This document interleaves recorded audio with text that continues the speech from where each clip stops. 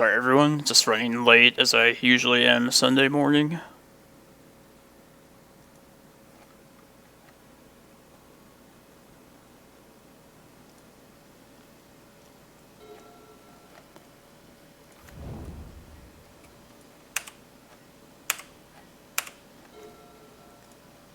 This is round 1 of the Sunday challenge.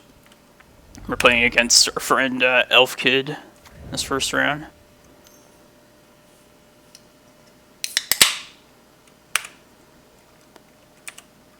Made the top 4 of the challenge yesterday, so let's see if we can top that today. Thoughtseize.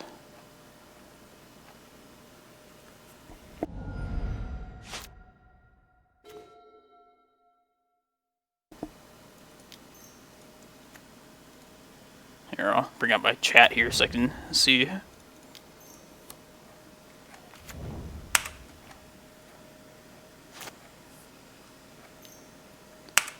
Well rested. I stayed up all night the night before, and then I slept for like 10 hours yesterday. Woke up really early because of that this morning.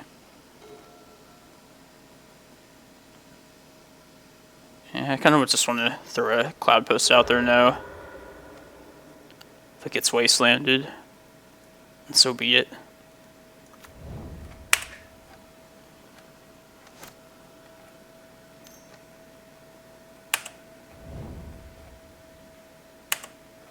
Oh god.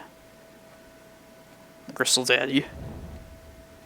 It's always the Gristle Daddy. Tin Fins.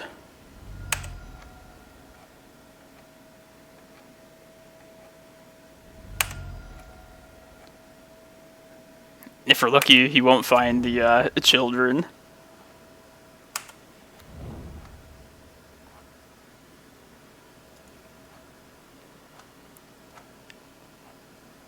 But if I had to guess the odds of us being dead, I'd say it's probably in like the 97% range. I have seen this whiff before, but usually not.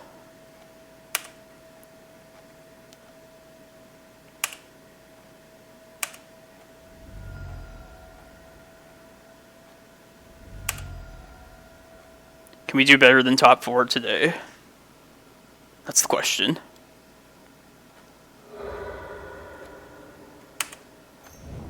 Ah, it never ends. The rituals. Here come the children. I'll concede to that. Nothing like a good combo matchup to start the day. Okay, these 4.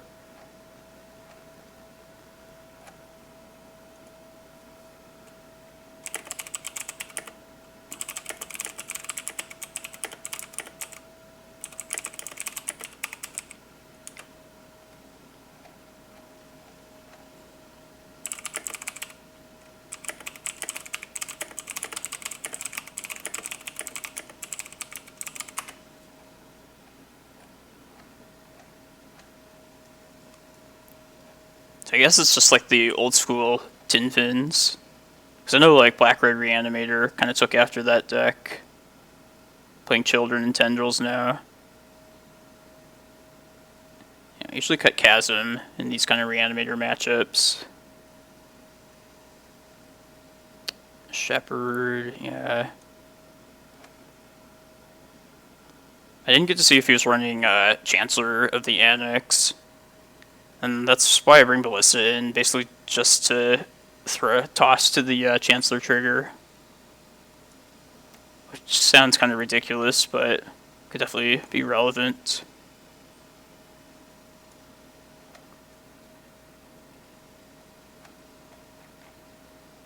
What else? Maybe just a couple maps. I'm looking to rely on Reclaimer here. Even though we have like good singleton lands for the matchup, just Reclaimer should be enough.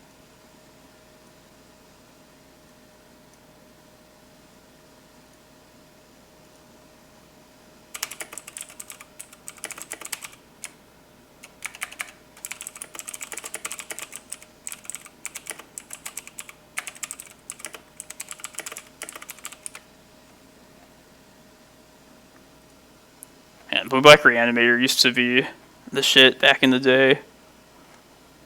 This reminds me of that.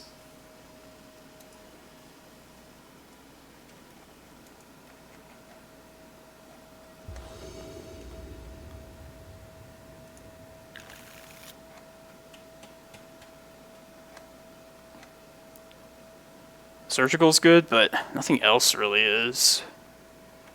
I really wish we had another forest, or a forest, to go along with this crop rotation.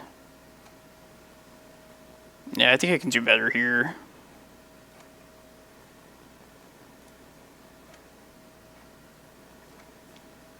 I think this is definitely worth keeping at 6. The Reclaimer is slow, but we have it coming turn 2. This will protect us from the crazy fast starts. And Karakas as well is at least like saves them drawing another 7 cards. Yeah, let's keep this. Put this prime time back, so he doesn't think of like thought seizing and reanimating that.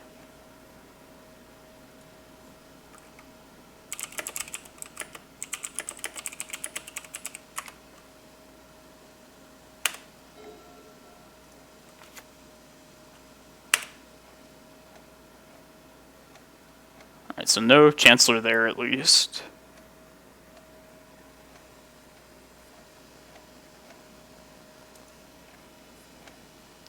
Oh, there might be something special about this though. Maybe we haven't seen it yet. It's our friend Elf Kid from our stream chat. Doomsday. Oh yeah, I have seen something like this before, where they like transition to a Doomsday deck.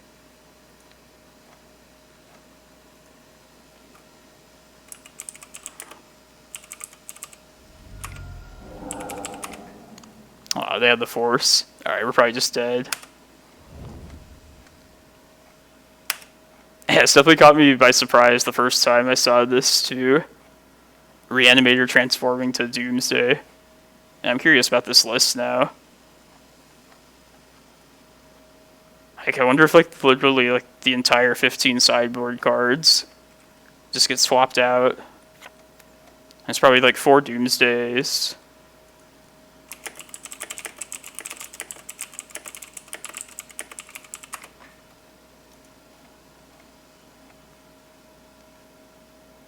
There's no lands out yet either.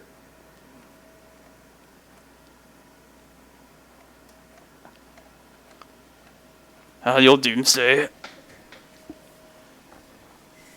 Probably the card that takes the longest to resolve on Modo. I guess in real life too. Gotta think long and hard about that.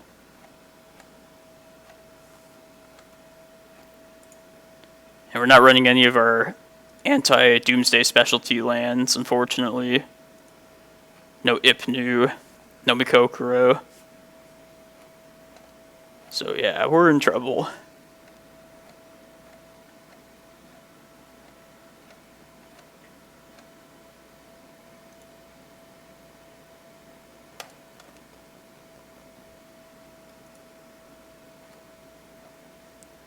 This is the bigger event later.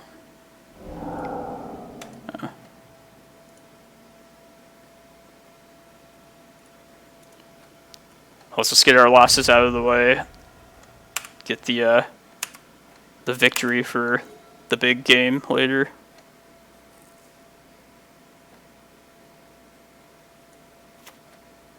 Let's just get Reclaimer here.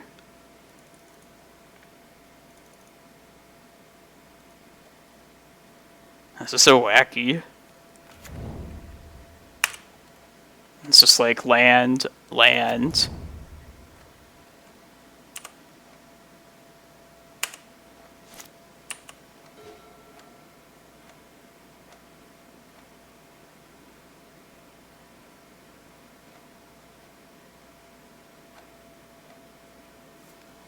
I feel like I should be just pressuring their life total.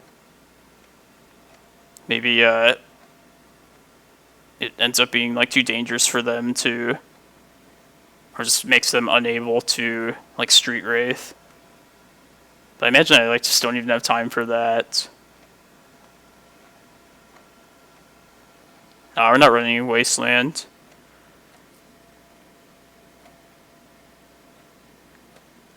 So if I'm on this life total pressuring plan, I think I have to play the Rec Sage out here. But the Rec Sage might be better served like if he plays out like an LED or something next turn. Yeah, I think I just want to work towards growing this Reclaimer this turn. Maybe activate it, get like a fetch land. Maybe a Thespian Sage, actually.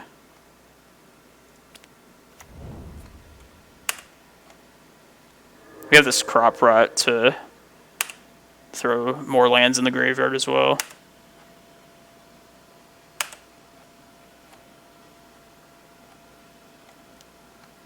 Uh-oh, Brainstorm.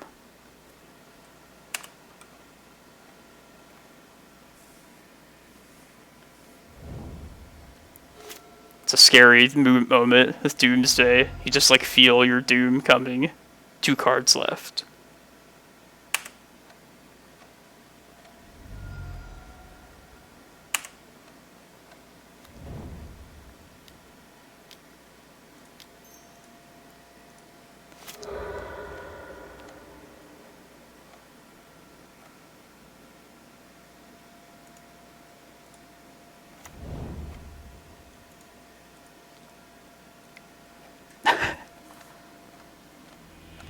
That was a terrible matchup.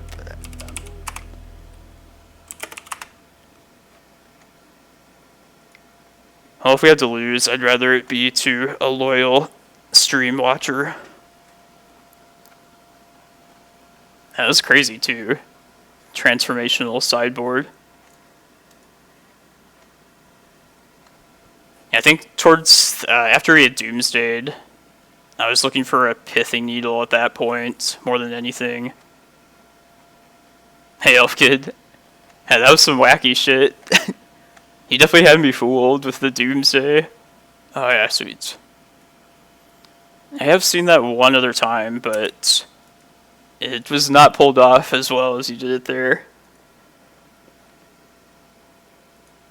Yeah, I want to see this list. Like, I was wondering how much you had to alter when you sideboarded. It's like literally the entire 15.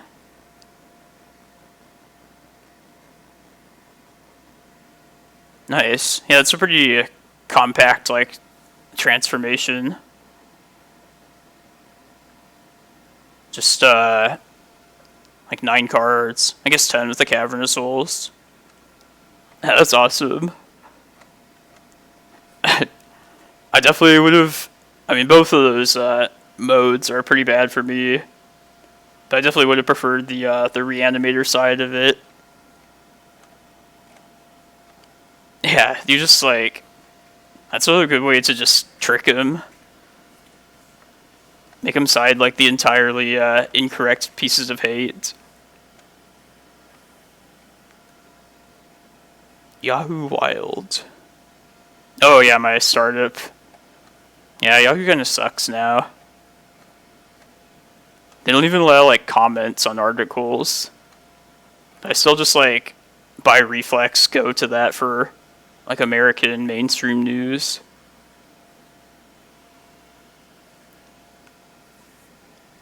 Limduel's Vault, nice. Yeah, I see like elements of the Doomsday here, like the one LED.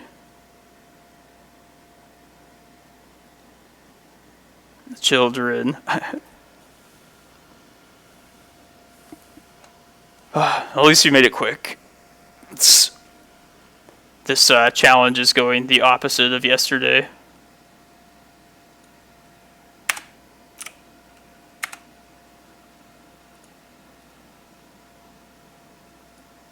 Yeah, we have a much larger event also today. This Eternal Weekend one. Didn't realize it's going to be like 10 rounds. It's kind of a lot.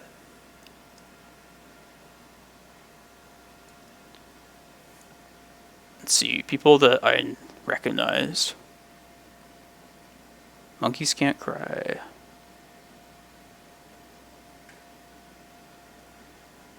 It is cool to hear that they got like 400 or 500 people on the previous tournaments, though. You should King Opponers. Like, you get access to every possible card, so you can just literally build whatever you want.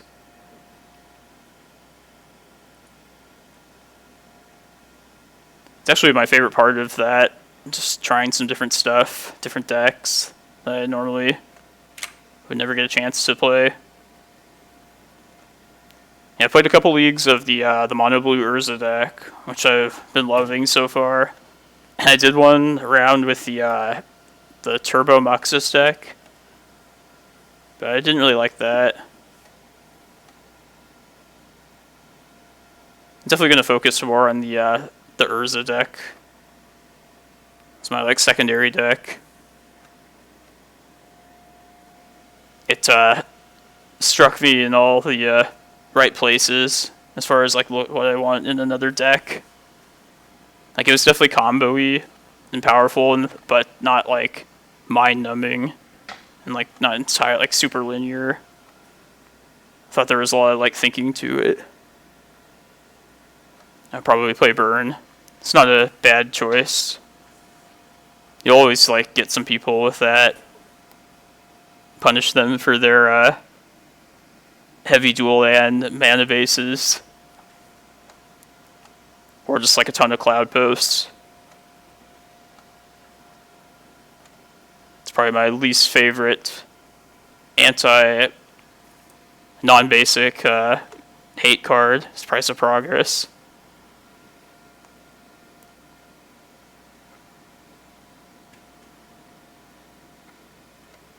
I don't think Burn has really changed in years.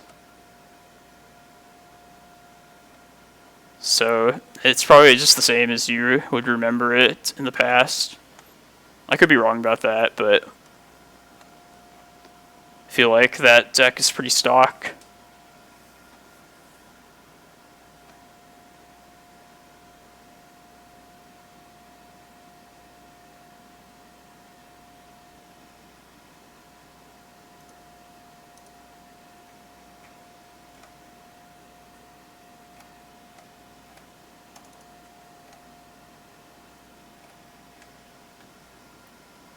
If you play humans, you can play Rick from The Walking Dead.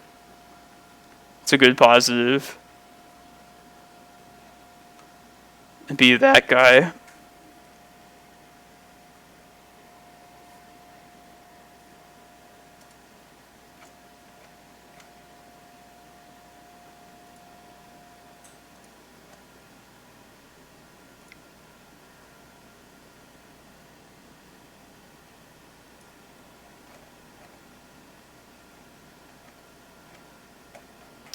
Damn it. I was hoping this would direct me to like the number of rounds exactly. Oh, here it is, right here. 385 for 10 rounds. Now we're at 378. Yeah, it's definitely going to be 10 rounds. And this is a lot of legacy.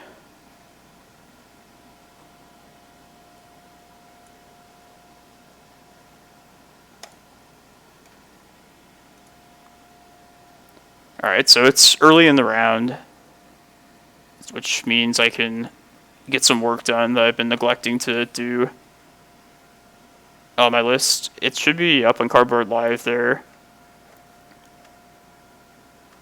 You could, I bet it didn't update the Veil of Summer in the sideboard, though. Let me go update that.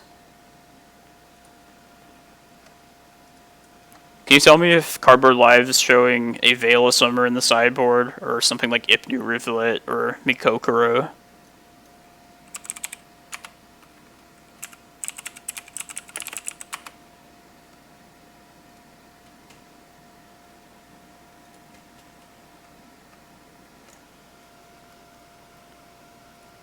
We top forward yesterday, so got a nice chunk of change from that.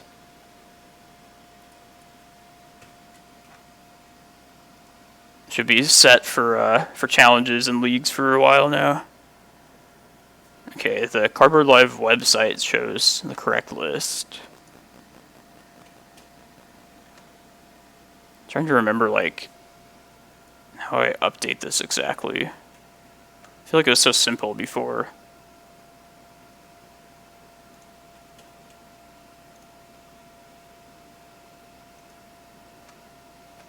Well, if it's not correct, whatever, it's just one card.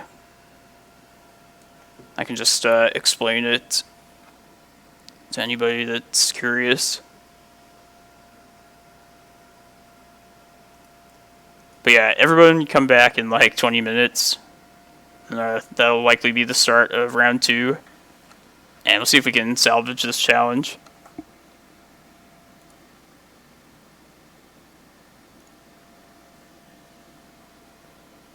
And here's the actual list.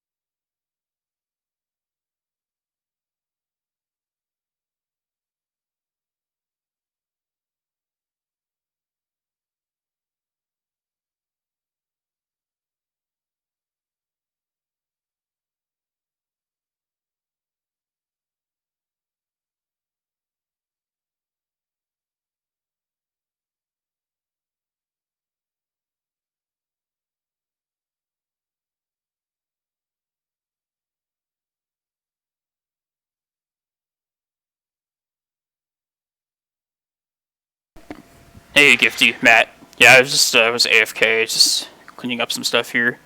But round one, we lost to a deck that game one started out as Tin Fins, and then game two became a Doomsday deck. And we lost to Mr. Elf Kid from our chat here. So yeah, a bad matchup that became an even worse one post-board. Yeah, it was silly. I can accept it. We got all the great matchups yesterday, so probably overdue for some combo decks today. Plus we have a lot more Magic today ahead of us. Not sure if I'm going to stream this Eternal Weekend one, but it's like 9 rounds or something, or 10 rounds.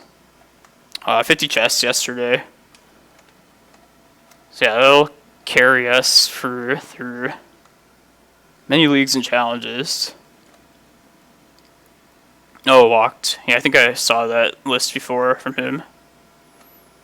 I think it's cool. Definitely pull a quick one when opponents are going to just side the entirely different hate. Bring in like their ley lines and graveyard hate. Then you just Thassa's Oracle them.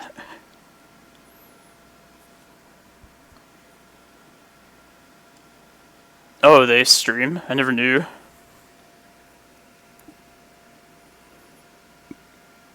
That's cool.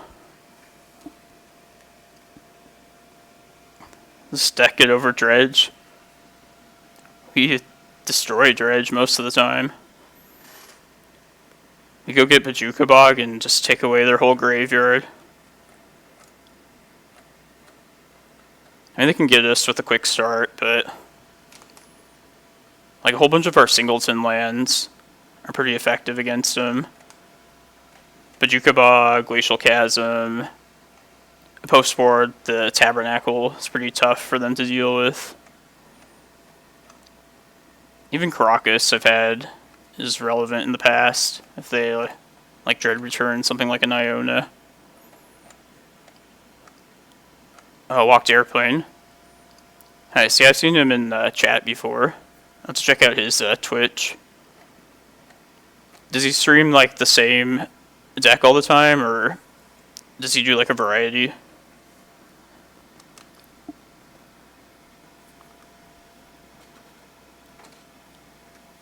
Yeah, Vesuva, just getting us multiple bogs effectively.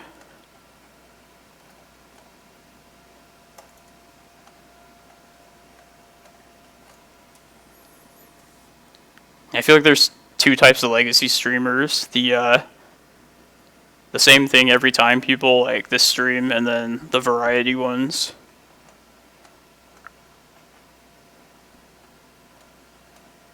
I guess we had some variety yesterday. Played the Mono Blue Urza deck on stream. Played it pretty poorly, but it still carried us. It was fun though. Oh, nice. Tin Fins, Doomsday. Okay, that's like his own special recipe then. That's what you were saying. The idea came from. It's a good idea.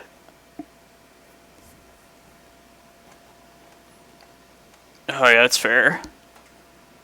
Yes, legacy folk. Got the families and adult lives to worry about.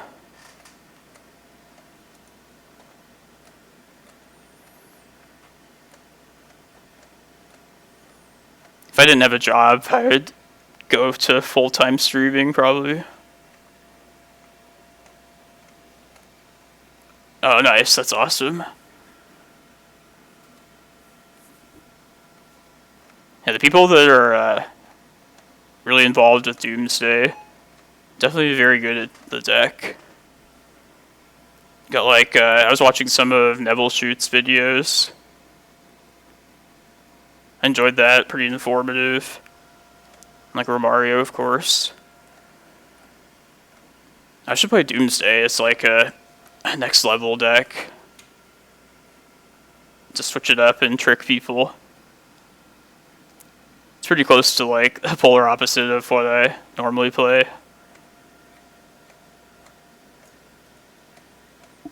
I think it's a really good combo deck, for sure.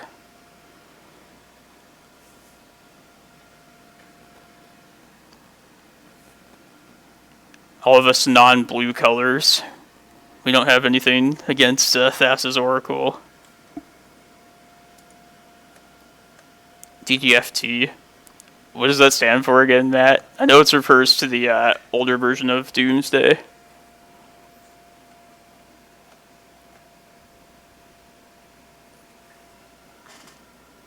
I'll put my camera back on.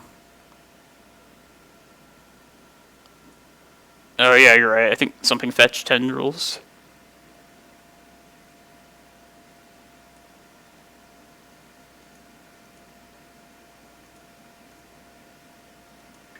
There we go. Yeah, he has a lot of content up there, Martin Nielsen, on his YouTube channel. It's produced pretty well, too. Doomsday Fetchland Tendrils. There you go. That always reminds me of David Zukowski. He was the first Doomsday pilot that I knew. Oh yeah, this is Neville Shoots. Yeah, I got that channel.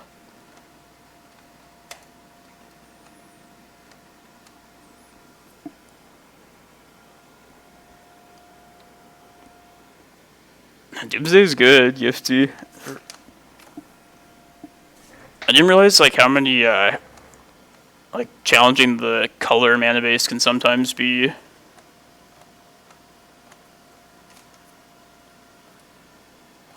Like just between like getting basics or balancing like the blue and the black. Just you need like the blue to finish, but I feel like you need the black more so to start. Here, I'll save these links here.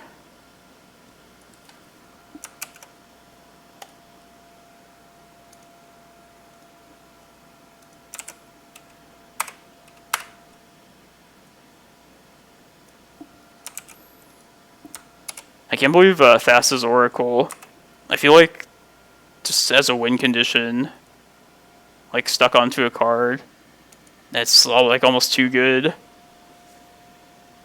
There's like no risk to the card. Like usually if like there was a win condition, it would be like super risky, like Laboratory Maniac.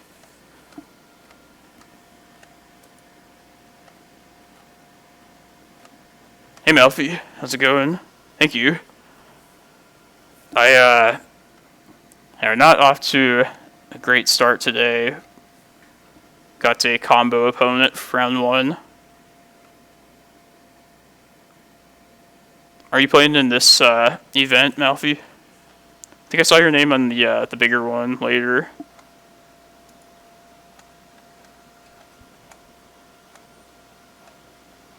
They were on like a Doomsday deck, or no, it was a Tinfin's game 1, and then they like transformed into a Doomsday at post-board.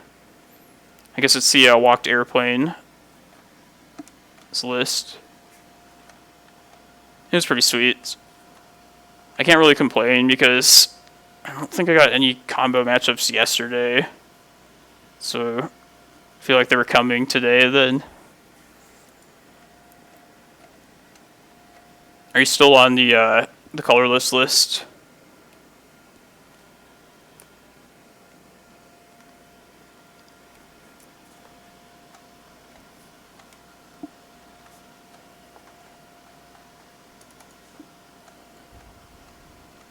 I could play the colorless one now that I can just play whatever. Let me try that out for like a league or so.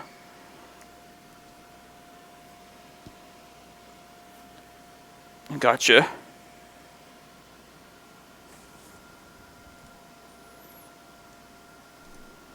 The blue Urza Echo of Eons deck is my new favorite non-12 post deck though.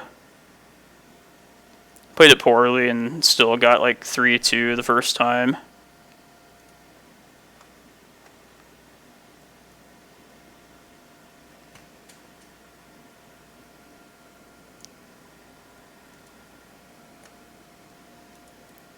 blue-black variant. Oh, of the, are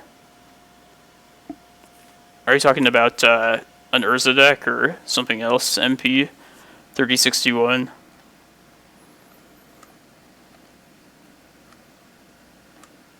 I was afraid it would be too linear, but I feel like it had a decent, like, amount of thinking to it. More than I expected it to have, at least. But yeah, definitely is weak to, like, graveyard hate, though, for sure. Interesting. There's a Thassa engine.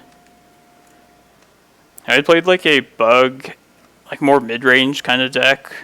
With, like, basically the green was there for Oko. And then the black was for Baleful Strix. But it was mostly blue, based around, like, Urza and Emery. More mid-rangey, but yeah, it's kind of cool that it actually used... Well, nothing's cool about playing Oko, but it was, like, at least utilizing Oko in a kind of interesting way. Just making food tokens and then using that to defeat Urza. And it's also just Oko, so you can answer any permanent as well. But I think I'm sold more on the mono blue one. Just kind of want to be more combo.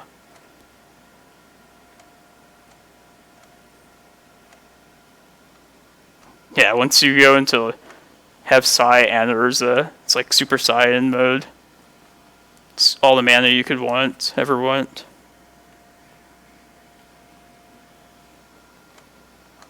Yeah, there's some very busted cards in this list.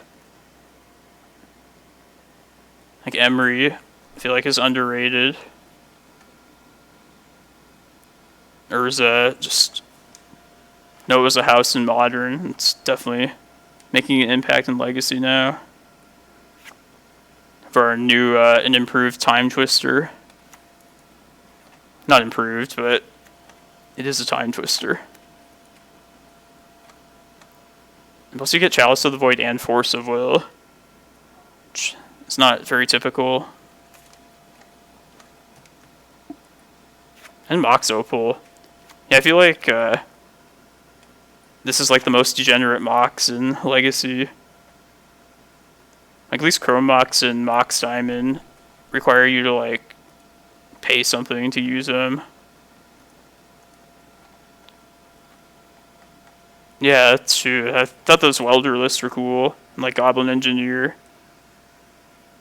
Kind of had Emery as an extra engineer. Yeah, I feel like I've seen like so many variations of like those kind of artifact decks like that. It's pretty cool that you can go a bunch of different ways with that.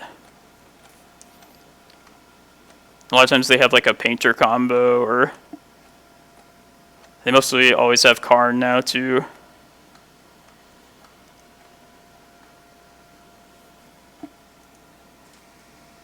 Yeah, Karn the Great Creator is like the new staple of Stompy decks. I guess other than Eldrazi. Just if you know there's going to be like Ancient Tombs and Chalice of the Voids, it's almost always going to be Karns nowadays.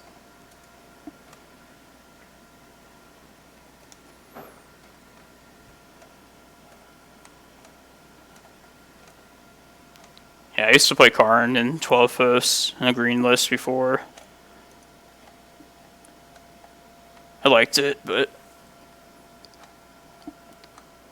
no space for the card now. It's all about green sun and green creatures at the moment for me.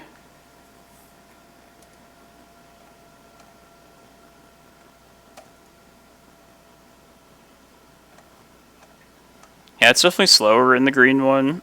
The color one, this one can just like put it out faster and be threatening with it better. But it's a pretty good closer in the slower green version. Like it wasn't all that uncommon to be able to just have the 10 mana all in one go late in the game. Just play Karn, play Lattice, then you get your Tabernacle out and clear the board. Those are some good times.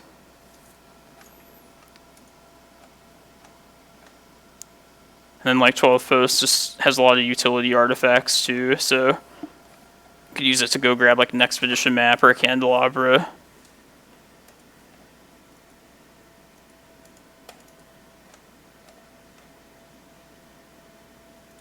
Yeah, I'll have to look more closely at your list, Malfi. Just need some ideas for the Wishboard in this Urza deck. I feel like there's always like a bare minimum number of options that you want to have. And anything more than that is just like unnecessary chafe.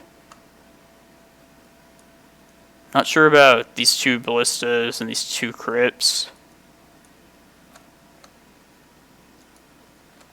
Like I know like a lot of lists have like an engineered explosives, or I think sometimes they run like Mystic Forge in the board.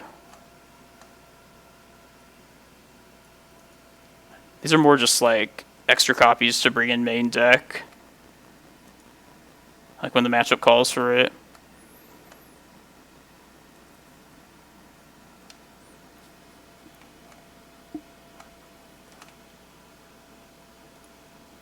Yeah, it's like tempting for, like I really want to try a different spice in the board, but like I tried a Wishclaw Talisman in the side of that deck yesterday, but it just never came up.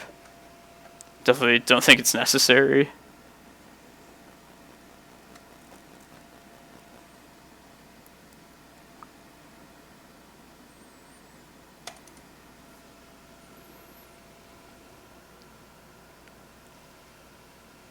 I think the round can go at like a very maximum, like 54 minutes.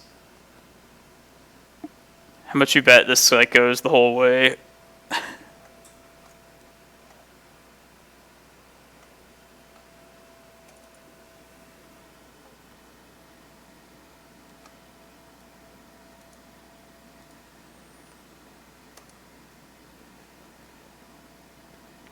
Yeah, probably some like Snowco decks or something. Yeah, like this is my mono green like Karn list that I sometimes mess around with. Like it's not very good, but I still like it. Jason, I don't know if I'm gonna stream the champs one. I'll probably record it, and then I don't know, I'm 0-1 so far in this challenge, so if I do pretty poorly these next couple rounds, then probably just call the stream there and then maybe come back later with some leagues. Yeah, I was considering that if it was going to come to like double queuing, but I think the let's not throw in the towel just yet. It's just one round, but we got a combo matchup the first round, which we managed to dodge all of yesterday.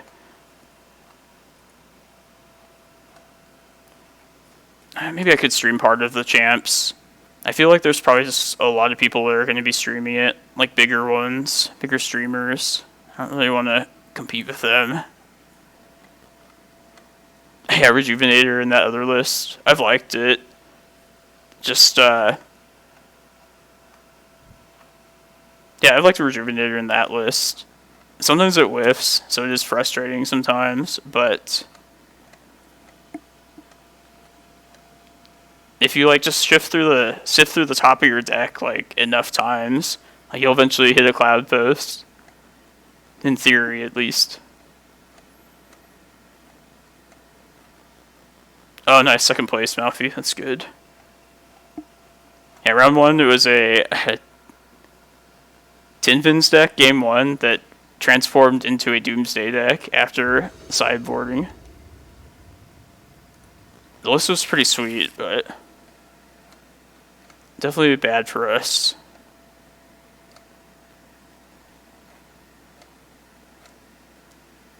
I think I'm down to risk this. If they're like a control deck, this is amazing. Or if if they're fair and they just happen to dodge Wasteland, it's also not bad.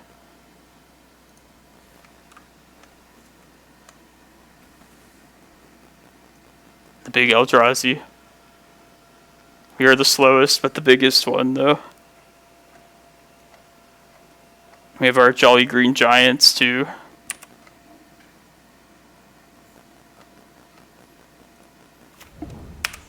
Come on, no Wasteland.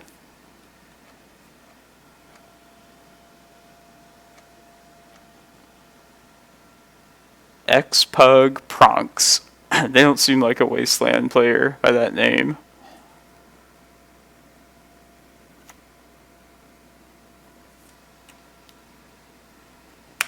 D&T, Humans, Espervile.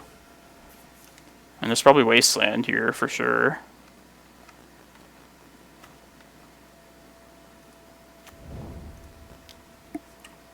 Just hopefully we can dodge it for long enough. Hey, good luck, Malfi. I actually don't know about the Humans list. I thought it was all just like the Rainbow Lands, like Cavern of Souls and whatever the other ones were. Ancient Ziggurat, I think. But I'm not up to date on my Humans, though. All I know is that they have Rick, Steadfast Leader.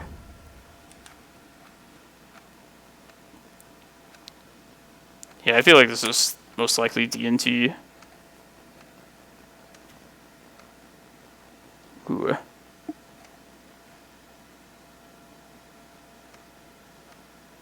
Yeah, let's try and go one more turn, dodging Wasteland.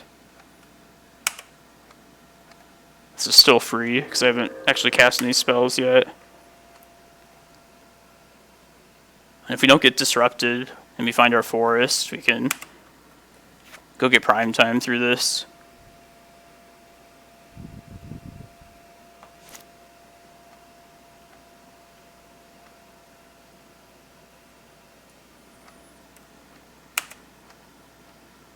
And some archetypes I feel like I haven't seen in a really long time.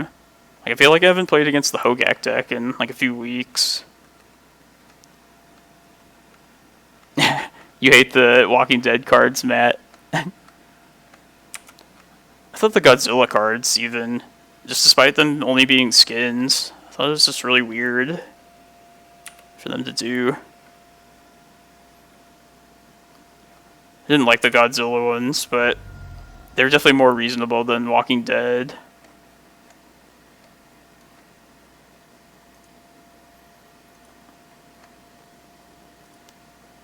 Yeah, they're essentially like another reserve list card, which is like stupid. Yes, sir. Yeah, like business-wise, it seems like a great idea. It does make me pretty curious as to like what other franchise they're gonna make into Magic cards. I hope they do like Star Wars and Batman, if that's the new like norm that we're gonna get used to.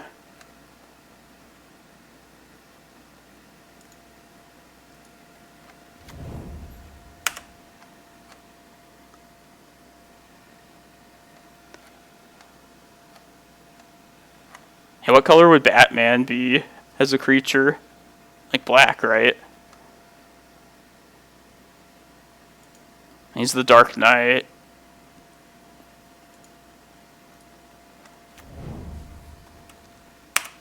Yeah, black-white would be a good flavor. Because he is like law-abiding, but he's pretty brutal.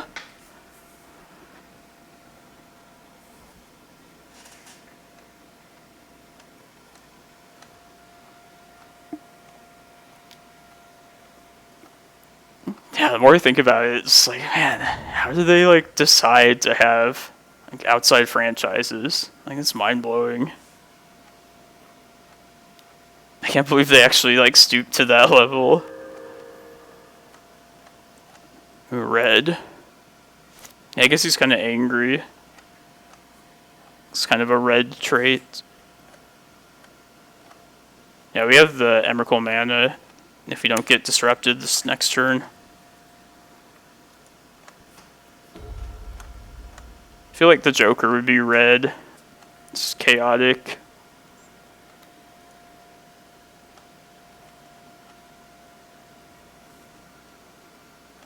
We definitely got lucky this match, just dodging Wasteland and Rishadan Port.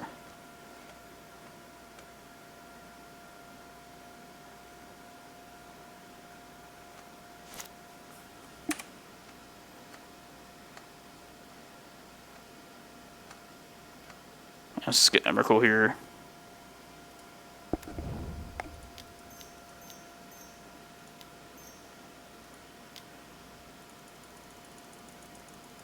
Yeah, that's true. Red has some other qualities, not just randomness.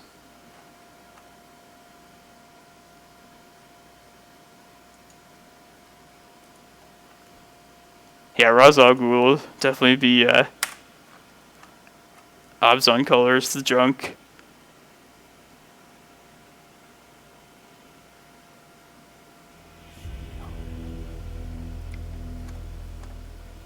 What's drive to work?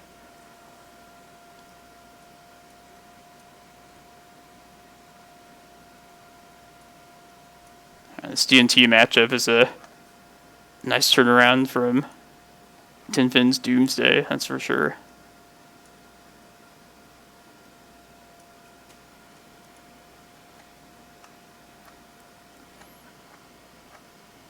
And there's just like so many podcasts to potentially listen to.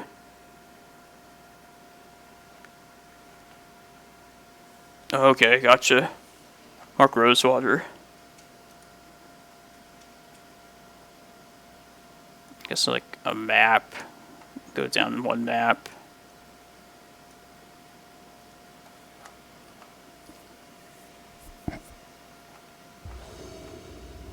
Is Marrow worth like listening to, do you think? I know everybody complains about Wizards, and I hear a lot of complaints about him in particular, but it might not be his fault. It might just be like being forced to like toe the company line.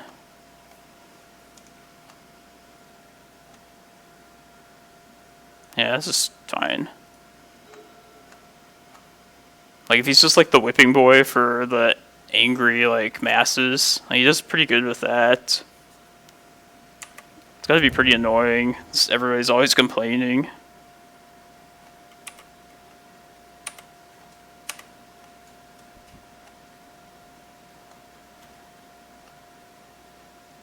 See if we can find a forest.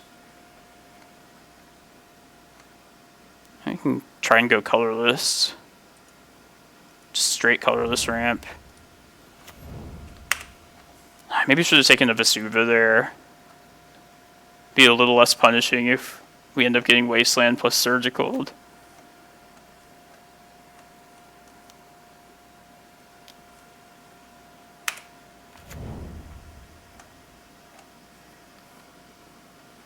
White artifacts. Interesting.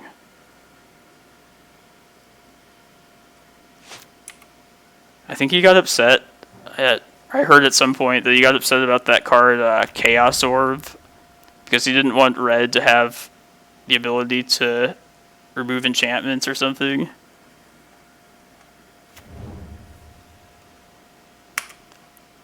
I think it's a little ridiculous. I mean, you could always just play like things like Navinral's Disc. Just like artifacts that could go in any color.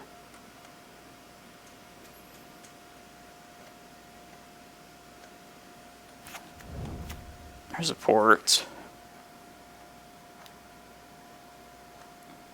This mix of basic planes threw me off. Maybe think like, maybe it's like a budget version. They're not running like Wastelands. But I guess they just like their mismatched planes.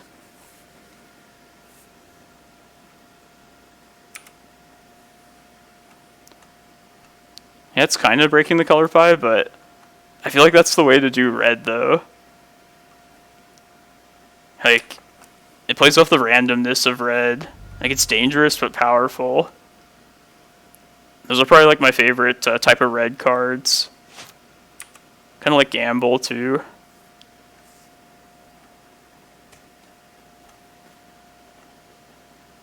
But yeah, I actually love the flavor of Chaos Warp.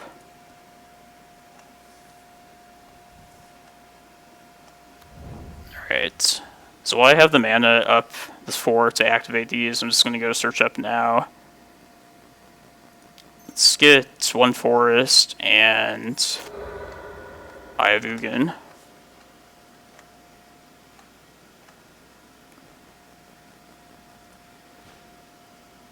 And having to search up a forest with an expedition map feels pretty bad, but that's what we have to do.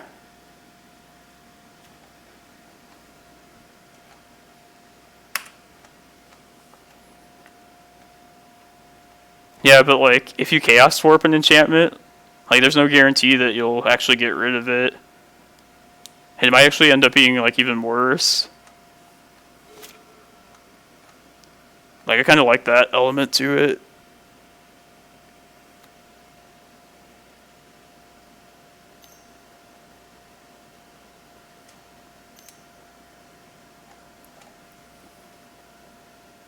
Man. Stupid Grafdigger's Cage.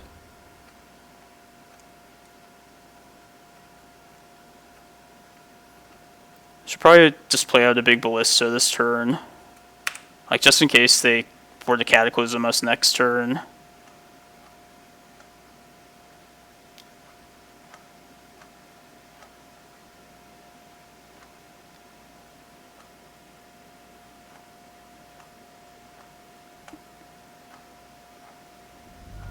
Beast Within has, like, at least a little bit of precedent, though. Like, Desert Twister.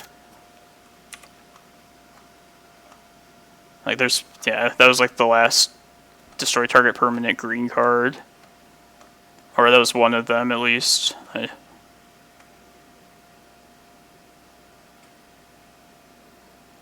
let's just play the Ballista out here.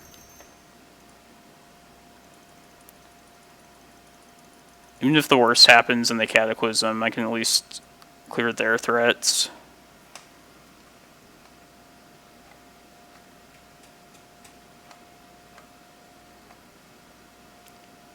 And if this gets to stay alive too, it'll be a good mana sink if they start porting us.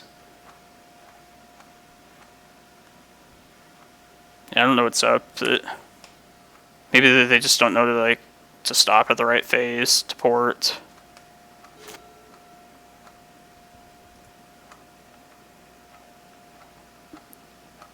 And they gave colorless some like things like Warping Whale and Spatial Contortion. Which, like, it's kind of weak, but it's something.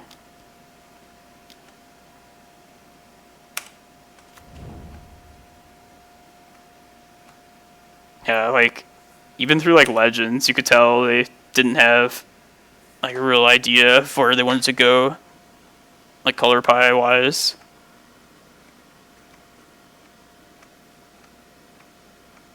Like, the black enchantments, like the Abyss and Nethervoid. It's like, nothing else really like that.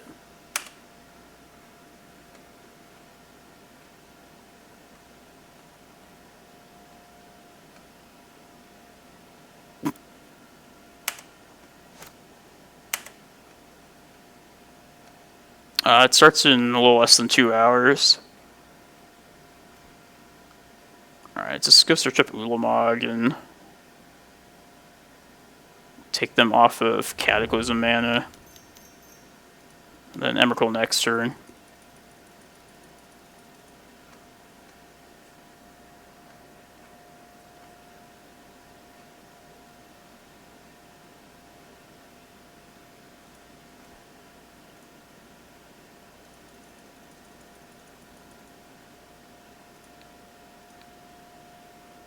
White border plains.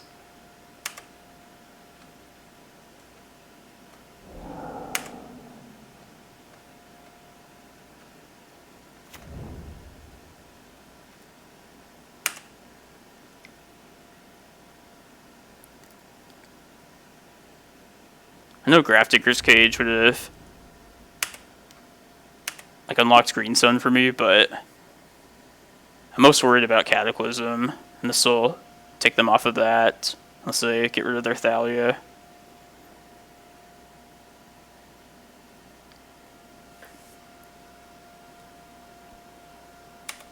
Yeah, good luck, Malfi. You too.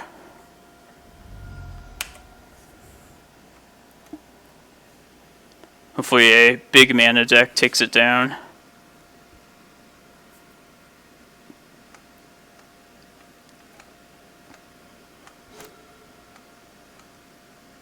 Oh yeah, we're definitely like pressuring them now. I'm definitely not worried.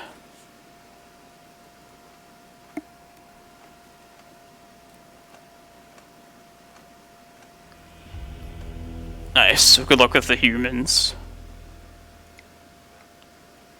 We went from like the worst possible matchup to the best possible one.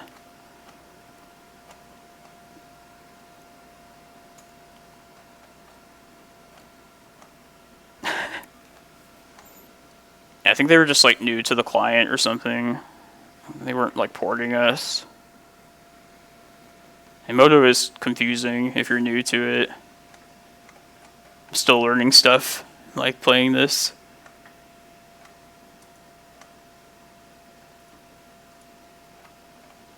Alright, we're at 440 players in the Eternal Weekend one. What do you think this metagame is going to be like? Probably like a lot of Rug Delver, I'm guessing. And people are probably going to be gunning for Rug, too.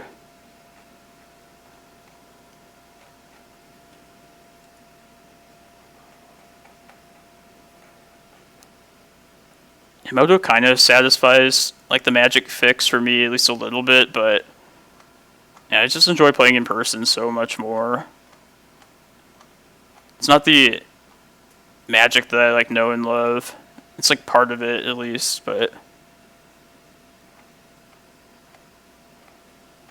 yeah, I feel like there's probably going to be some like non-regular legacy players or people that don't play the format all that regularly.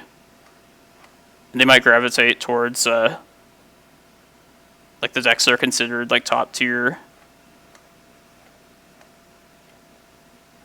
Yeah, probably like Sneak and Show. I feel like it's an effective deck that you don't have to have too much format knowledge about. I'm not criticizing people that play that deck. It's a really good deck. It takes a lot of knowledge to play it optimally, but remember I saw Sneak and Show a lot at the team tournament, the GP, and I played at in Santa Clara. It's just quick, it's effective, it's hard to interact with. It's all around good combo deck.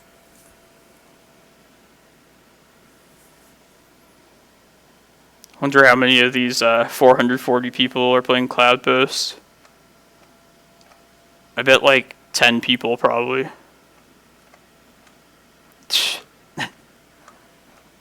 Oh, Doomsday is like a one card combo deck now too. Doomsday is like the new Sneak and Show.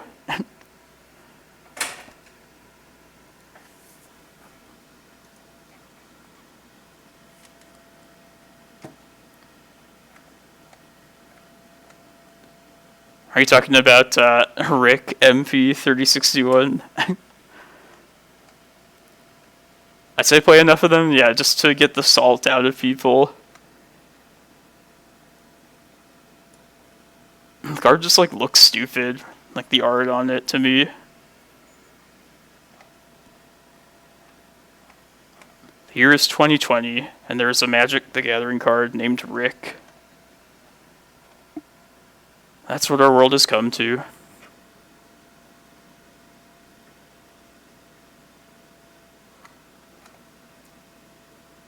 With the tournament yesterday, went till 4 a.m. Oh, but I guess, where are you located though? I was thinking like, man, it started at midnight, but it went till 4 a.m. Like, 28 hours. But I forget this is like, it's the whole globe playing at different times online.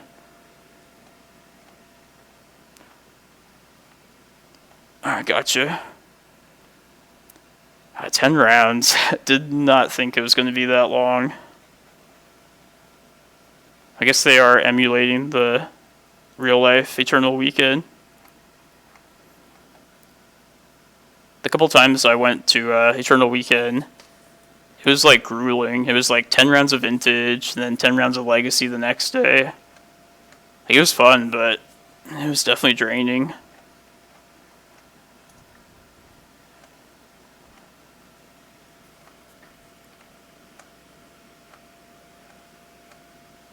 Ooh, Rick and Morty. I think that would be well received, though.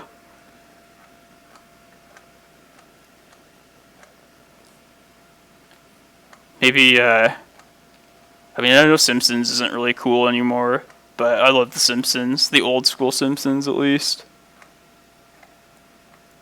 I'd be happy to see, like, Homer Simpson get made into a Magic card.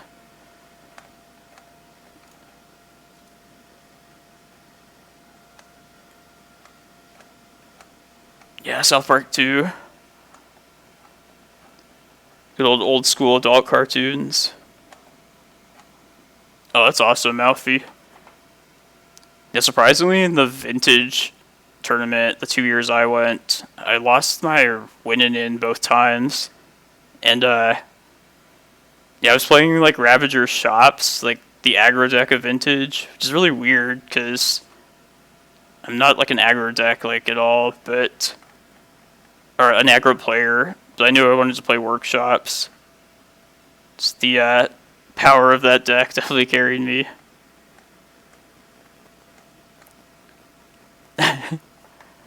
Homer is a dope, though. So yeah, I guess he wouldn't be, like, blue. He doesn't feel, like, evil, though. I could see Homer being just, like, a white creature.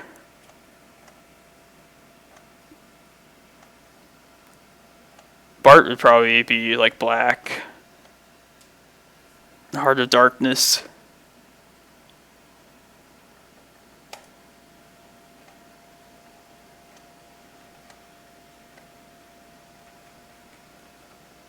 You can definitely pull off a game, King of Pwners. You have like 20 goes at it if this is 10 rounds. Yeah, I must not be up to date on the color pie. Need to listen to this podcast more. My stereotypes. That's not evil. Not evil at all. I love black.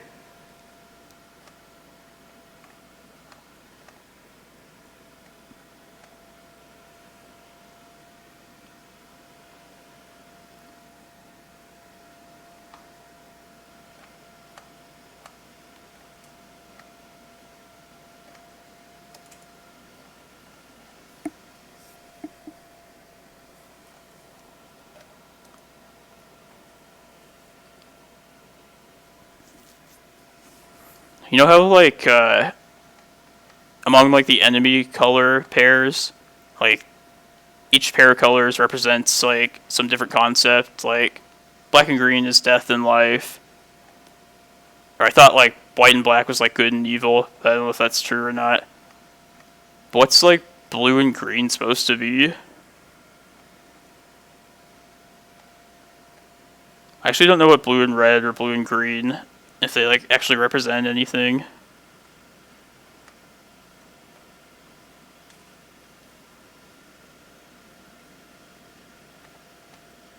Control and freedom, that makes sense. I was thinking, like, blue and red might be, like, illusion and reality. Maybe that could apply to, like, blue and green as well.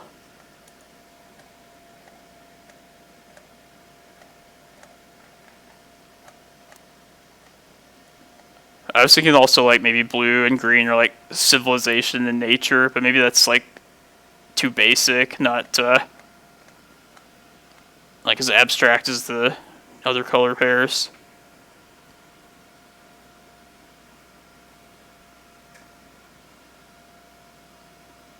Blue-red, control and chaos. It might be. I wasn't sure about the blue ones pairs. I've been up since, like, got up at, like, 3 in the morning. I stayed up all night the night before to play in that challenge, and I slept like 10 hours, just like the best sleep ever. But it threw off my sleeping schedule, so I was up pretty early. Got to playing some,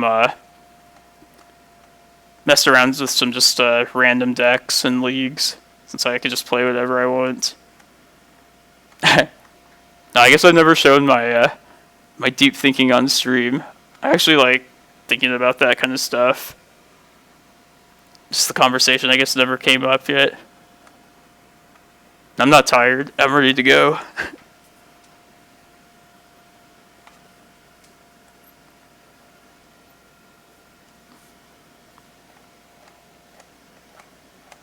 Yeah, I wanted to just mess around with different legacy decks online. That, I mean, I love the green 12-post deck that I always play, but gotta be honest, like sometimes I'm kind of tired of playing green. To mix up the colors at least, switch it up.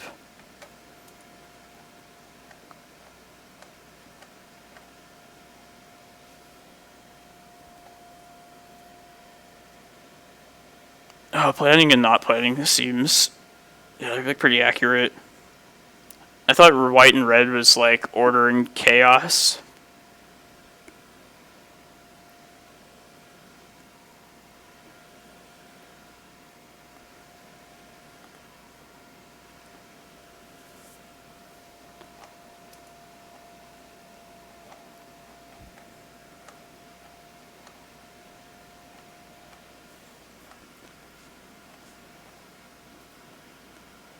Yeah, red is just, you can't control the red. It'll do whatever it wants.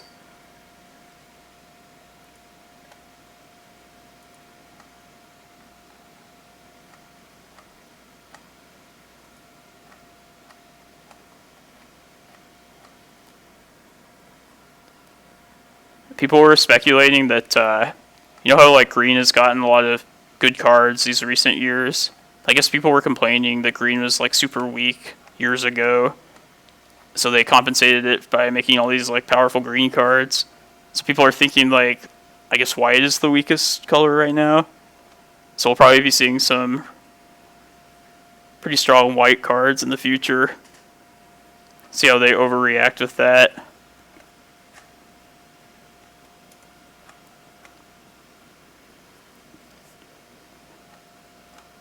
And white is like the most boring color to me. Feels like the jack of all trades color, but like expert of none one. Just my opinion.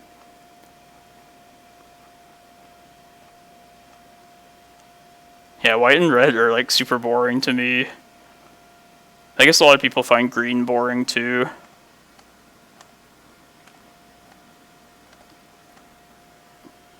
I feel like blue and black do like the coolest things. Like, definitely the most interesting effects.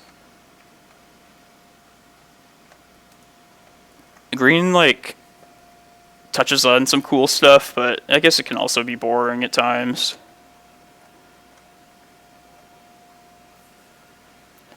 But, like, white and red, to me, it's just like, they just, like, attack with creatures.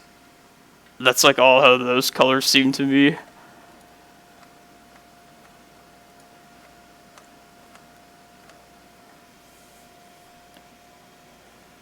But I do like the randomness of red, like I was saying before. Just the powerful, dangerous element of it. I feel like white needs an identity, like something that's something like more modern that it does like really good. It doesn't draw cards. It doesn't accelerate with mana. Yeah, like the small creatures, I guess, are good in white, but I don't know, I feel like it's been a long time since like white weenie was considered a thing. Like all the cheap creatures in like every color are pretty good these days.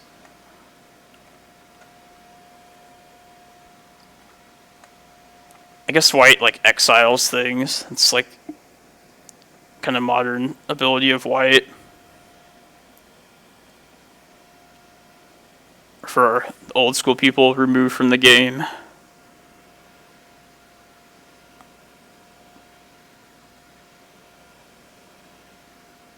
Yeah. I remember when Kamigawa came out, and there was that, like, legendary, like, Isamaru. It was, like, a 2-2. That was, like, the talk of the town at the time. Like, oh, a 2-2 for 1 mana. Who would have known they'd eventually make a 1 mana blue creature? A 3/2/1 with flying.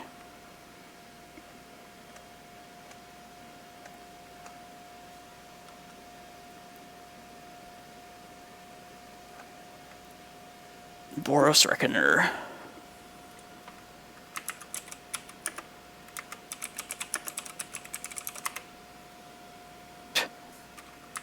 Not doing my own commands correctly. Alright, I give up. If it's Boros, I'm just probably never gonna play it.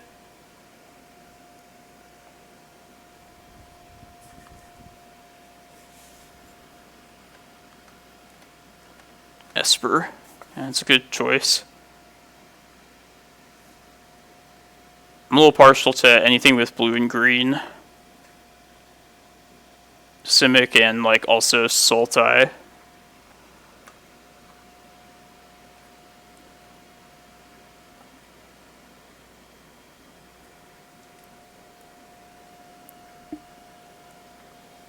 Oh, thanks, you guys.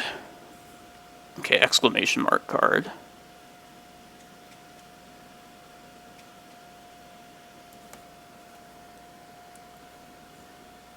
Yeah, it looks like a boring red-white card to me. Not gonna lie.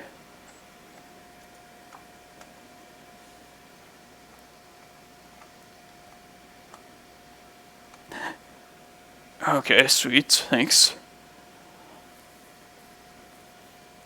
I feel like the reminder text or whatever on the chat there, like, told me just the wrong thing. It's like, oh, do slash card. It just didn't work. Probably the coolest, like, Boros thing that I remember, like, somewhat recently in Legacy. There's, like, this, some kind of stompy deck. And somebody knows, like, the actual card names. Probably better. They definitely know it better than me. Where it's, like, if it attacks, like, you get to look at, like, the top 6 cards of your library and put, like, a human in attacking. Does anybody know what I'm talking about? It comboed with some other, like, pretty expensive human and just did, like, a... Yeah, Winota. There you go. Thank you. It's, yeah, it just, like, crushed me when I played it. I feel like I saw it, like, months ago and then just haven't seen it since. That was probably, like, the one cool Boros thing that I've seen.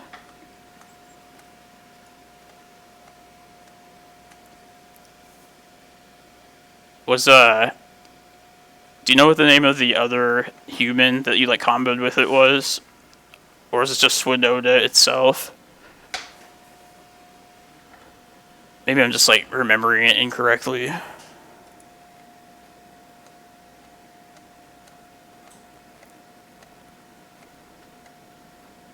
Yeah, it didn't have Agent of Treachery at the time, but that seems like a good human to include nowadays. Yeah, you're right, Matt. It was... I remember that name. It's definitely... Let's see if I do this right this time.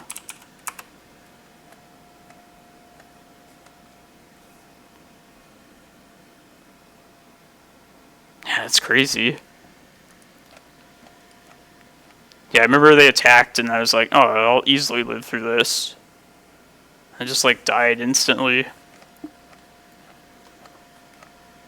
Haven't seen, like, Agent of Treachery in anything in Legacy yet, but I feel like it's definitely, like, a good enough card. It might show up at some point. It's gain control of any permanent. Like, it doesn't seem, like, super flashy, like, just at first glance, but It's pretty powerful when you just think about it.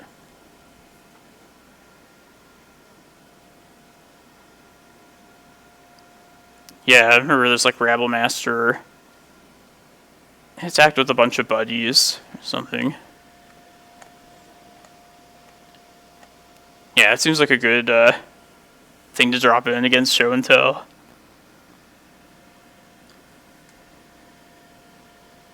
I remember Punishing Waterfalls. I was playing that Replenish deck, and you would cycle like Lay Claim, Replenish, and then like steal your lands and stuff. Thought that deck was pretty sweet. Kind of reminds me of Agent of Treachery. Gain control of target permanent.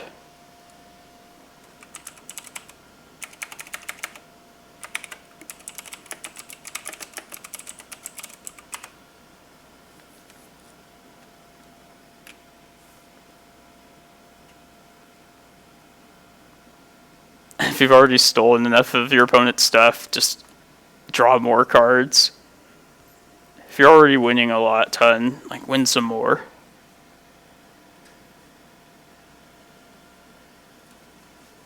Yeah.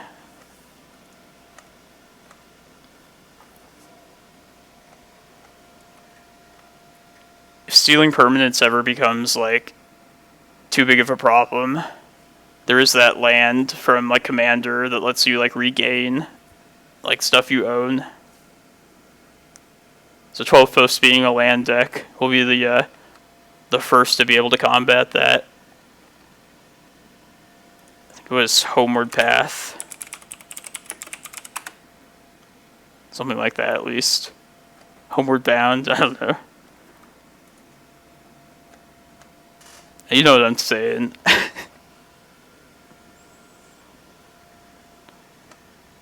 Can't remember if it's like each player. Yeah, thank you. Homeward Path. Did I just misspell it? I don't know. Okay, each player gains control of all creatures. Couldn't remember if it was specifically like you gain control or both players.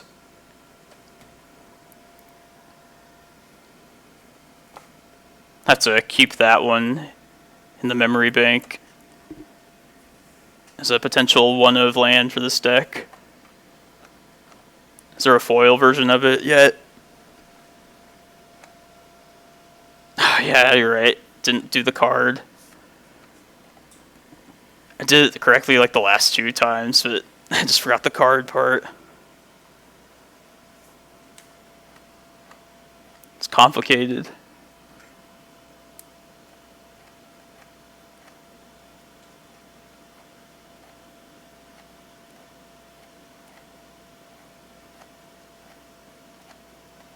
Yeah, like the power level of the creatures is just so high. I don't know, it feels like almost like too good, like when Oko steals something from you. You know how many times, like, it's usually Rug Delver has stolen my Excavator and then they just wasteland me every turn the rest of the game. It's the worst one for them to steal.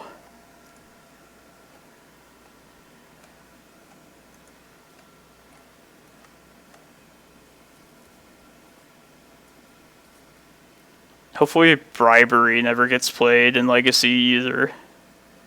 So I do not want people bribing the creatures in my deck to kill me.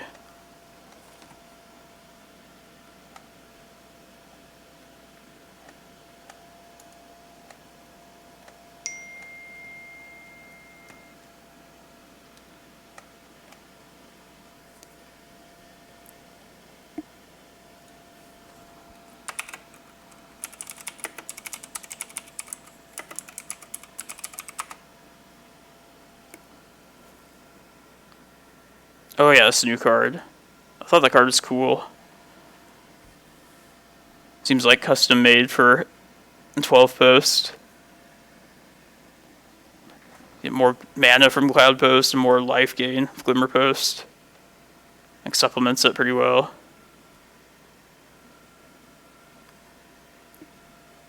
Do you run it in the like the Wishboard, Malfi, or is it something like main deck?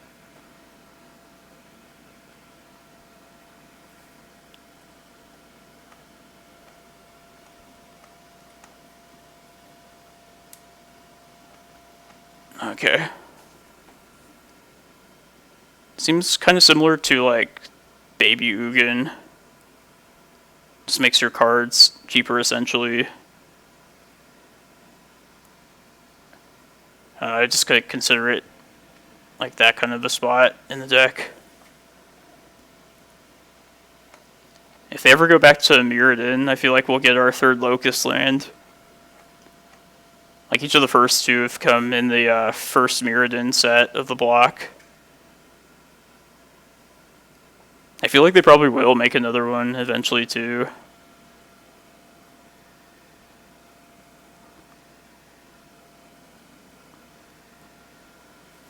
Good old power artifact.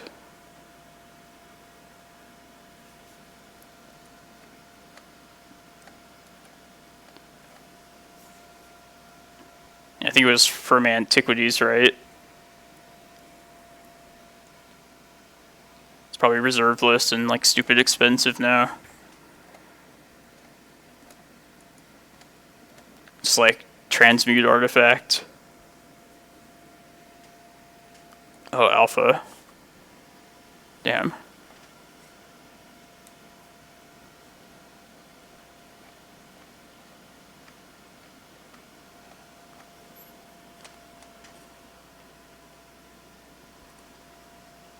I was thinking for the blue Urza deck, if I want to put maybe this is too much to like win more, but I was thinking like Paradox Engine is like another like win condition to wish for. If you get Paradox Engine out, and then if you also get like Emry recasting a Lotus Petal or a Lion's Eye Diamond, then you get like infinite mana. And if you have Paradox Engine out and just like Karn, you probably just have enough, be able to make enough mana to just like rip through your whole deck. Yeah, like I know like the Turbo Forge deck uses this like at the top of their combo to just like get through the rest of their deck.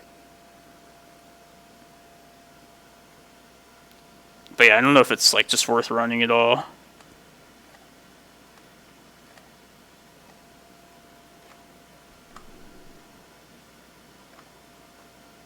I remember the blue-black Tesserator deck. It's pretty cool.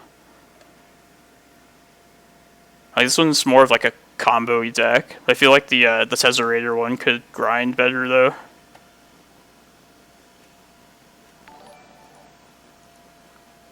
Thanks for the follow, Booch56. Hopefully be able to get on with this tournament pretty soon. Just waiting for the third round to start in a second. Hope you're having a good Sunday though. Appreciate everybody coming to check out the stream. We top 4'd the challenge yesterday. Ended up losing to Rug Delver in the top 4. But we got so many Snowco matchups, like all tournament. Just like, if you hate Snowco and you want to just see it get beat up a ton, definitely watch the stream from yesterday. Because it's really like a clinic on beating up Snowco. Yeah, Rug is difficult now. It's definitely the toughest like a Delver deck has been in a long time. I can't remember like the last time I've beaten Rug, honestly. Plus I think like Rug Delver is starting to like sideboard differently now against everybody, like everybody's Carpet of Flowers. Like the list we lost to yesterday was running Engineered Explosives, which I would think is like a reaction to Carpet.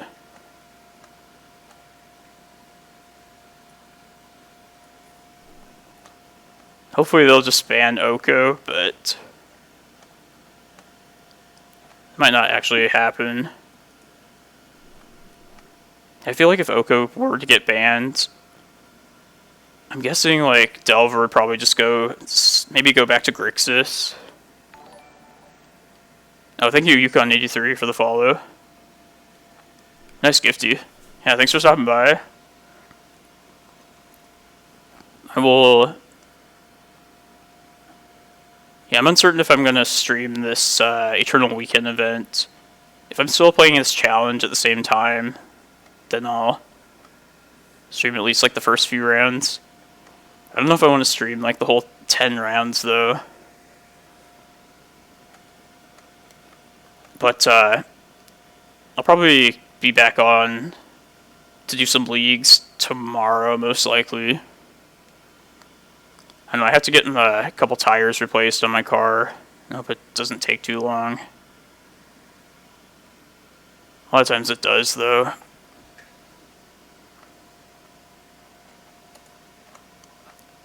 Yeah, I feel like there's going to be a ton of people, like bigger name streamers, streaming anyway, so...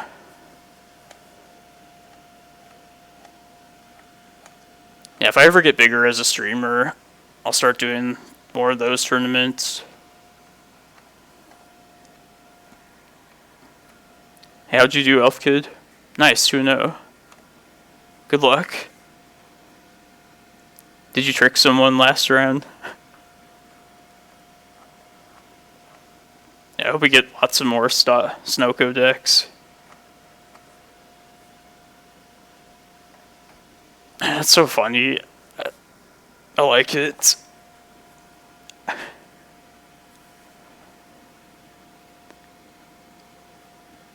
Yeah, you probably just see a lot of like ley lines game 2, and then they don't realize the tables have turned. No, this isn't the Eternal Weekend one. That one starts in like an hour and 20 minutes. And they're at 484 players for that. Which I'm definitely playing in this, and I'll probably stream like the first few rounds at least. At least as I finish this challenge here. Or if I like scrub out, then maybe I'll stream a couple of the other one.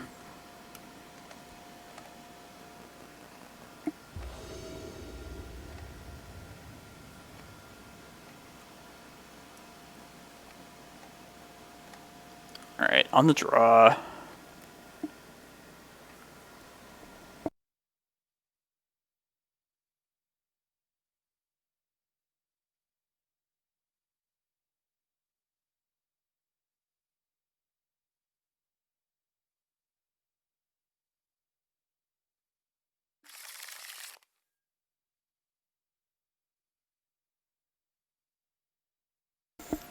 Let's go get my energy drink.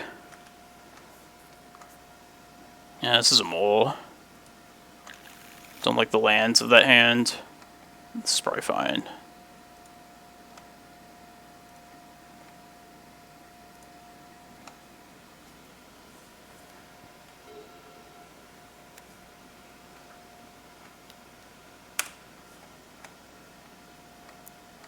This might be Snoko. Could also be Omnitel or even Doomsday though too.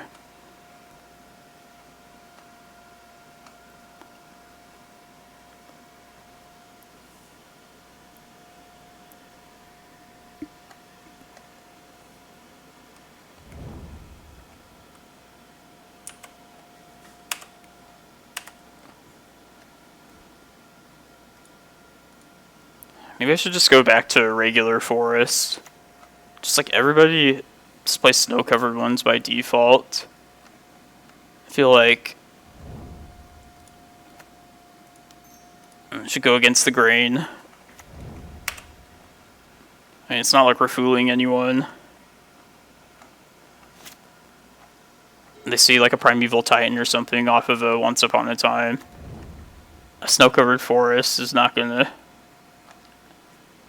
make them think like much differently.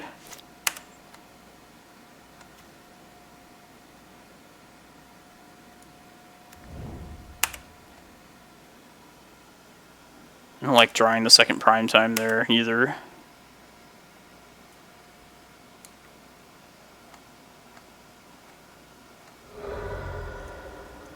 Just do this right now. Don't want to get into a spot where they like swords my Reclaimer, responds to like a fetch.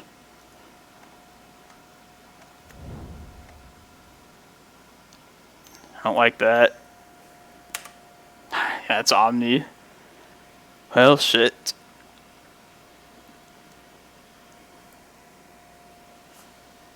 At least I'm likely not going to be double queuing. That's one silver lining of that.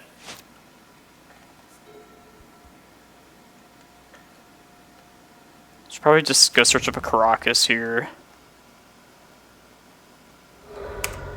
It's most likely not going to save us, but it's definitely like the most relevant land could get here.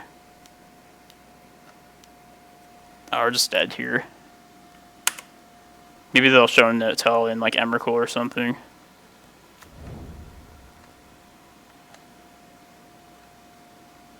Walking Dead cards? No, I don't think they're... Yeah, I actually don't know the status of that. I'm sure they're probably legal in the event. I mean, they're available online now, I think.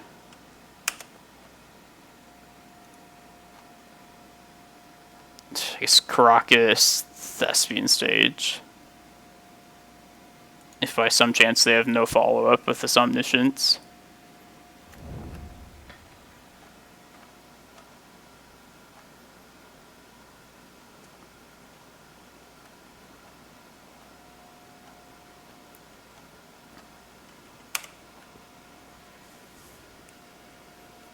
Yeah, I think if you bought it, they would give you like a code or something. And I guess you like get your physical cards like a year later or something. I don't know, I haven't ordered any of those before. That's just what I heard. They're printed to order, so they had to know how many people wanted Walking Dead cards. Probably like printing them off right now as we speak. Yeah, it's not a waste of time. Just dead.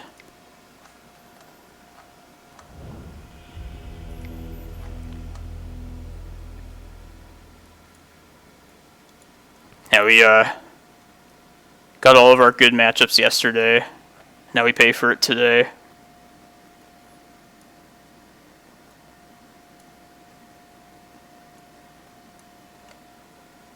Yeah, so Omnitel is a terrible matchup.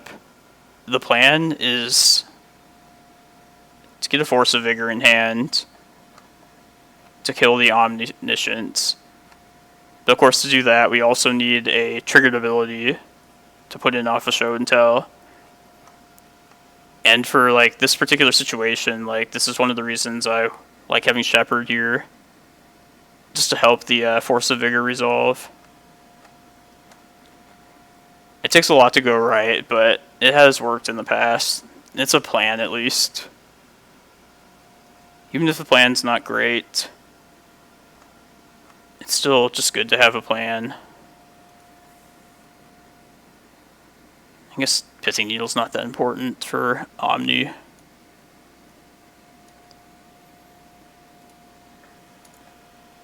let's get the bad matchups out of the way, so hopefully we can get more Snokos in the main event. Yeah, like this. If we draw our Force of Vigor, we'll have everything we could hope for, at least.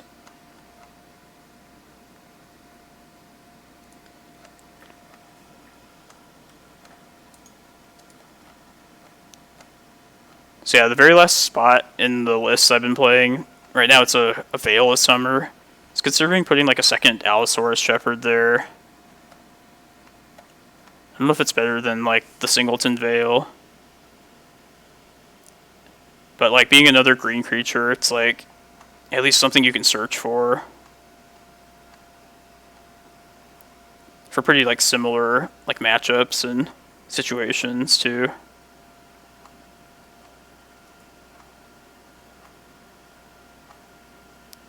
Yeah, let's just cast Shepherd turn 1. If we get an untapped source next turn, we'll search up Reclaimer. Just go from there.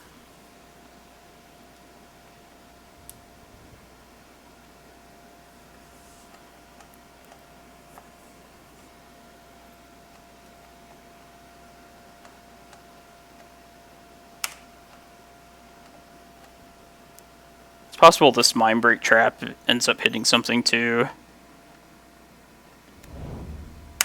Possibly like break up the their Cunning Wish chain.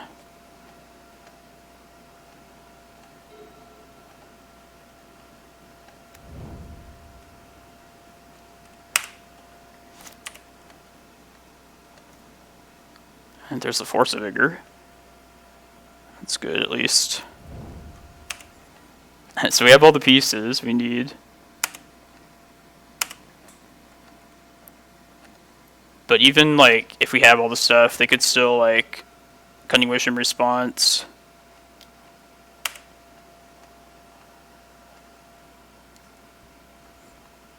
I guess beggars can't be choosers, but I think I'd rather have a prime time with a triggered ability.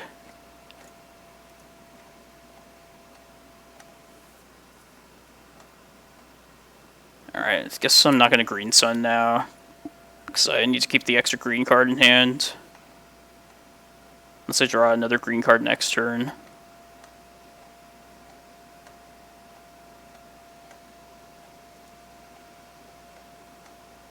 Yeah, there's no reason for me to not attack there either. I don't think it'll end up mattering, but there's no reason to hold back.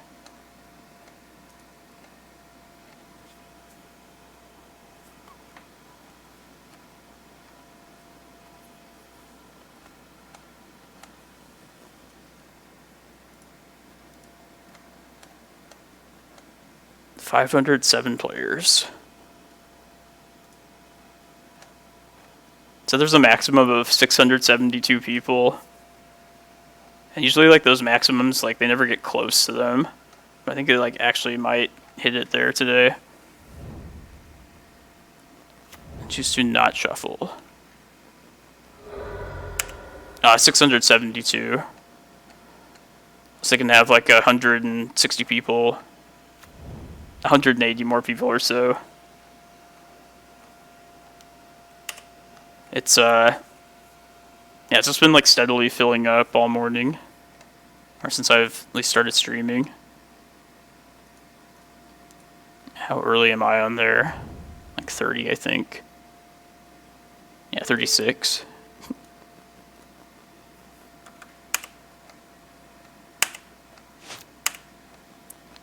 Are you playing in it, Jason? I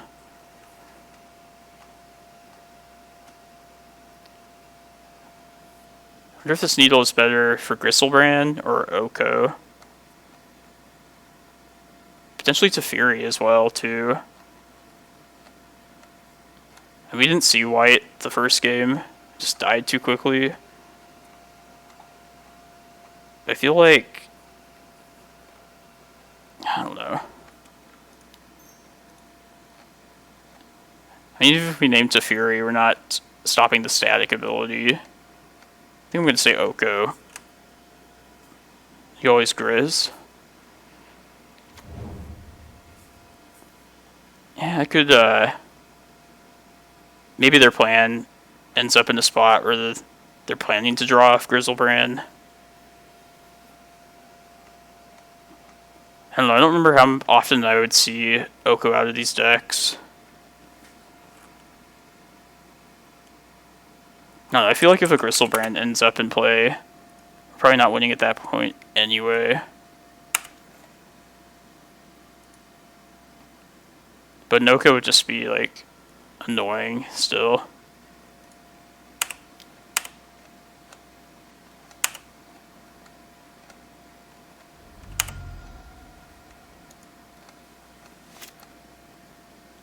Yeah, Pithing Needle's a lot more important for Sneak and Show than Omni.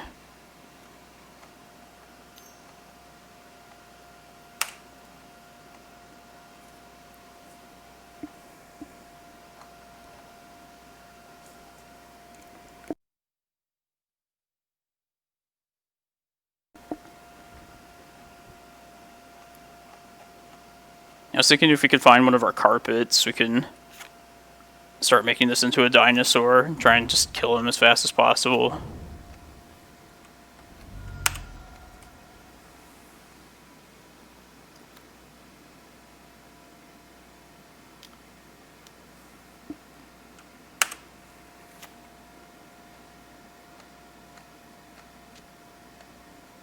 could try and slow him down and Force of Vigor this. But I don't know, I think it's... Let me just stop them in their tracks with that now. I don't know. Yeah, maybe it's better to just hit this now. I'm going to try that. Let's see how this turns out.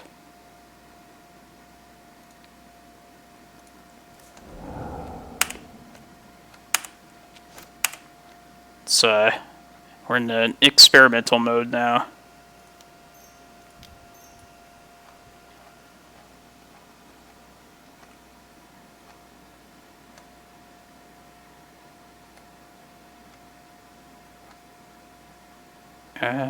Prime time, I guess. Guess the one forest isn't really gonna do much for me.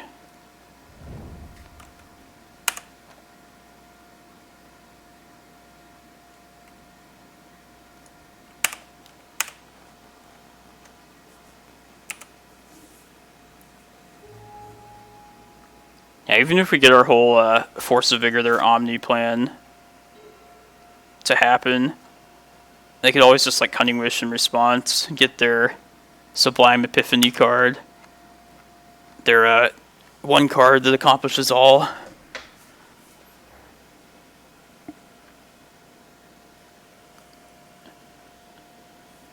So yeah, we'll see how just stopping this card advantage at that point, if it works out for us.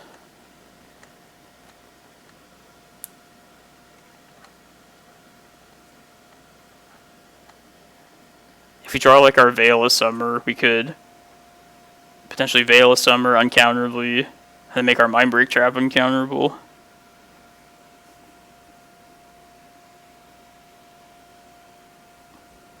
If we like really wanted to go deep with the uncounterable stuff, we could like just like max out on Shepherds and Veil of Summers, and then have like, yeah, literally any other card be uncounterable as well.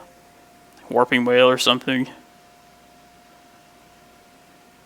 It's definitely overkill, but that is something we could like potentially do.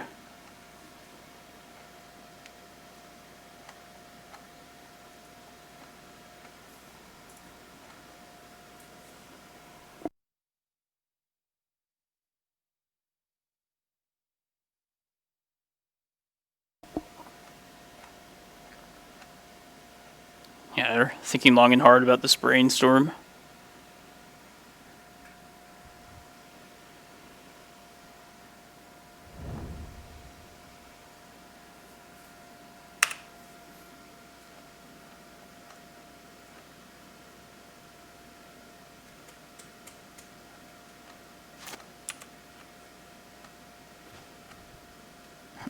There's the Veil I was talking about.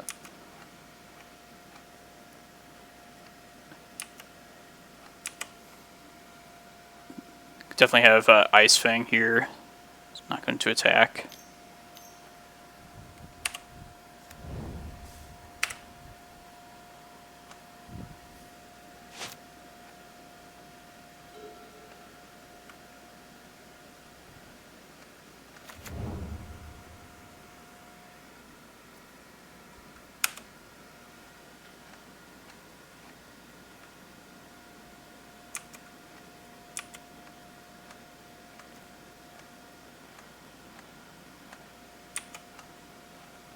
Oh damn, you've been getting the combo matchups as well.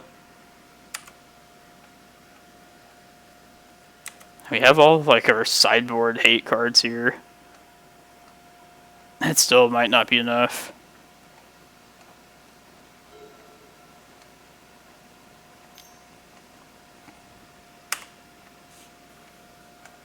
Nice job, Slasher. You're fighting the good fight. I died to a Tinfin's Doomsday deck round 1, and then beat up a Doom's Death and Taxes round 2. We got a really tough Omnitel matchup right now, so... And we have a lot of tools, but...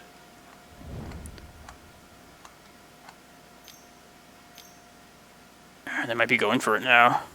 Okay, here we go. Okay, this is their second spell played. So the next thing they play can be Mindbreak Trapped. Alright, so we're going to put the Prime Time in. We're going to Force of Vigor the Omni. If they go in response Cunning Wish, then we'll Veil a Summer. And then we'll Mindbreak Trap.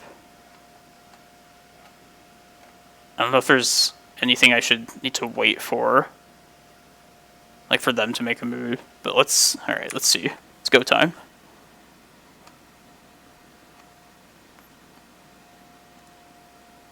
Alright, triggered ability. Let's try and do this now. Somebody stop me if there's something I'm not thinking of. Alright, whatever.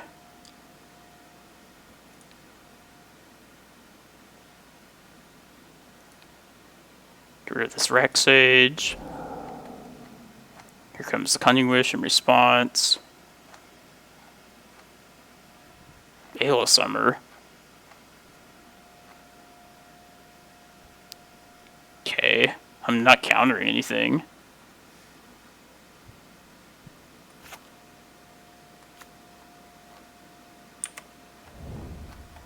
They just like messing with me. Veil.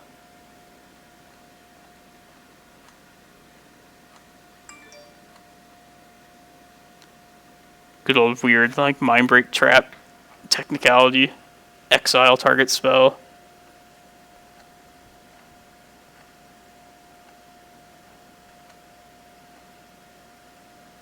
No.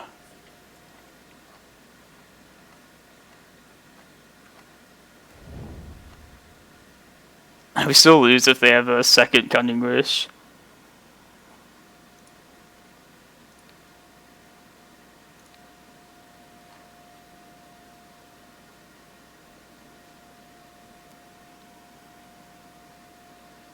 Alright, let me just make sure I do this right. There's a bug before with Mindbreak Trap. Alright, good.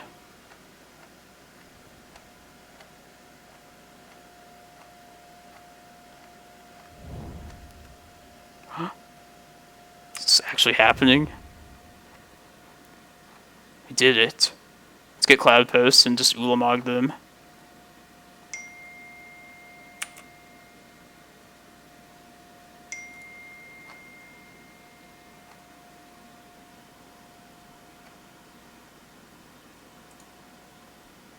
Yeah, I was considering if we put Reclamation Sage in instead.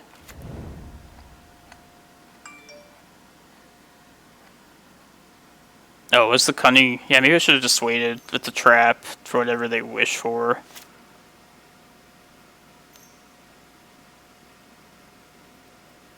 Well, I mean, even if we put Reclamation Sage in, they could still do a bunch of stuff in response. But yeah, definitely like just Mindbreaking Trap, anything they search for probably would have been better.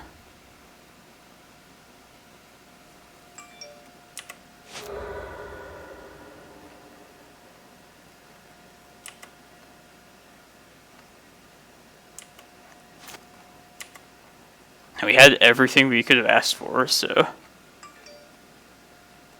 Alright.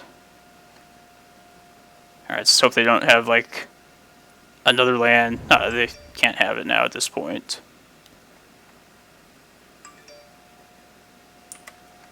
I'm just gonna Ulamog their lands here. And if Shepherd dies, or Titan dies, I guess there's no reason to throw that. Yeah, I might as well put him at 10. It could be relevant.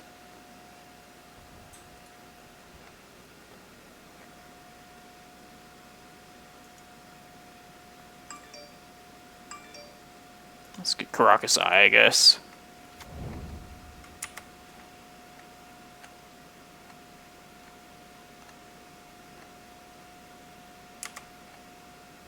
Hold on a second, let me kill some lands real quick.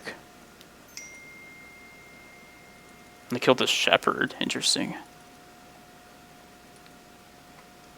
I guess. Alright. Alright, we won just having like literally all of our hate cards. Let's just do it one more time.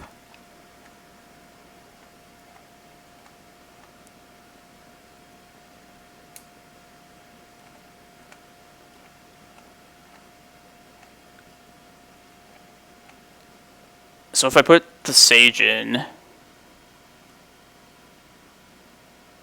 I mean, they would just, I guess then I could have waited for them to make a move. Like, they would have had to respond with something, instead of, like, me having to pull the trigger with the Force of Vigor.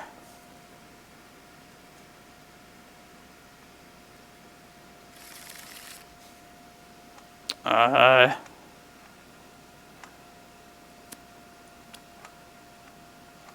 it's kind of just, like, some of the stuff we need, but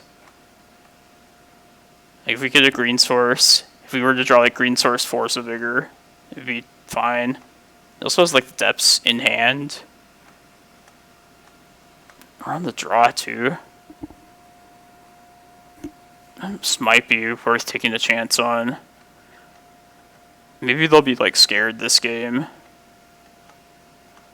Yeah, I feel like it's just not going to get much better than this here.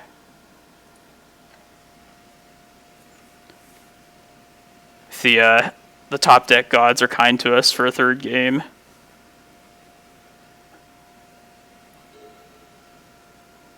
I've also seen Omnitel sometimes just try and like rush out a show and tell into one of the creatures.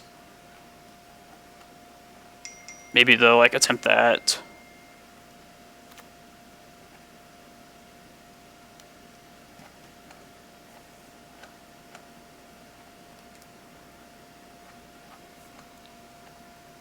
See, I don't know if like putting in the Titan at least like puts us on the path to victory, but I don't know how relevant that is.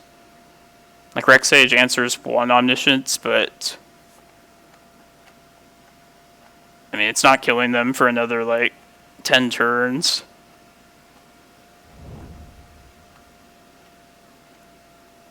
Also, if they like show and tell in like a creature too, I'd rather put Prime Time in if they were to go that route.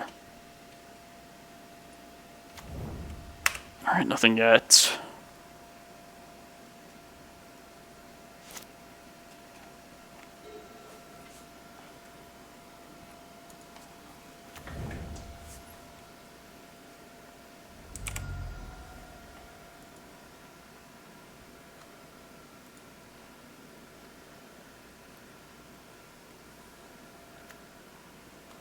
Their Veil of Summer, I think it was just there to like try and psych me out.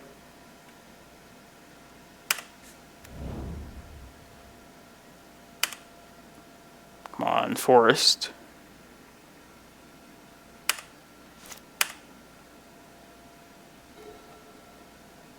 There's our Rec Sage too. Hey, how's it going, Sergio?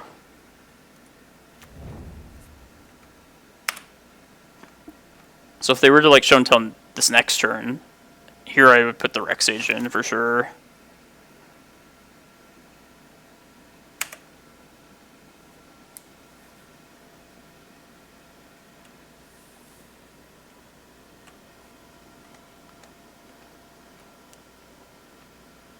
Yeah, I feel like almost any possible card we could draw will at least help us like in some way. Like even another land will put us in range of the Stark Depths in a couple turns. I think I want a Force of Vigor more than anything though. Yeah, definitely Force of Vigor. And then probably like a Forest. Nice job, Elf Kid. Switching it up on people. What'd you play against last round?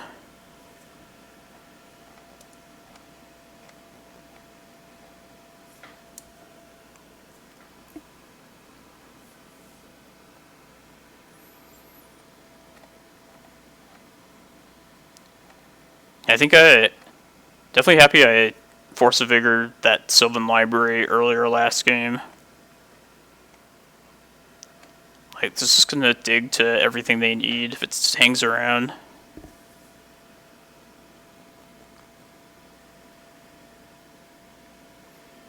And I'm doing my best to help your tiebreakers as well, Elf Kid. We got to a game 3 against Omnitel. Nobody thought it possible.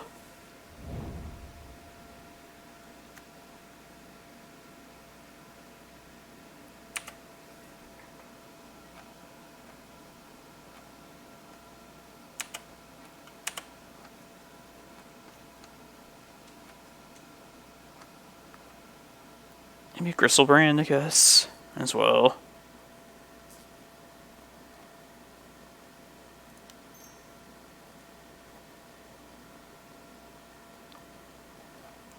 Like, if by some chance they show and tell in next turn,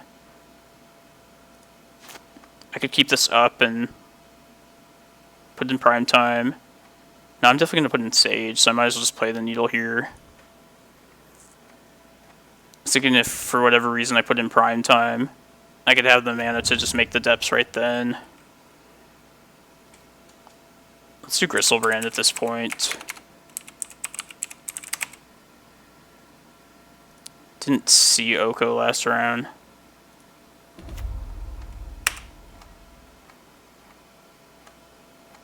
And Dark Depths always makes like a weird sound. I guess it's like the counters coming in off of it. It's probably the reason for that.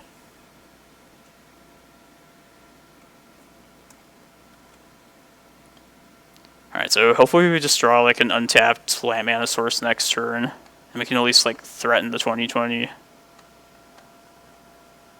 They could still like, they have like Ice Fangs to chump it and bounce spells as well. But I'd like to just try and close this out.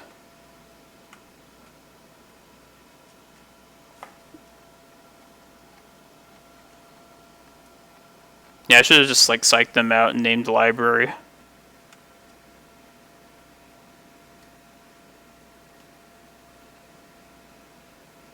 Yeah, it's definitely a triggered ability. You can't name... It does nothing to name library.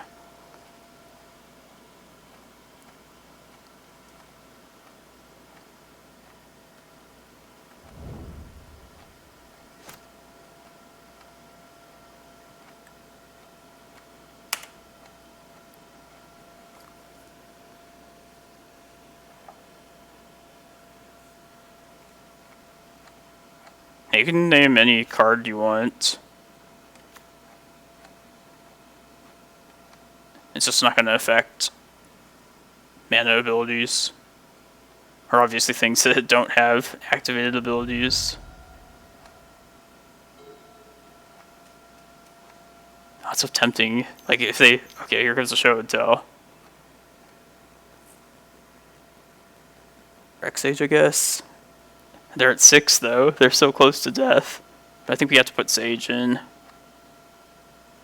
Yeah, let's do Sage.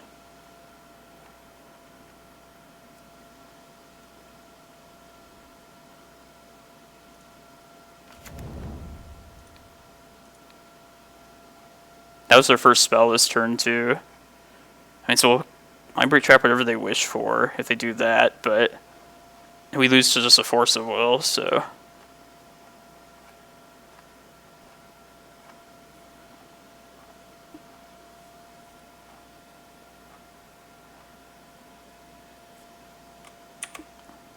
Really?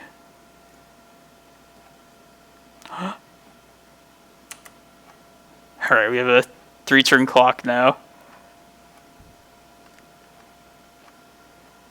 Oh my god. That's such a race to the finish. I don't remember the last time they like just didn't have like a Cunning Wish there. Good thing I didn't get stupid and put the prime time in.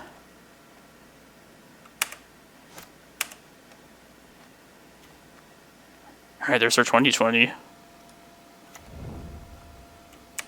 Alright, one more turn. I guess they could still bounce the 2022.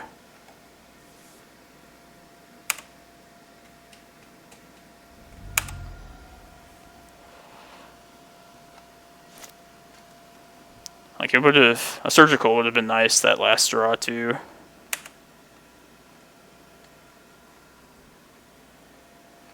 Yeah, maybe they'll accidentally pay their last 4 life. If you're at, like, 2 life and you have an Ancient Tomb, don't you, like, not get to take it back? Like, it just kills you on the spot. I think I remember that happening to somebody.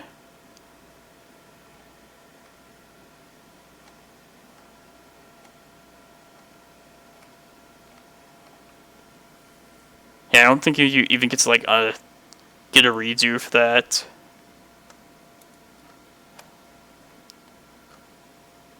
Yeah, the same thing happens with me with Glacial Chasm. It's, you gotta be wary if you're at the exact life total that the Chasm upkeep trigger is asking you to pay.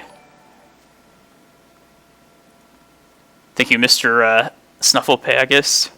Thank you for the follow. Hope you're enjoying the stream.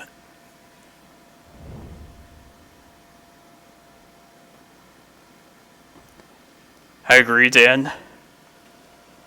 It's definitely the most awesome of an already awesome format.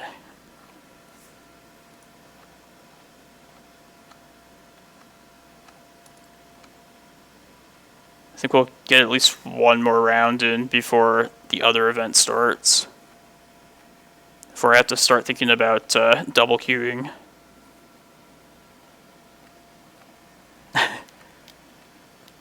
Oh no! Fuck. This is just the second spell. I'm so close. Alright, maybe we'll have enough permanents via this prime time still. Maybe they won't have a Force of Will either.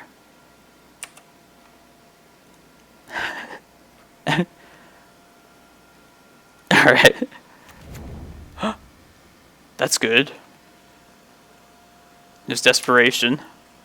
Let's get Karakas.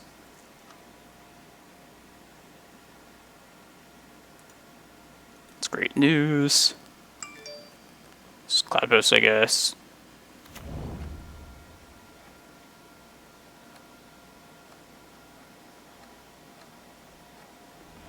Yay! Yeah, that was like one of the most unexpected victories, for sure. Alright. Terrible matchup, but yeah, that second game. If you get every single card you need, you can pull it out.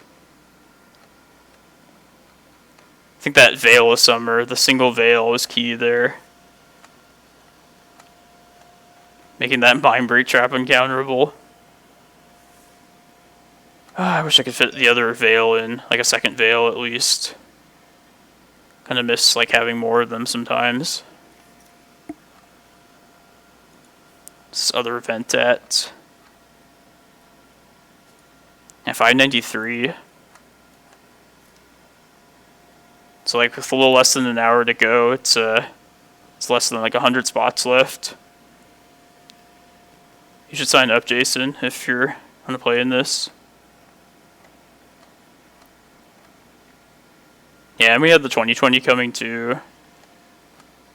But yeah, that was definitely a desperation show and tell from them.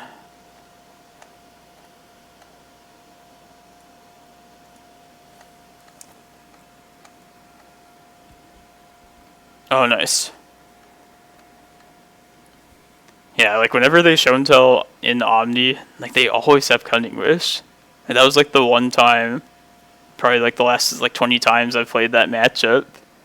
They just didn't have it.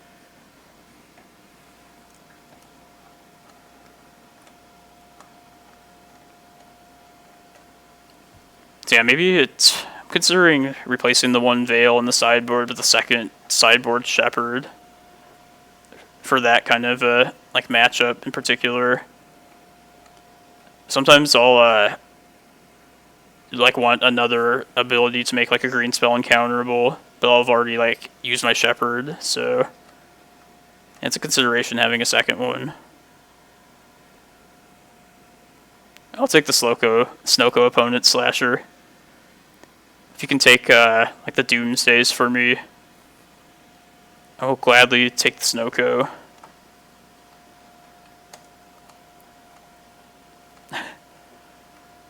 So yeah, I've just been messing around with like other random legacy decks, just in leagues, and I played that the Turbo Muxus one.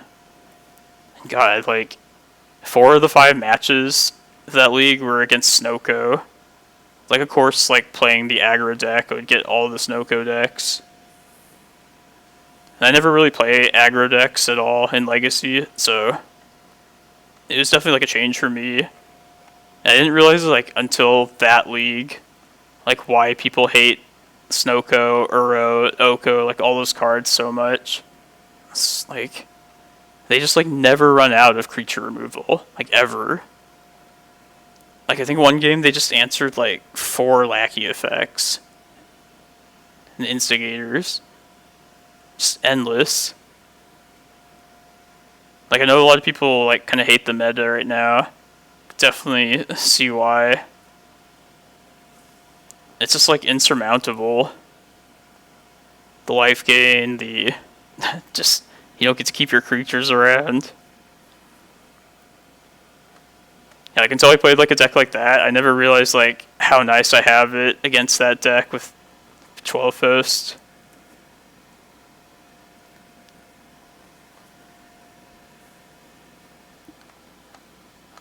I'm hoping this timing works out.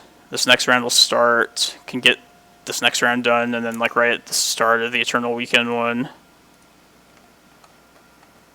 was hoping it wouldn't come to double queuing, but I think that's what it's going to be.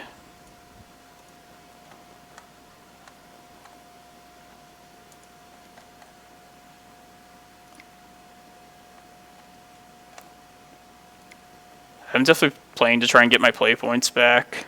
It's definitely worth it to me. I mean, with like 600 players, these will probably all like always go to time. And the challenge we're in is like going pretty quickly, so.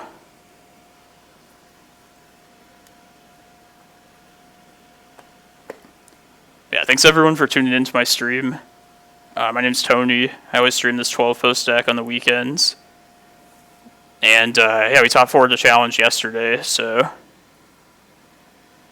tried to run it back here today, but yeah, we lost the first round. Clawing back here, and I'm about to start in the this 10-rounder event, this big event. It was Snowco in the quarterfinals. Yeah, literally 4 of the 9 rounds I played in that challenge yesterday were Snowco decks. And some of them were really close. A couple times we got super lucky, just like top decking like exactly what we needed. But other times it was just like we just crushed them. Yeah, I saw it. Dan. Probably just didn't play it right. Like, I watched the first round of it, and then just didn't watch the rest. I mean, I feel like people that play... I mean, I would suck if I played a deck that I never play, ever. I think he mulliganed too much when he shouldn't have. Like, the Once Upon a Times, I basically consider them as potential green sources. And I think he would just, like, ship the hand if it had, like, once but no forest. Yeah, like, as far as, like, post lists go, like, where this Green Sun Reclaimer one is at, just like, it's fire right now. Like, it's the best the list has been in a long time. Just been trying, like, a bunch of variations the last few years. But I'm just, like, super happy where it's at right now.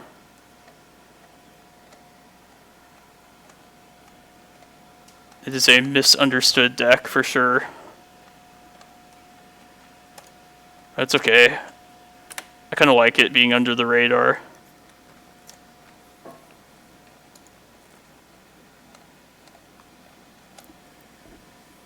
Wish we could shore up the Rug Delver matchup though. we could just tune that up, I think we'd be good. Just relying on creatures makes us weak against that particular deck now.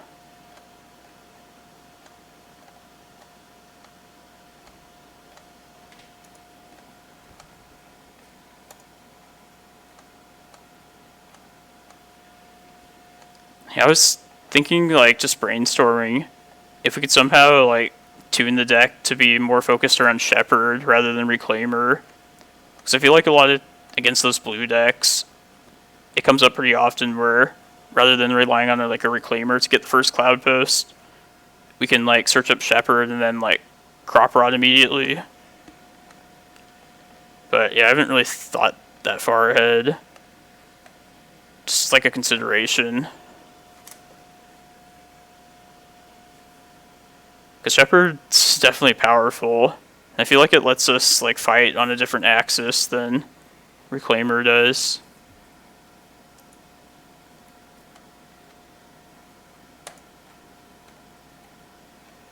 Yeah, Song of the Dryads is pretty cool. Definitely.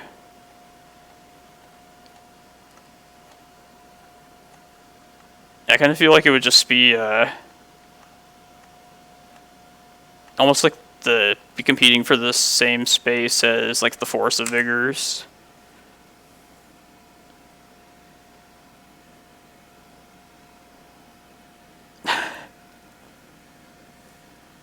Liliana of the Veil ult. Man, does anybody remember how, like, prevalent Liliana of the Veil used to be? I feel like you saw that all the time in Legacy in the past. Now you, like, never see that card. Yeah, I'm registered, don't worry. Thanks for letting me know, though. I was the 36th person. Signed up last night in case I ended up sleeping through this challenge. Now, what's the player count at? 636. Come on, 36 more people should join. I want to see this max. Why is there a maximum on, like, an online thing? It's, like, not physical space or anything.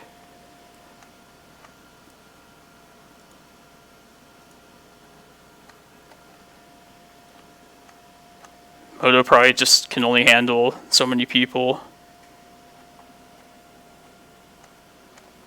Nice slasher. Yeah, I've been playing a lot of Moto as well, just in general this weekend. Planned for it. Yeah, I didn't stream much last weekend, only on Sunday, I think. But yeah, I wanted to, like, mess around with, like, the blue Urza deck and some other random junk. In addition to, like, the big events. But unfortunately, this is the only big one that I'll be able to play in and to work for the first two.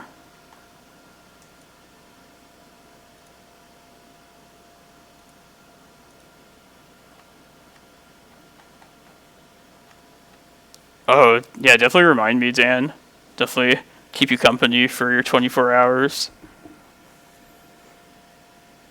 I should do something like that too. Do, like, a marathon stream at some point. I like your idea, the 12-hour, 12-post one.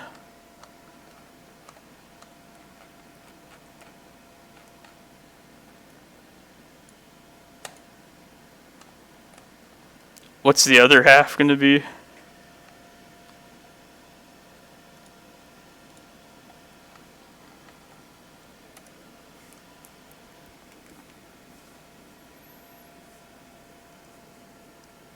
I think we have these this unlimited card database till, like, Wednesday, if I remember correctly. So I think I have a few more days to play that Urza deck. Thinking of just buying the rest of this online. I have the Karn Great Creators already. I know those are expensive on Moto. Kind of concerned about Tomb. Somebody told me City is cheap online. Urza's probably stupid expensive.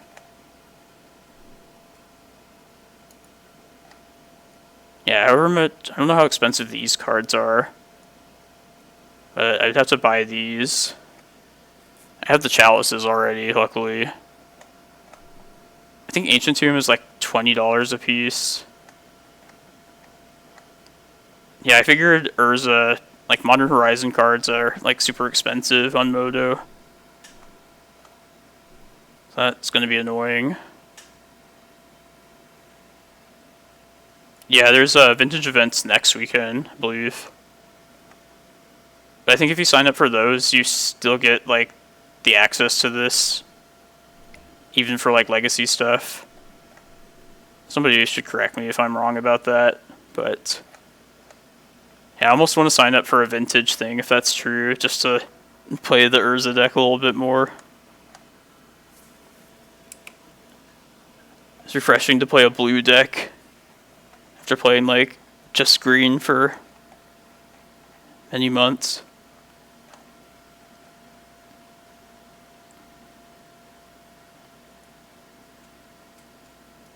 I wonder what Orm is playing.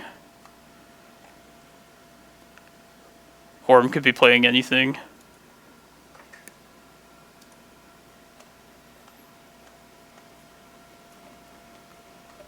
Nice. It's almost filled up. Yeah, 659. I think it'll definitely fill up. It's crazy. You shouldn't play humans if you're not going to put Rick Steadfast Leader in.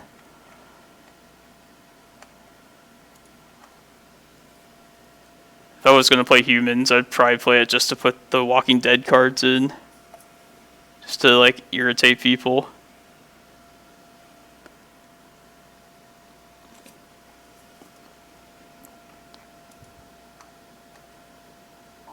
Alright, 23rd.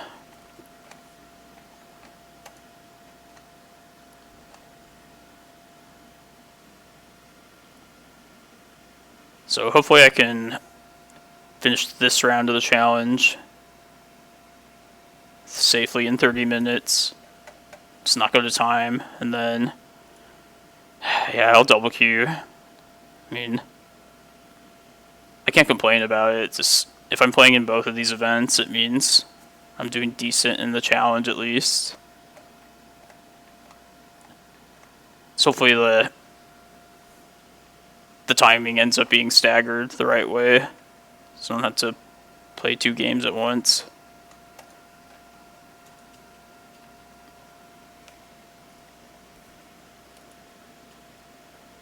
Banned on Goldfish. They're just making a statement about it. Just gotta just ban him. That's crazy. I mean, I guess word probably got out that it was like close to max, and everybody that was delaying it just tried to rush in.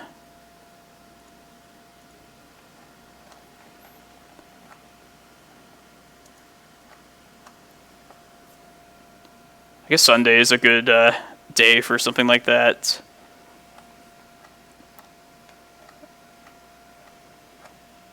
I feel like less people are working on Sundays than like Saturday.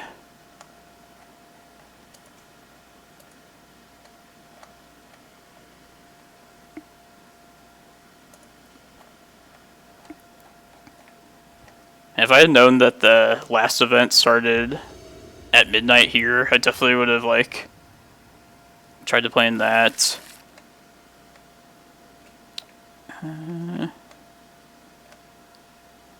Yeah, this hand has potential. I'm okay with this. Most like to see a Reclaimer here. Cloudpost would be okay. There's the Reclaimer. I was gonna say Prime Time as well, to for a payoff.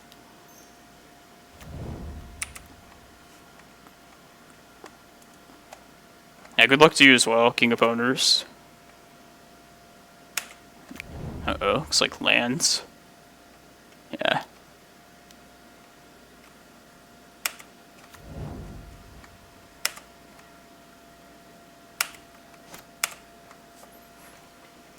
gonna focus on like trying to play fairly quick here. I feel like this matchup is one of the ones that sometimes goes long and grindy.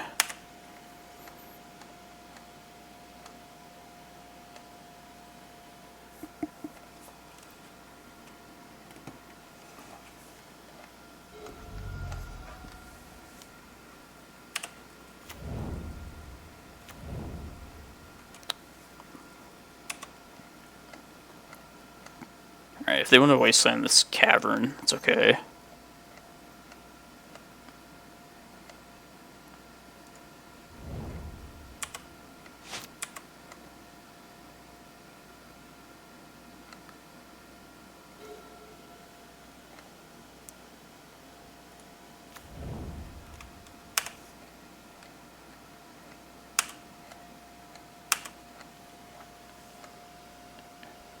Alright, yeah. Hopefully we don't get wastelanded multiple times. This Reclaimer can just play wasteland defense for a while. I could get Bojuka Bog here and like clear future wastelands from a potential loam. No, let's make him get another wasteland at least.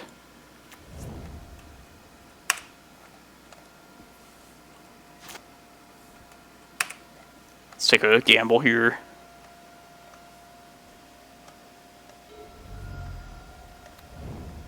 Damn.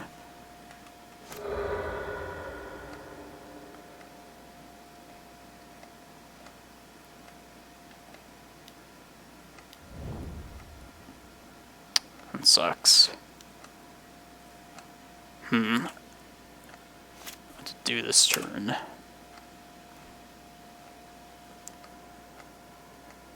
Should probably just take care of this loam right now.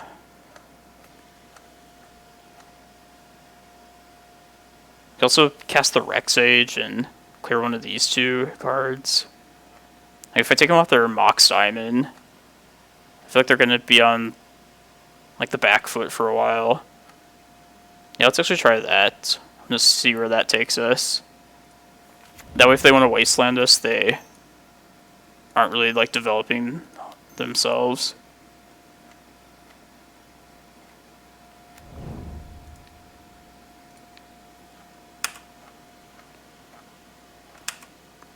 And lands is definitely one of the decks that I've been able to like aggro out in the past. Just beat them down with like Reclaimers and Elves.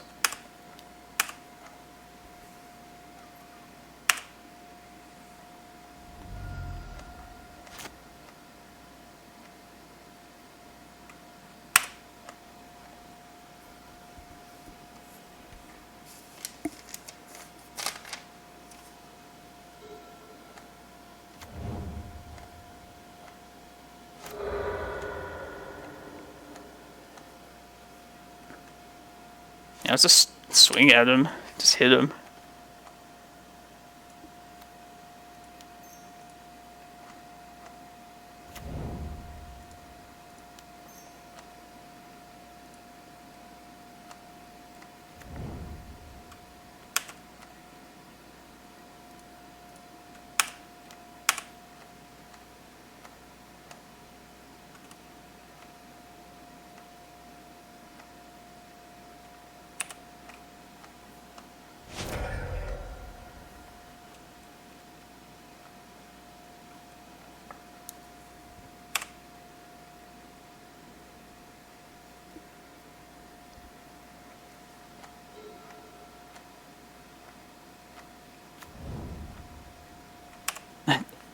Alright, they're on the defensive now.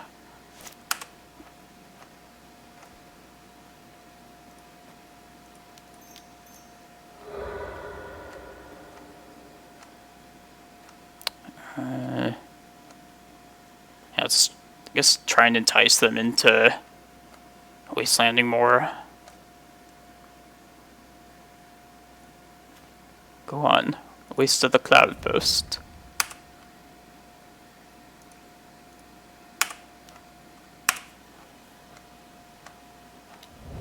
Hey, what's up, Jim? in 30 minutes, or like 20 minutes, it's gonna start the next round, or the other event. And I'll be forced to double queue if I... Yeah, if I can't finish this round in like the next 20 minutes.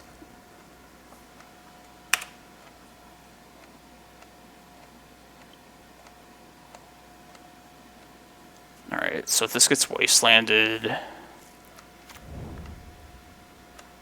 Shit.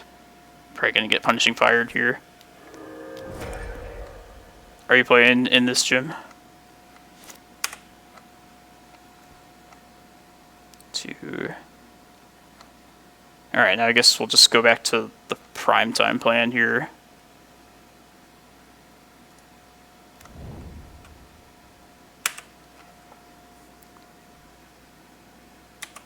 Yeah, I did not think it was going to be 10 rounds when I signed up for it. It's kind of a lot. Not kind of, it just like, it is a lot.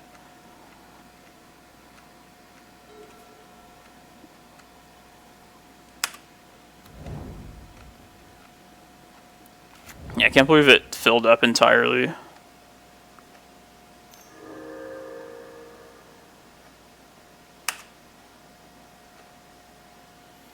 I hope they don't have like a crop rotation here.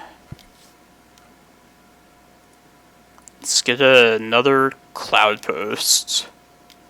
And even if they wasteland one of these Cloudposts, we'll have primetime mana. And we're out of Cloudpost now too. Come on. No crop rotation, no crop rotation.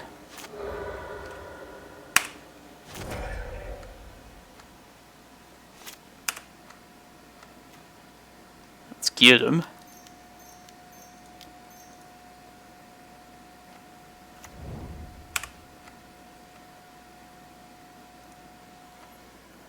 Alright, it's Bojuka Bog. Get a Thespian Sage too. I think that's gonna mess with them later.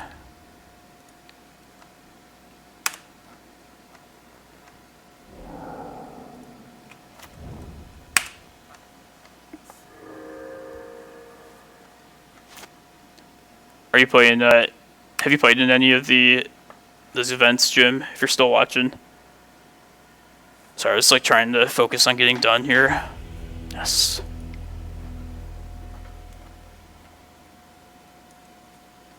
Okay. Surgicals and force. Oh, you probably saved yourself like 30 hours of Magic Online then. Yeah, I guess they're trying to imitate the actual Eternal Weekend. Because, yeah, those were always like 10-rounder events at least.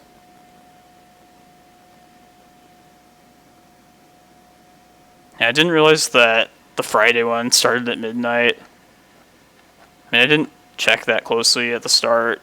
I thought it was at noon, but, you know, I worked till midnight. But that's fine. I don't need to be playing in like 2 10-rounder tournaments at least. I know. You even pointed out that exact thing too. It was actually at noon. I think it was the vintage one actually, but the same thing basically. Yeah. But who knows? If I had stayed up at midnight and played that, then I might not have top 4'd the challenge yesterday. So maybe it ended up working out. Alright, one more cut. Let's put a prime time here.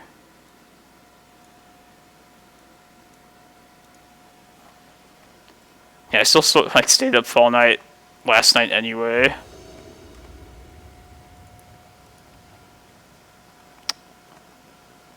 This is bad. It's also pretty bad. They mulligan.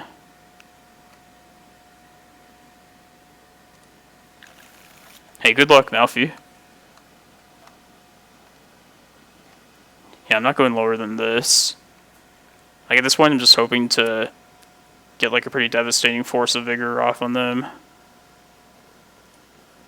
Alright, so Force, Glimmerpost.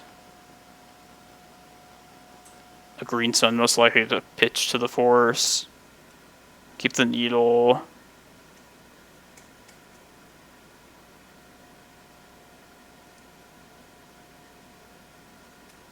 Now let's just pitch the Reclaimer, I guess. Unless we draw a better green card.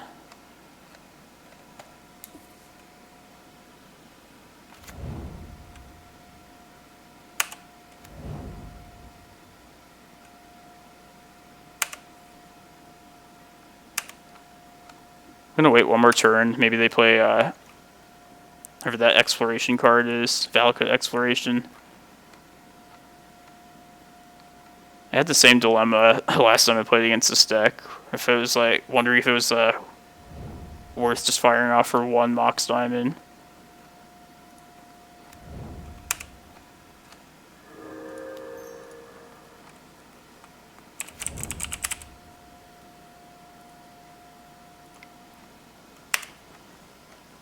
I'll know Vesuva their Grove next turn. Get my green mana that way.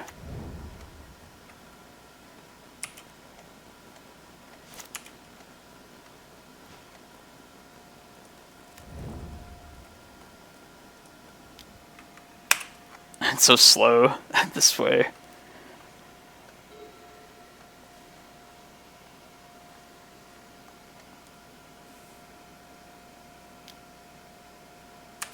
Alright, there's a second enchantment at least. Yeah, I'm gonna kill this. No, I can wait till next upkeep at least. Their next upkeep.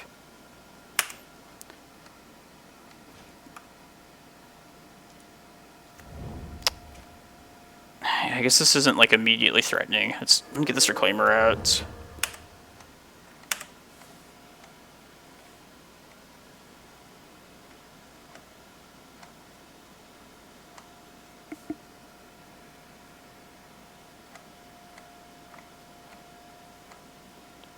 Yeah, they should have ported there. Maybe they're gonna like go. Maybe they're thinking of getting like Dark Depths.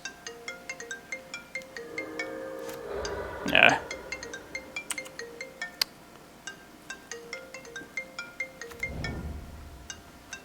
Blast Zone. Uh-oh. Ah, it's so brutal.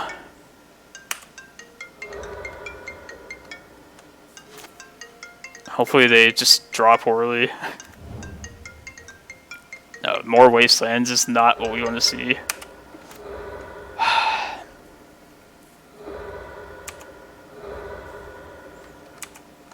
Why would they keep the Karakas as the last one?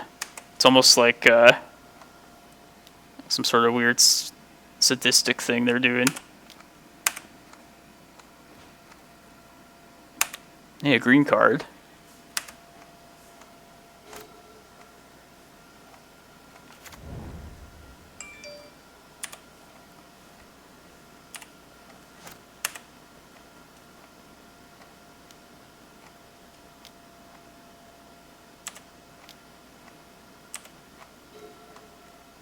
Yeah, they definitely should have, I actually don't know for sure. I feel like they should have gotten rid of the Karakas, though. I guess I should have played my Eye of Ugin, too. That's stupid.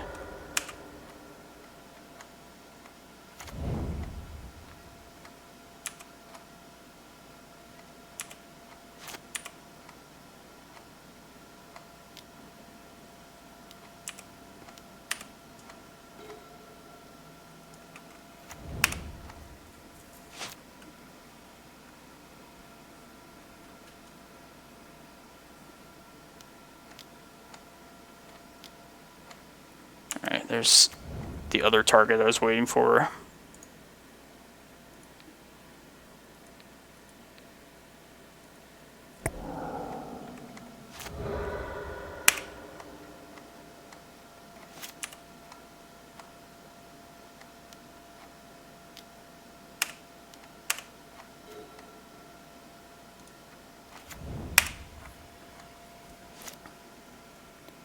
Maybe one day we'll draw a forest. And they won't draw a wasteland.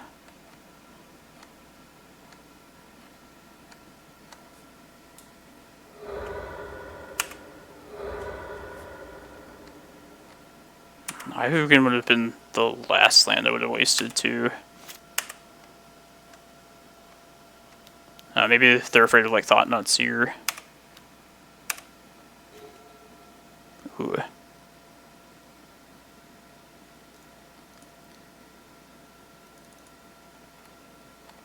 Is this better to hit Wastelands right now? Or just wait for like the loam? I should just take the Wastelands out. Just thinking if like I could hit, maybe if I get the stages, they can't actually win effectively. Yeah, I kind of like killing the stages. Let's do that. Let's do it in draw step.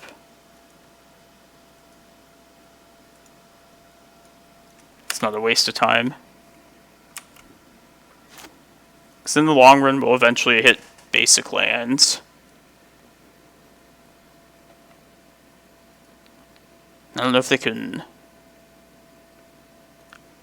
actually win beyond like Valakut Exploration if I do this. Force of Vigor, Verdant Catacombs. Take a snapshot.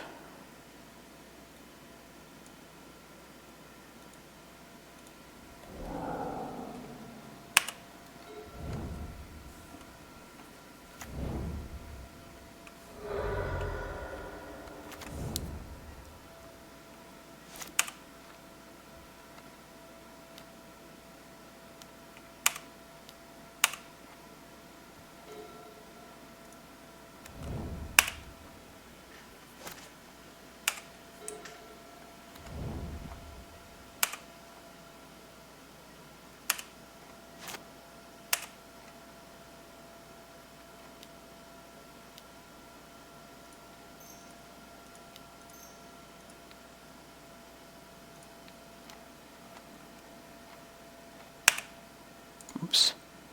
No, new yields. Fuck. God, I missed a land drop because of that. Stupid. I guess I was gonna...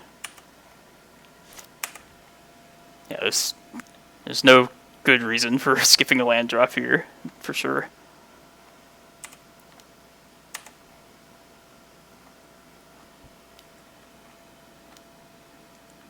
Just got so used to missing lands on our draw step that...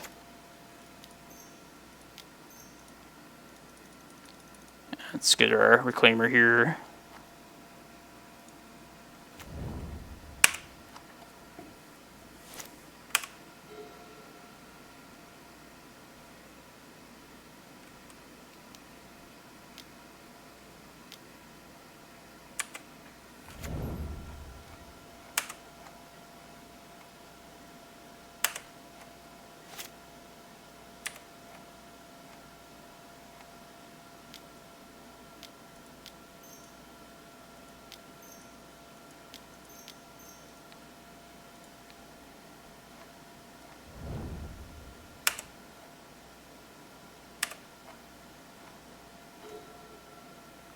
We're slowly but surely getting there.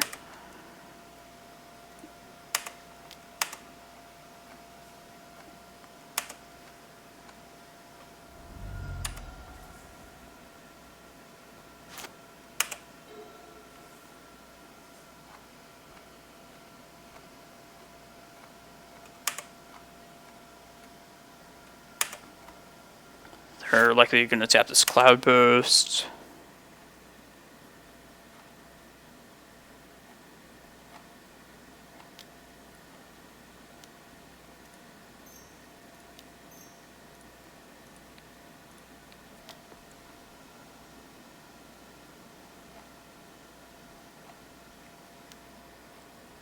That's smart.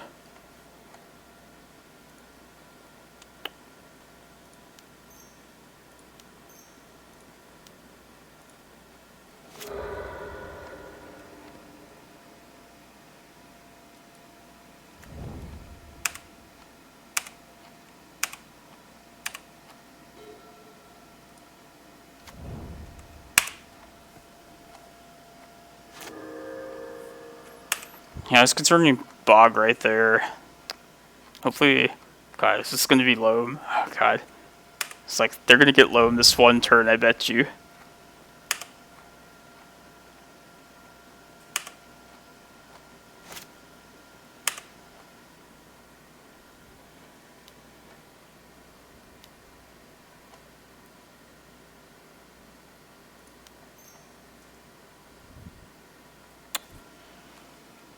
So close to being able to just slam this Ulamog.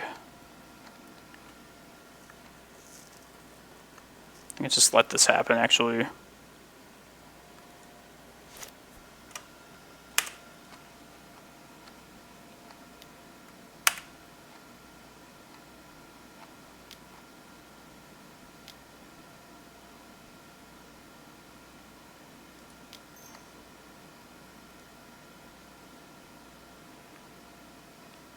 Yeah, I think I'm just getting a critical mass of Cloudpost at this point and just overpower their ports.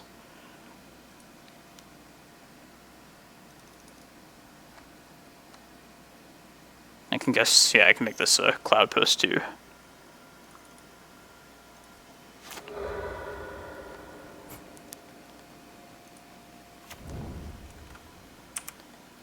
I'll skip the Bog one more turn.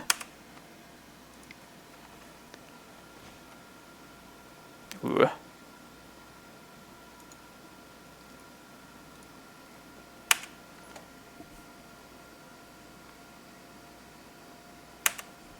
Alright, we have 5 Cloudposts.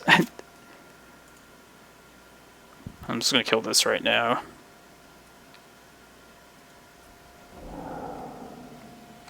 Let's see if that was greedy to not get Bog right there. Just want to cast this Ulamog, damn it.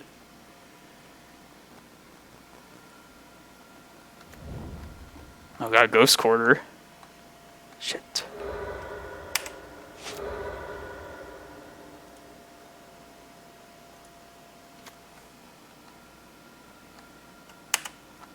Alright, we can have exactly 10 even if they tap 2 of these Cloudposts.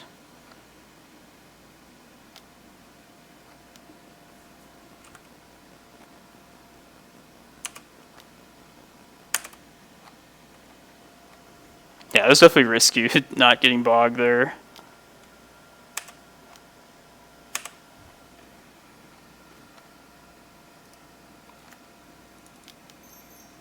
Now we reap the fruits of our rewards for being risky.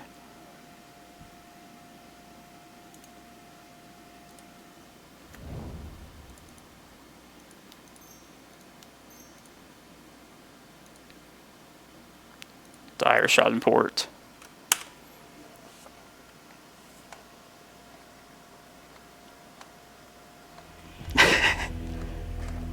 Muscle them out. Port me. Hey Leviathan, how's it going? It's been a while since I've seen you in here in this chat. Yeah, just in time for the start of the next event too. Are you in this Eternal Weekend event, Leviathan? I'll be right back. I just gotta use the restroom before this starts.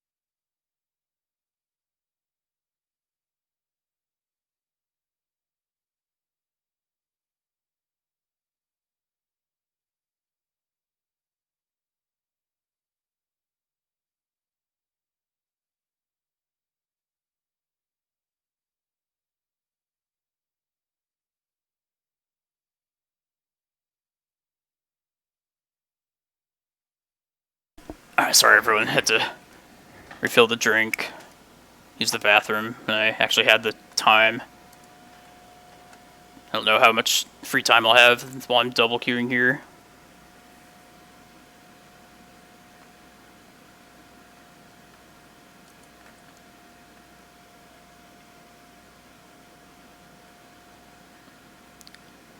Yeah, so lands is like, at first glance, you'd think it would be, like, a terrible matchup for us, but it's not the worst by any means. Like, we have a lot of, like, cards that trump their, like, strategies. Like, Pithing Needle Game 1 is pretty good against them.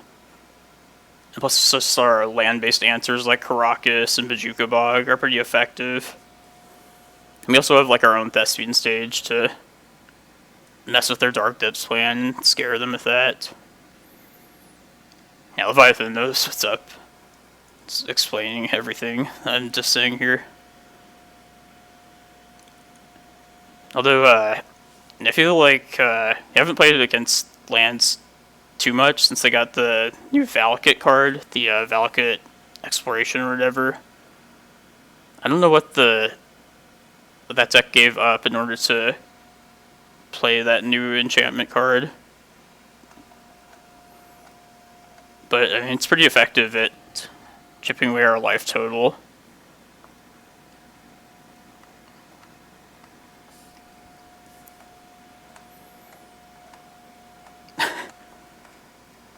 Yeah, we had some...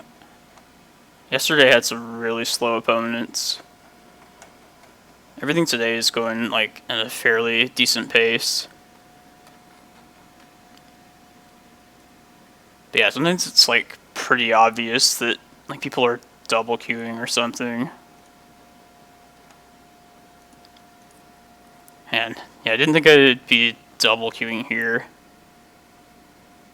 But we're having a comeback run in this challenge, so gotta stick it out at least.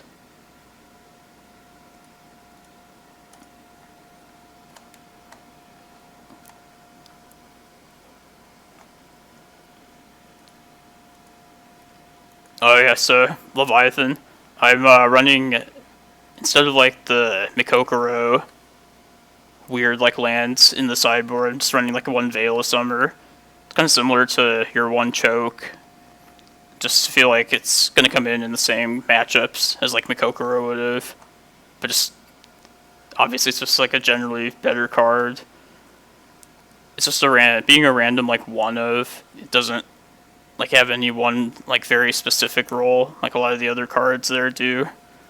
But yeah, it's been good so far.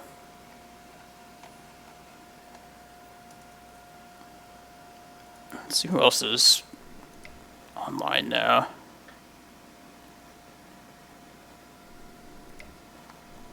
I think most of the Arizona friends are playing in this Sunday event.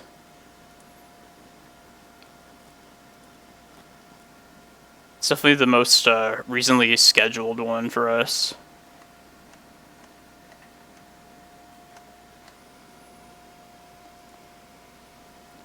But yeah, I appreciate everybody tuning into my stream here.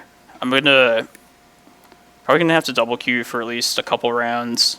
All the challenge and this Eternal Weekend thing is happening at the same time. I don't think I'm probably not gonna stream the entire 10-round event, but I'll at least finish this challenge here. And I'll see how I'm doing after the challenge.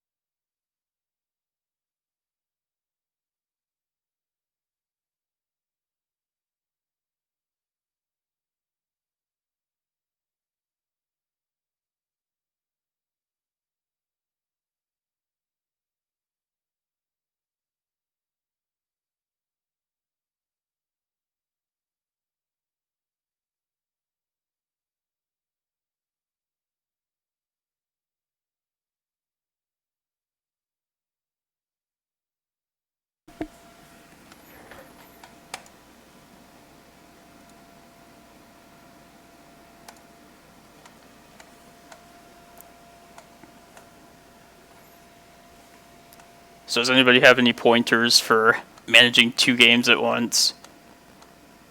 Kind of like just like focusing on 1 game at a time, just trying to play a single game as quick as possible, then jumping to like the other one.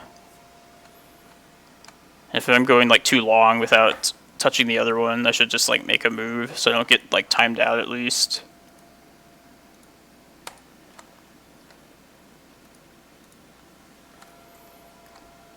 I think like jumping between the 2 games like frantically is... I mean, I wouldn't want to watch that as a viewer for sure.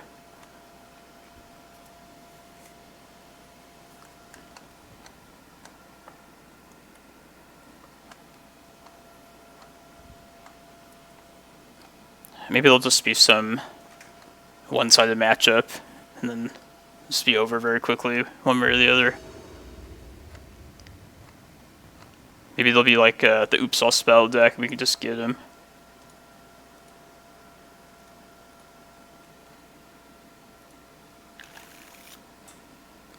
Alright, this is the Eternal Weekend event. Let's keep this.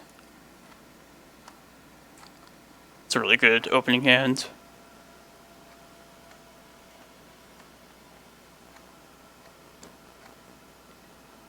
Wouldn't mind a backup Reclaimer off one of these Once Upon a Times.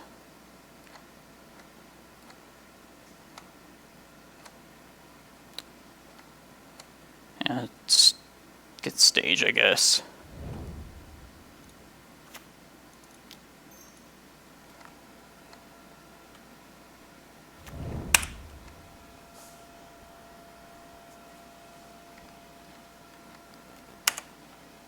Now, Snoko matchup is like a great matchup for us, but it is like just always grindy. Like, it always takes a long time. D&T.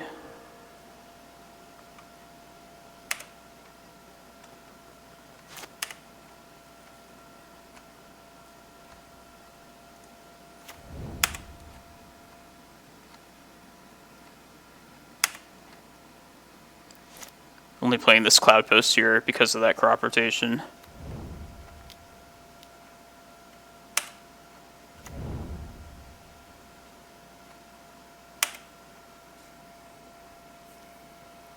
I'm gonna play Cloudpost next turn. Hopefully I don't have to fire out the Crop Rot, and I can try and find a prime time off the Once Upon a Time. Oh, there we go. In that case,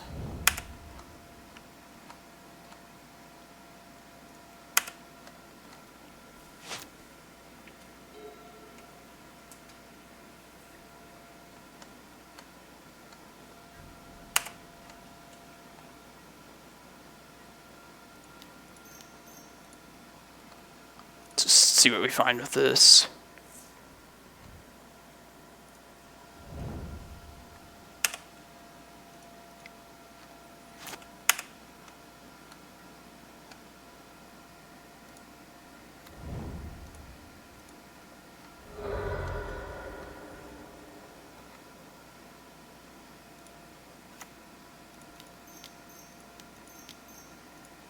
Let's get Cloudpost here. I don't want to expose Eye of Ugin at this point. I can always just go get it with the Crop Rot.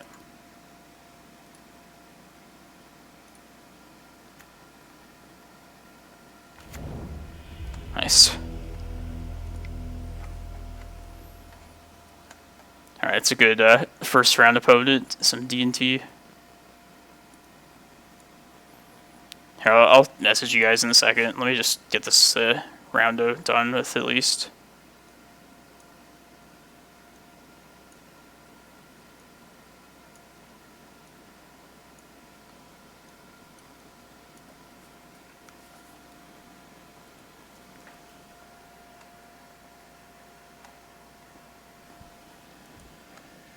Oh, I'm sorry, everyone. My chat wasn't showing up. That's why you guys are probably messaging me. I'm sorry. My bad. God, good thing I like even checked my phone, which I sometimes don't even do. Just the focus is on just playing this game as quickly as possible. And sorry, all you guys.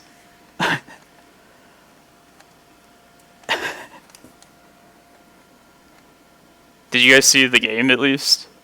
That wasn't messed up, was it?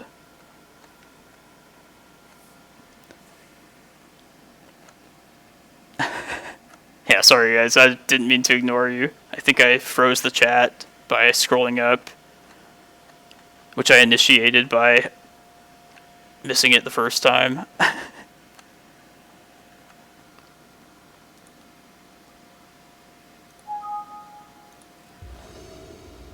There's this challenge at 3 rounds still.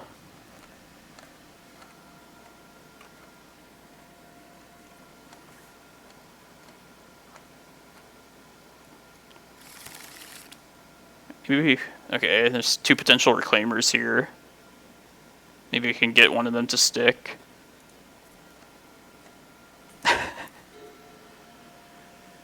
Man. The good old days. When we could just like show and tell into prime time. Just win on the spot.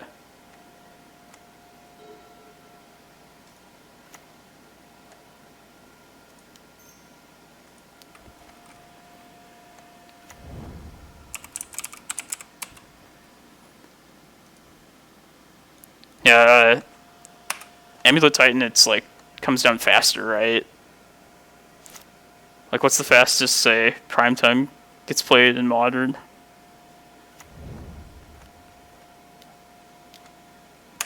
I know it can, like, rush out a Titan, but I never knew, like, the specifics, like how long it takes.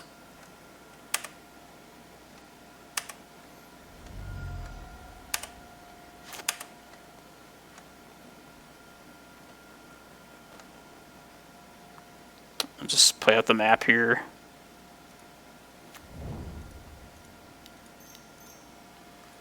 Stupid Thalia.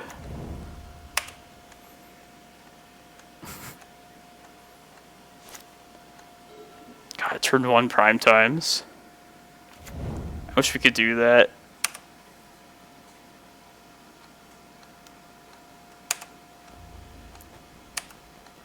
I played against DNT earlier in the challenge event, and we just like dodged Wasteland just the entire time with that too.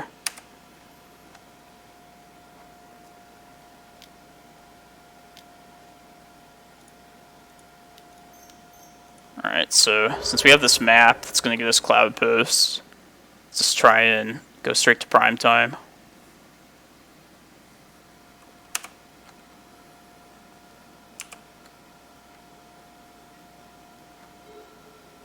Hopefully they don't hit 5 lands, because then they could potentially Cataclysm.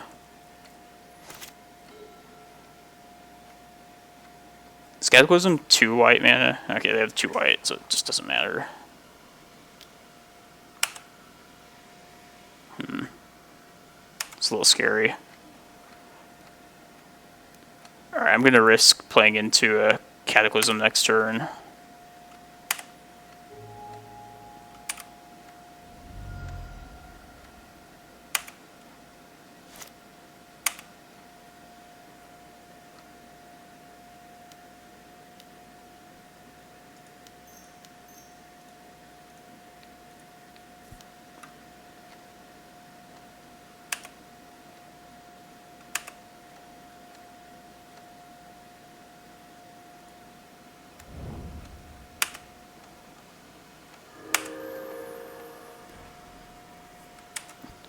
Yeah, Cataclysm's like sometimes shows up in lists, and then sometimes you don't see it for a while. It's definitely the worst possible thing they could play against us, though. Oh, they have the 5. Please no Cata.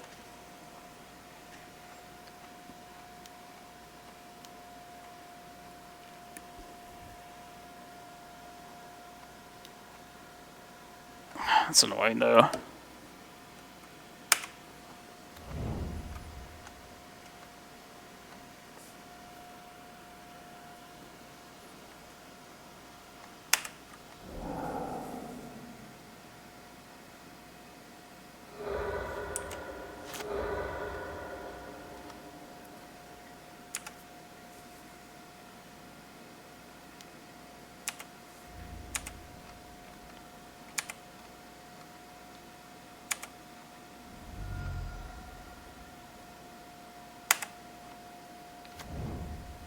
say Wasteland again. Yeah, this is game 2. We won the first game pretty quickly. Alright, let's try and find a Cloudpost here.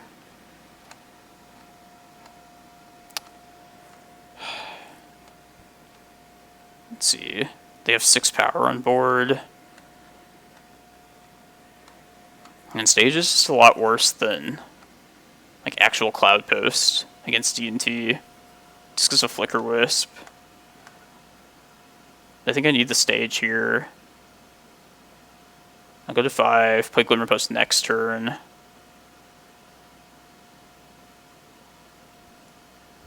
Could also use one of these green suns to get a Reclaimer too.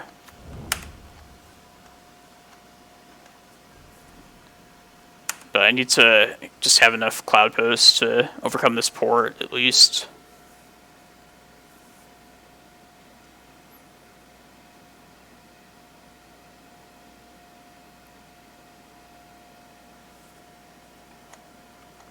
You're a Seahawks fan, Leviathan.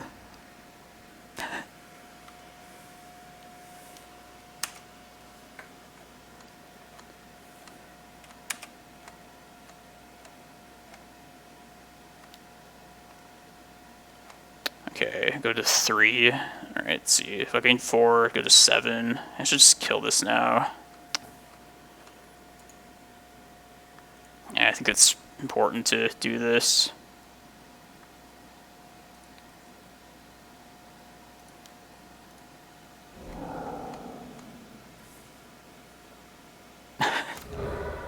You're the 12th man. I hate the Seahawks. They always beat my Cardinals.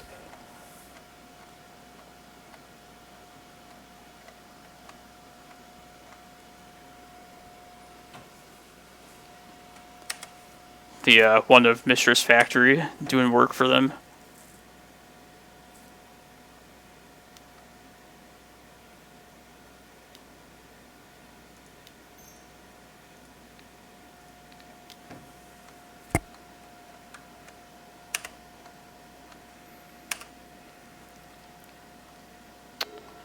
I have to play a Glimmerpost here.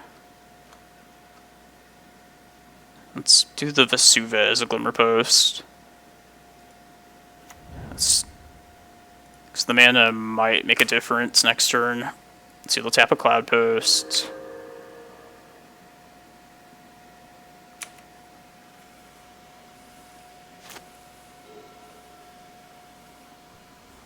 Annoying Rashad port. Tired of these port decks.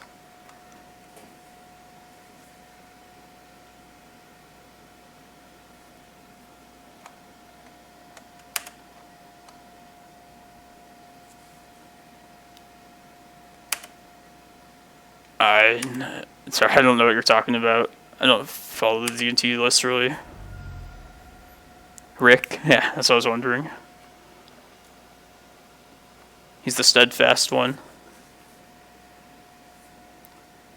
I mean, this is the only human at least. I guess it's not super important.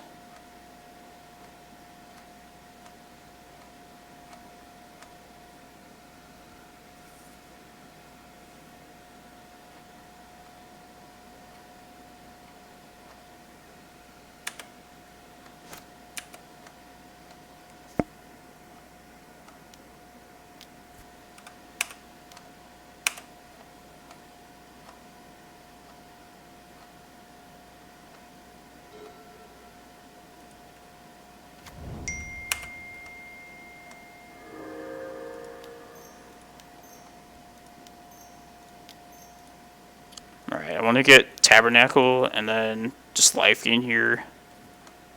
The Tabernacle is important just to keep him off of Cataclysm here. Jeez, almost misclicked there. That would have been stupid.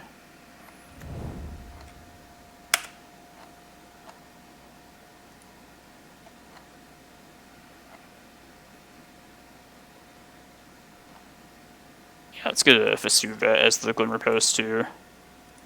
more of a chance to draw the untapped Glimmerpost. Yeah, Thalia, that's one thing I always like, how Thalia actually helps us. Just delays their Cataclysm. Sweet. Alright, want to know in that. Just 287 matches in progress. So I think we got time. And 1 in the challenge. I didn't update this, despite our winning streak. Thank you for the follow, Sir Lancelot. Sorry about the double queue.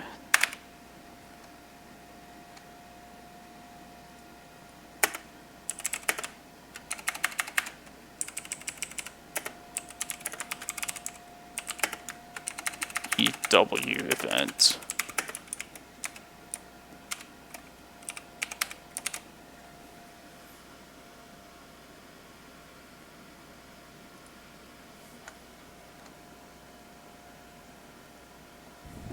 Yeah, Elf Kid is a master of the trickery.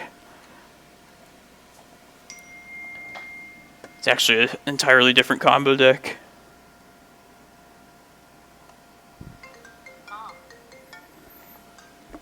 Parents calling.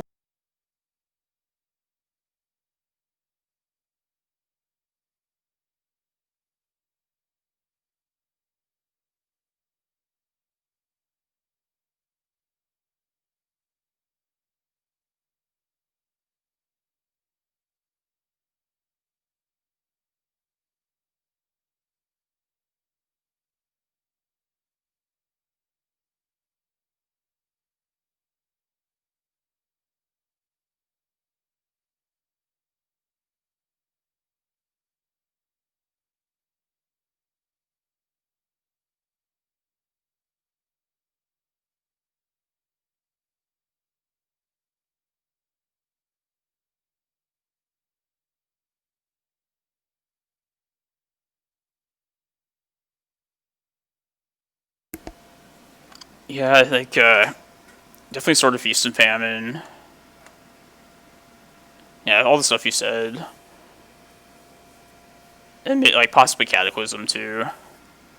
It's a sometimes card in the D&T sideboard. That's definitely one of the matchups for you want to have the Tabernacle in the board. Just got to keep them off of like a critical spell.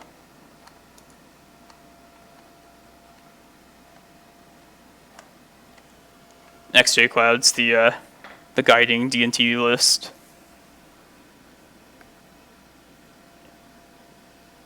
I don't follow like just deck lists in general as close as I used to. But I feel like the last time I looked at a D&T list, they weren't running very many Phyrexian Revokers. That was kind of surprising.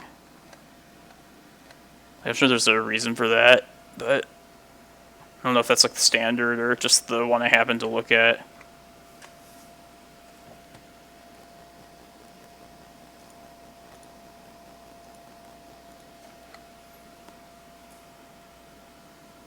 Oh, I like to hear that. I like seeing D&T for the most part. Yeah, good luck, Elf Kid. Undefeated, nice. I'm doing what I can to give you some good tiebreakers. Making a comeback here. Oh, I gotta set my fantasy football lineup. I thought we weren't playing for money and then they changed it up on me. Guess we are now.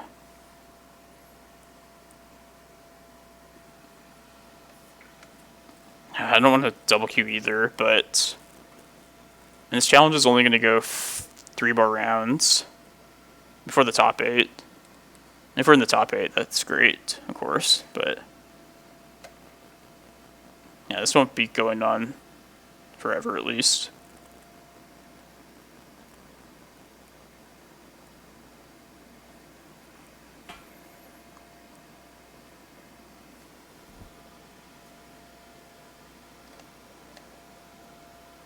Honestly, I was kind of surprised that they actually had these challenge events with the Eternal Weekend things happening.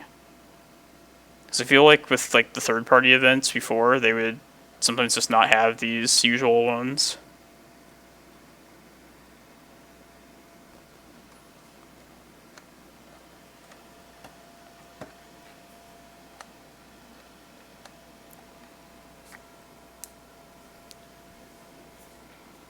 Let's get some more D&T.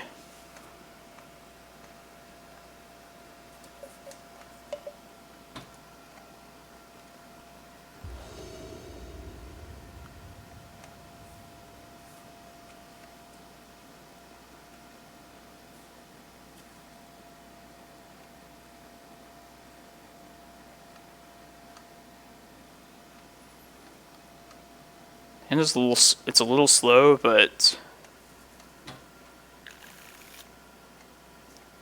the path is there to the Kozilek.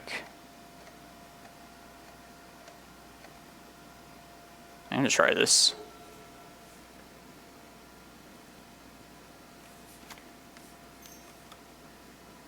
Thoughtseize, okay. Oh shit. Alright, we'll probably lose game 1. Elish Norn's not the worst, at least.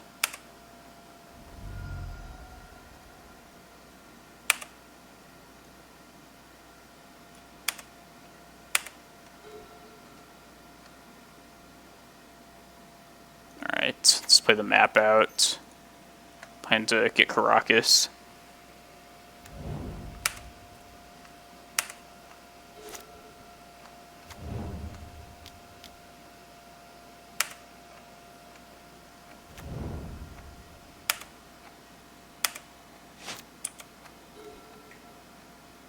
It's definitely the least threatening reanimator creature, at least.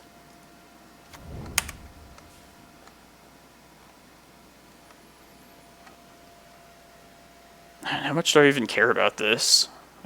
I almost don't hate it just hitting us for a few turns. If I get Karakas, I can at least get the Reclaimer out then. So yeah, let's stick with Karakas.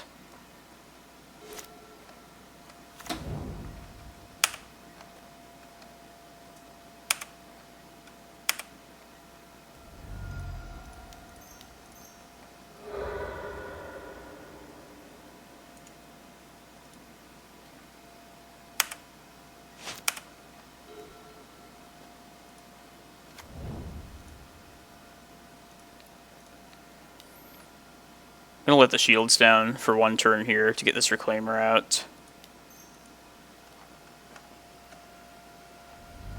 But I think it'll be worth it if we can get like dodge and entomb or something. Or like a Gristlebrand that gets binned.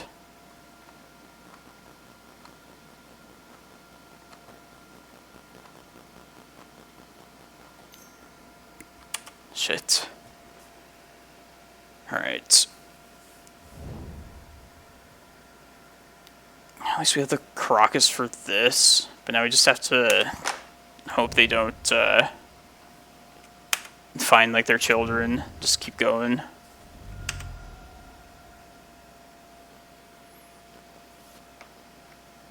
It was a risk, but wanted the Reclaimer out ASAP.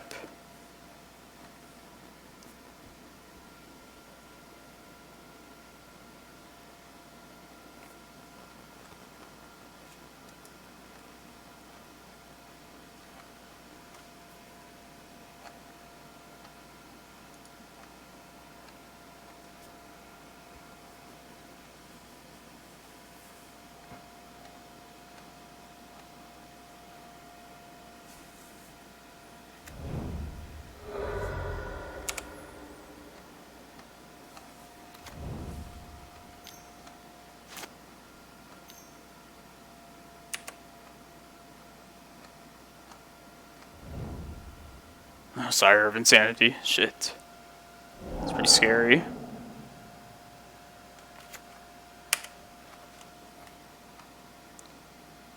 If that's... they're gonna get Elshnorn back, that's annoying.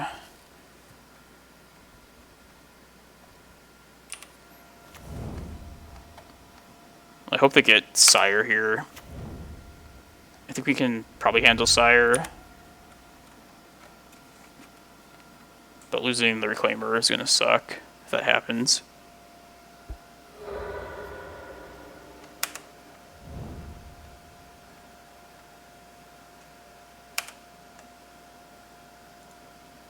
I'll pull up the their graveyard here.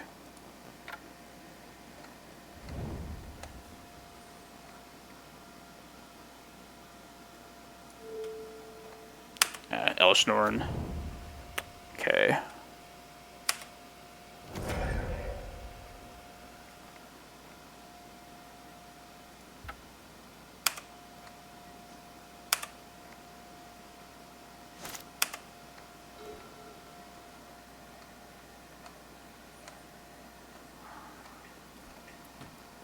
Alright, let's bounce Gristlebrand first for sure.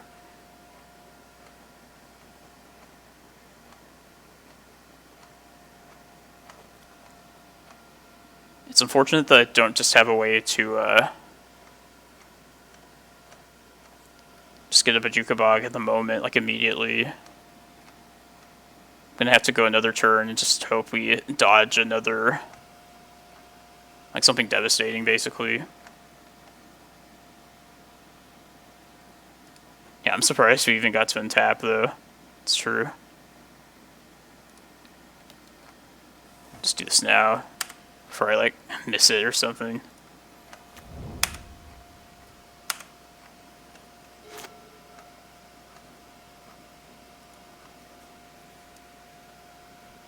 By devastating, I mean, like, Tidespout Tyrant or Ashen Rider, something like that.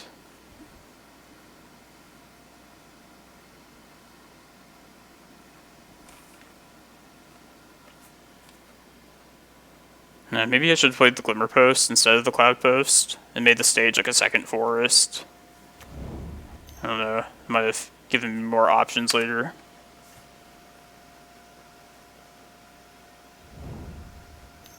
Chancellor.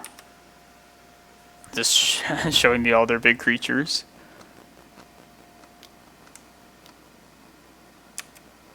And there's Sire.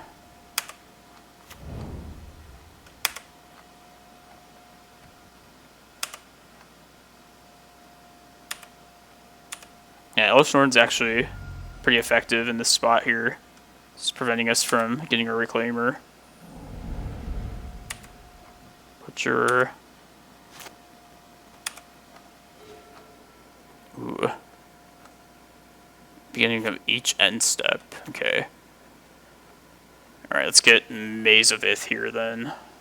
I think is the best thing to get. You can also get Dark Depths here, right? Maybe that's just the better thing. Yeah, I kind of like Dark Depths. That would let us win.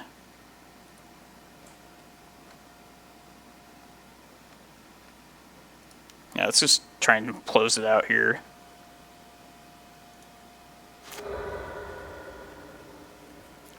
Just need to dodge like some sequence that ends up with them getting like an Ashen Rider or something.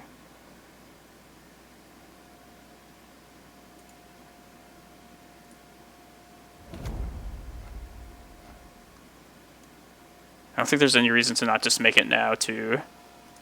Yeah, let's just do it now.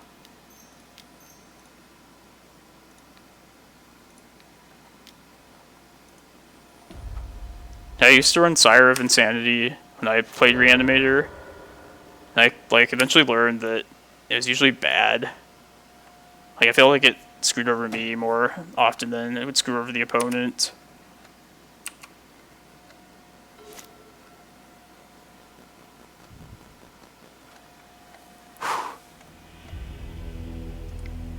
Reanimator is pretty scary. Definitely got lucky though.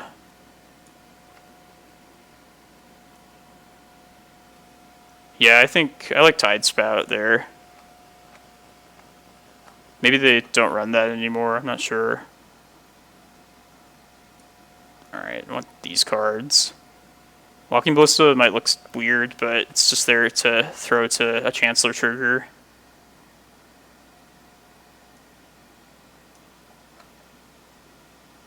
I got Glacial Chasm against Reanimator. Like, I know they are winning with creatures, but I mostly just planning to not let it get to that point. I know it could backfire on me later, but yeah, I don't want this over like the other cards I'm bringing in.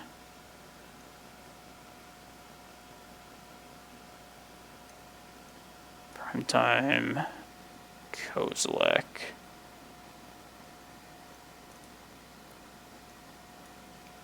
But yeah, I don't actually know the status of Reanimator lists now.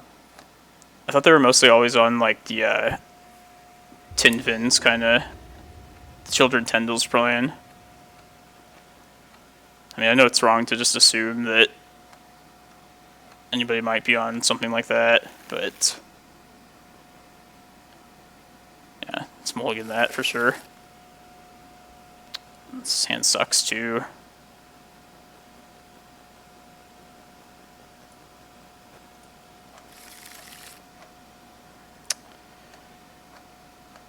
I was hoping for just a Reclaimer as fast as possible. It's just like our best card in this matchup. Or like one of the hate pieces like Surgical. Alright, this is definitely stopping here. Put back 1 Needle. Glimmerpost.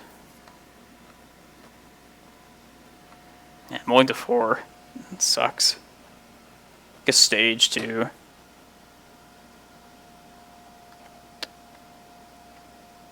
Maybe a Needle's not necessary at this point. Yeah, I'm just banking on this crop rotation here. Just keeping... maybe it's a good follow-up for later, actually. Yeah, let's just put back the Stage then. Sorry.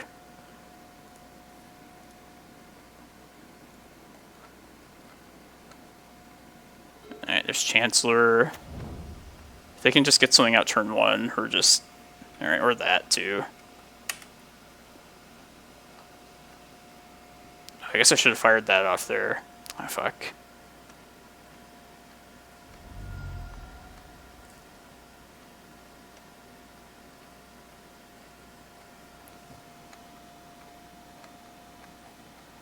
Yeah. Yeah, we lose to Magus for sure. It's another reason to have the Walking Ballista, I guess.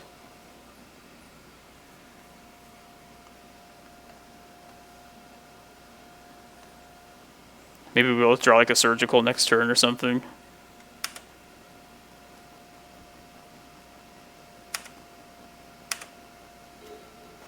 Ooh. Excellent. Alright, so let's wait till they do something. I'll play this Once Upon a Time to eat the trigger, if we need to. If they pass another turn, we can just pay for it. And maybe this crop art will get him.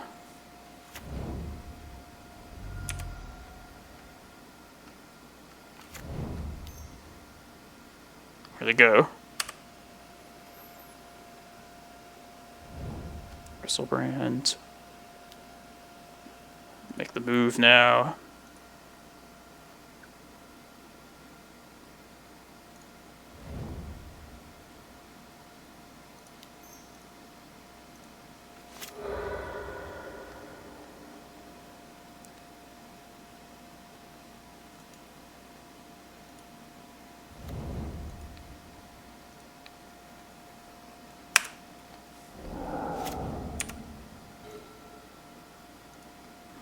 Definitely not out of the woods though, so.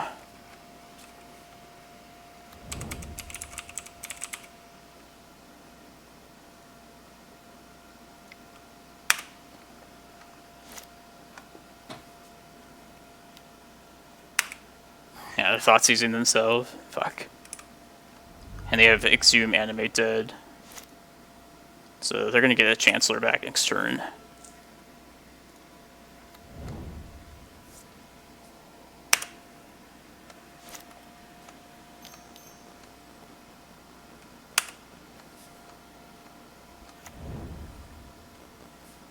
Alright, it's going to be close.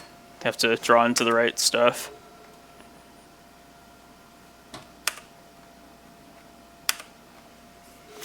playing against Blackbird Reanimator. I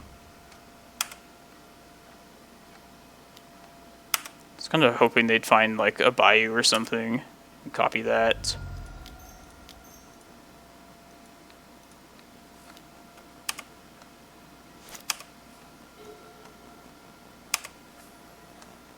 Alright, have a couple draw steps. Not much though.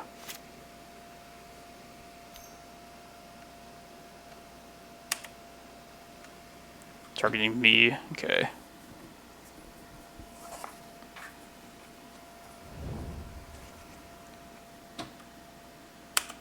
Naming crop rotation, okay.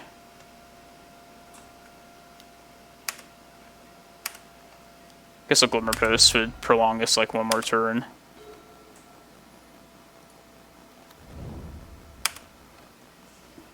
Ulamog, please.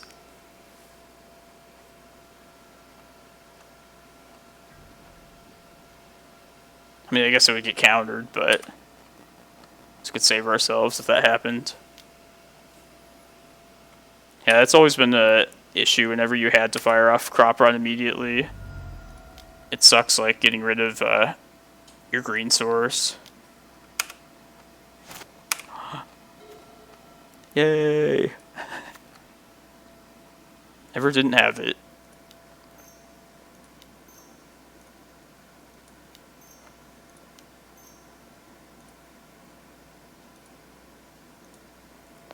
Let's see. Definitely life gain, of course. Guess just Maze of Ith too.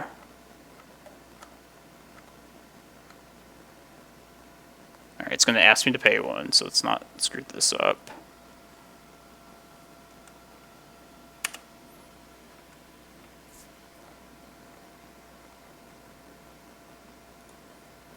Probably just Maze of Ith, I think, is the safest thing to get next.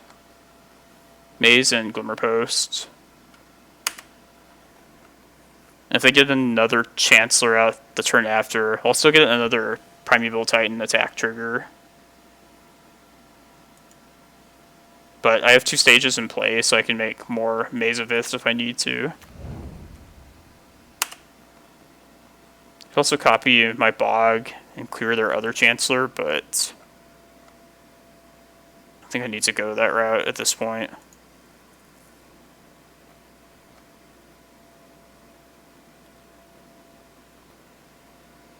I think I can, just on my own crackback. I do have Animate Dead.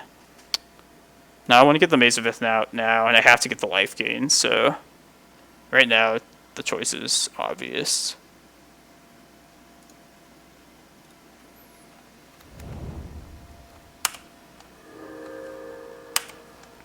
Yeah, I want to start moving towards Eye of Ugin too. I want to search up all my lands.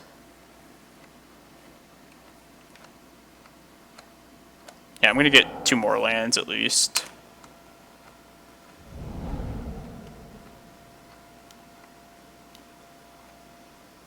I'm targeting my excavator. It's not very threatening.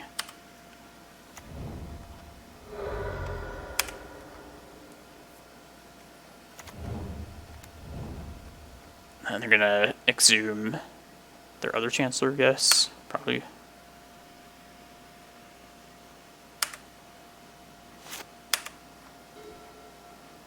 Okay, that makes it simple. Hey, what's up, Gifty? Yeah, I'm just gonna take back my own prime time with my maze.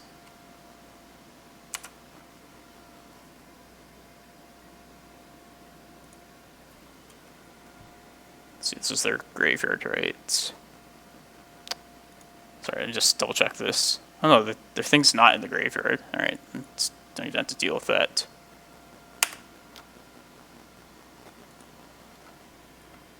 Let's just get life gain. Life gain plus I.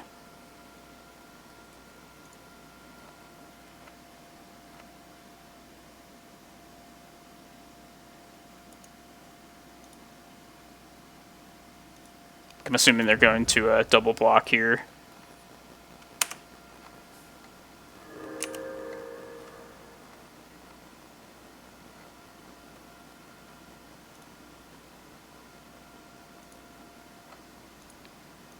No.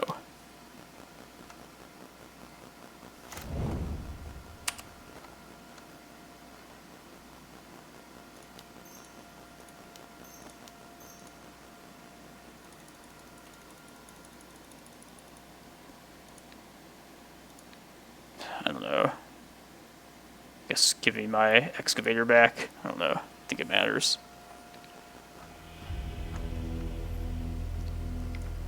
Alright. What's this next one at? 41 matches left. Alright.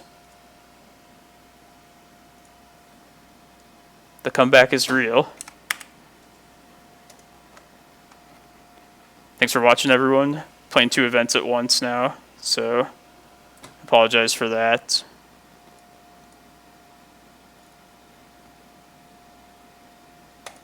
But yeah, I feel like this Eternal Weekend one's just not going to start for a while still. I guess like 10 minutes. It's not like a actual like GP where we have to wait like an hour in between rounds. The computer will take care of everything. Let's see. No, it's 1 Mr. Lee, right?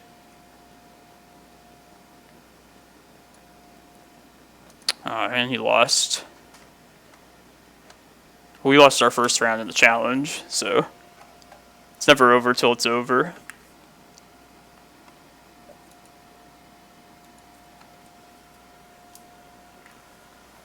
I just hate playing 2 games at once. I feel like it takes away from each game. Like 1 game of Magic is like just enough attention and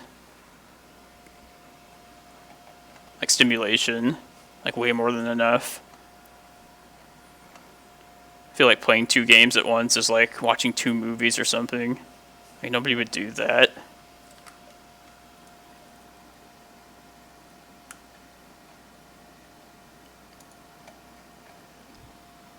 Yeah, I'm assuming most people that play a lot of like Moto Legacy are probably playing in this event.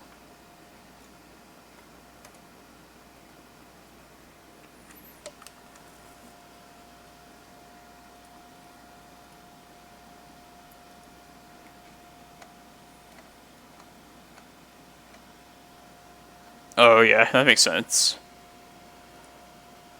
Master C, you know about my YouTube channel as well, right? It's it'll be put there, so if you can't like watch a old stream within like the next 2 weeks, you can always like find it there.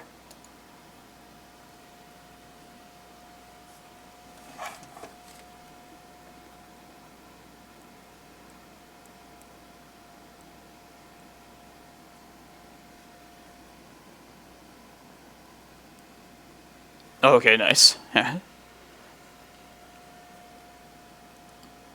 I have to anyone watching, if you enjoy my streams and you can't tap into watch it live or within the 2-week window that Twitch allows, I have a YouTube channel where I store all the videos, all the streams. So definitely subscribe to that if you like the content. Oh, that's okay, Master C. Like some of my friends that are streamers, I feel like I haven't followed them yet. I didn't like mean anything by not like following them, just yeah. It's kind of just me. I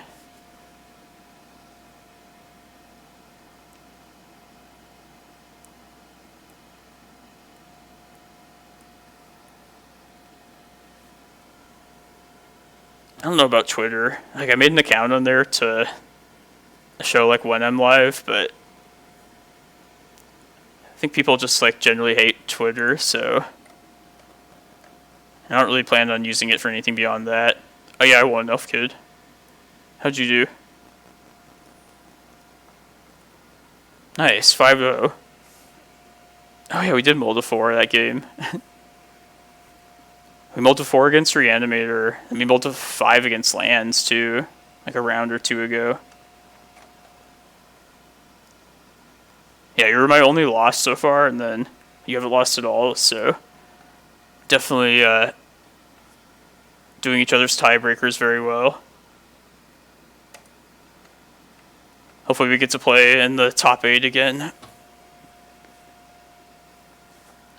Are you the only undefeated? I guess there's going to be one more 5-0 after this.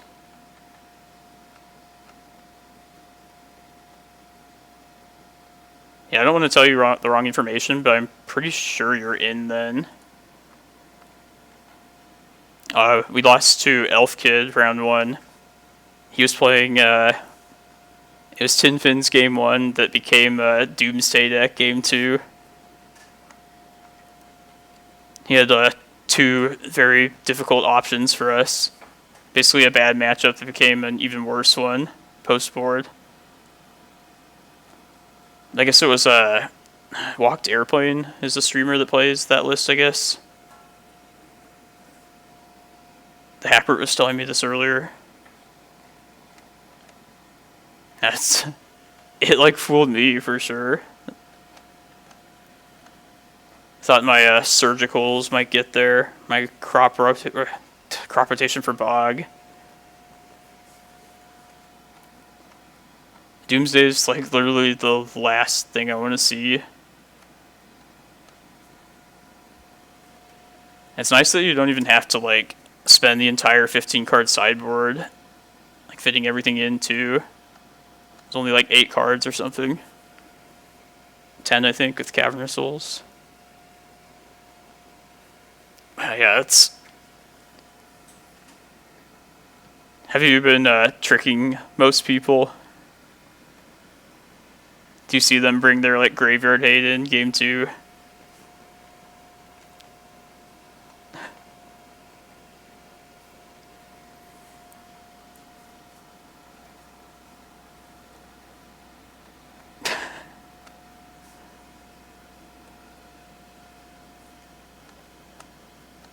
Yeah, Leyline, pretty useless against Doomsday.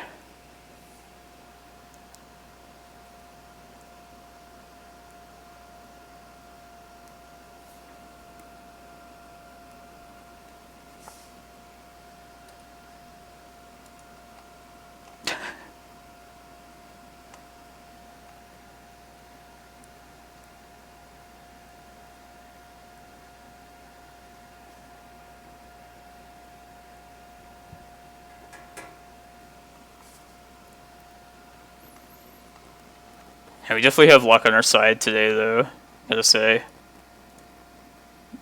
That Forest last round, it's the last turn we had. That saved us. Had some really lucky top decks in the challenge yesterday. Anybody that's been enjoying the stream so far, if you haven't seen yesterday's stream, we made the top 4 of the challenge yesterday. So there's a lot of good legacy, a lot of good 12 hosts in that stream. I recommend you check it out.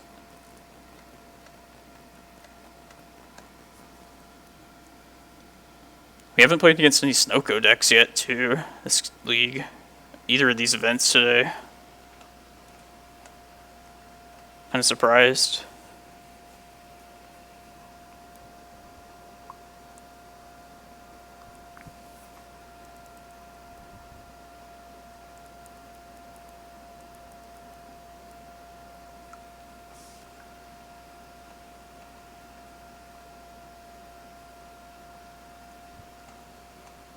Thanks for the info. Bouncing Yeti.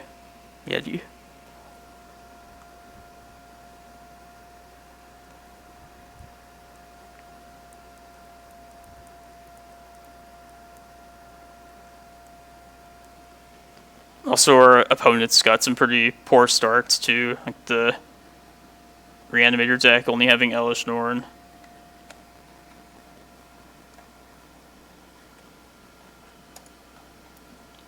Yeah, I know Black-Red Reanimator it'll usually always run like the 4 Gristlebrans, 4 Chancellors, and then like 2 like flex spots for the remaining big creatures. But that could just be anything, really. I never really ever main decked Elish Norn. Never seemed like better than like Iona or Tidespout Tyrant to me.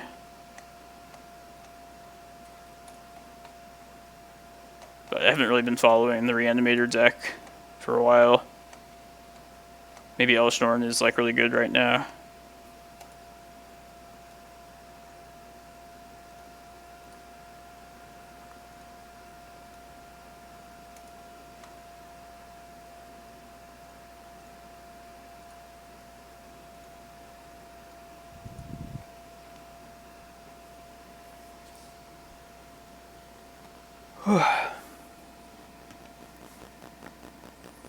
This is a long event, 10 rounds.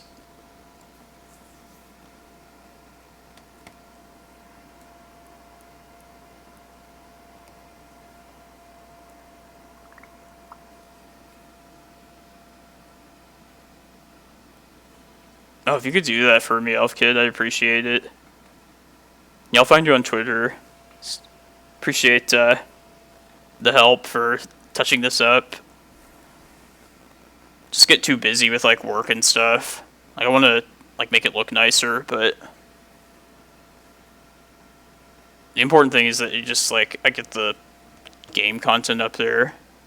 But yeah, I could definitely use like a legitimate overlay. Yeah, I'll find you on there, Elf Kid. Thanks. Nice. Yeah, I've been like, yeah, it's like, it's the whole streaming experience. It's just a learning process. It's cool that you've like helped other people. I didn't even know like what an overlay like actually was before this, but like it all makes sense now.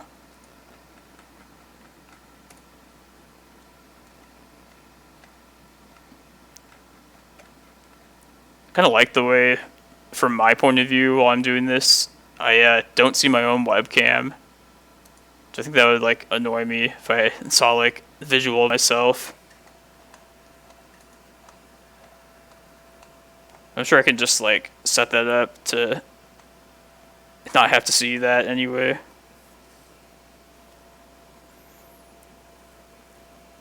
Yeah, only one screen. It's kind of an old computer. It's gonna be a while before I upgrade the computer, but once I do, I'm definitely gonna get like a second monitor. Can see why like you would want like two of them for sure, so I can look at stuff while everybody watching can't see what I'm looking at.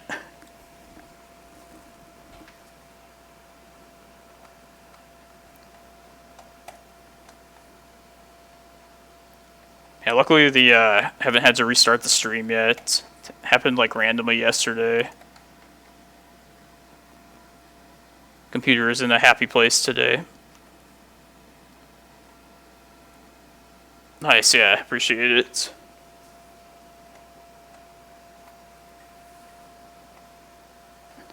I mean, we know Modo is a clunky program. I think this Streamlabs, the one is too. It's pretty taxing to the computer.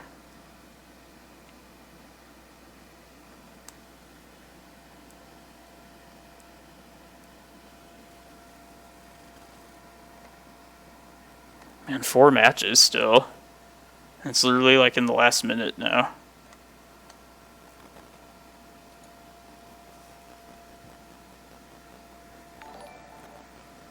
Thank you for the follow, GG Pong. Appreciate it.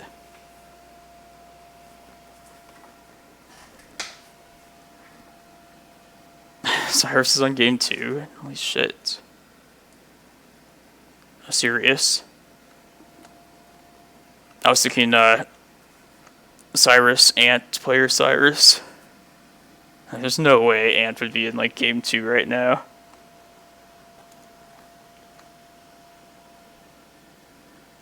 Thank you, GG Pong. If you're playing in any of these events too, good luck as well.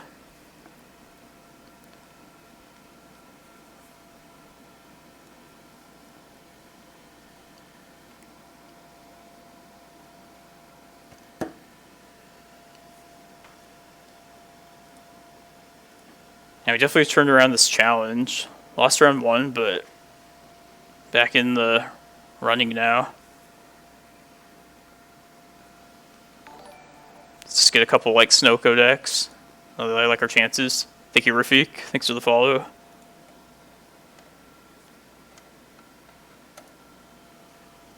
Took me forever just to get like a follow icon set up. Need to set up one for raids too.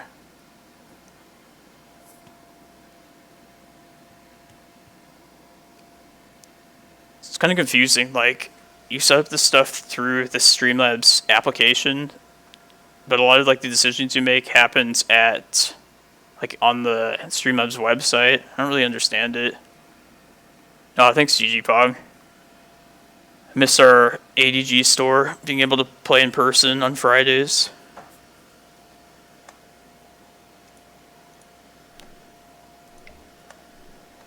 If I was able to play in person, we'd mess around with like decks like this, some non-post stuff.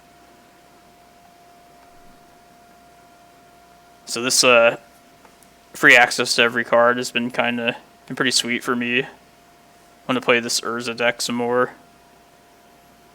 Most likely off stream, but maybe I'll stream like a league or something of it tomorrow.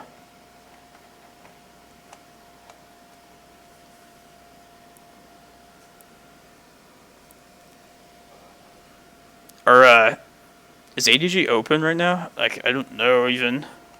Like, I know there's not like events happening there. Just wondering if you guys are like doing business at least.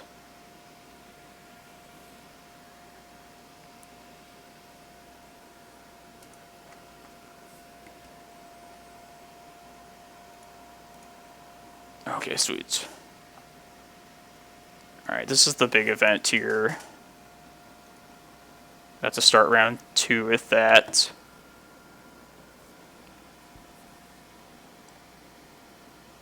Alright, we're gonna have some overlap here, most likely.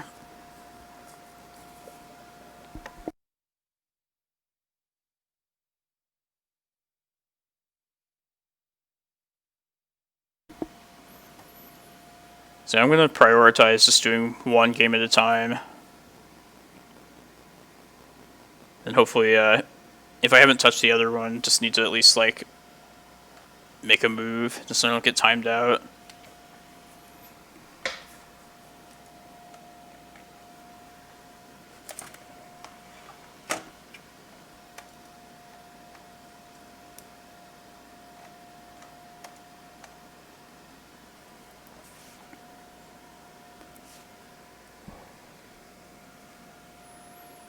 It feels like it's Monday today for some reason, to me.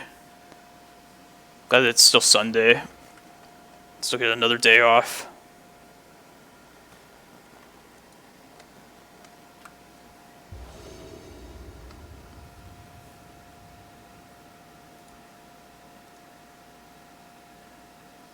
Come on, Moto, you can do it. Nice on the play. Let's try it. Turn 1 Reclaimer, Cloudpost in early plays. It's not a bad hand.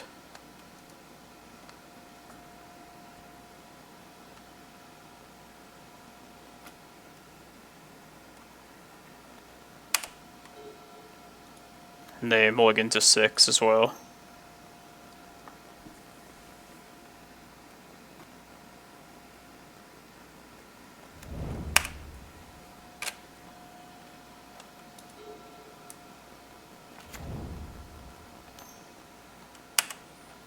Alright. See if we can take this Delver deck down. Probably the most difficult matchup. Not probably, it just definitely is. Most difficult fair matchup, at least.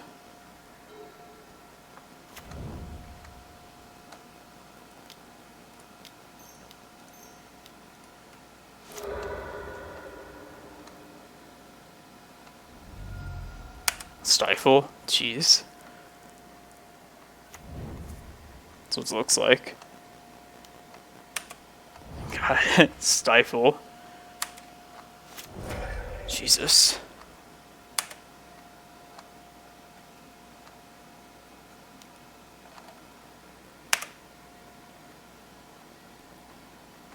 feel like I haven't seen Stifle out of a Delver list in a long time.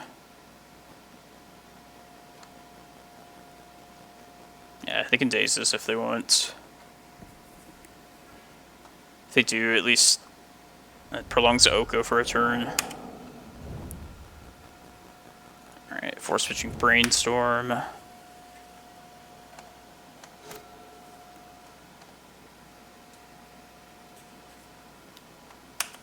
Alright, if we're lucky, we can just develop for a few turns and hopefully draw into like a Green Sun. Something to capitalize off this Allosaurus Shepherd.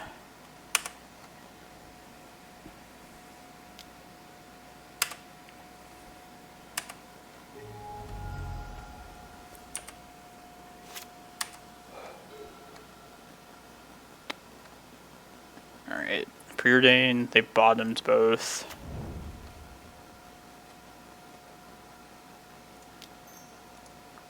I'm gonna name Oko if this resolves here. I'm more worried about Oko at this point.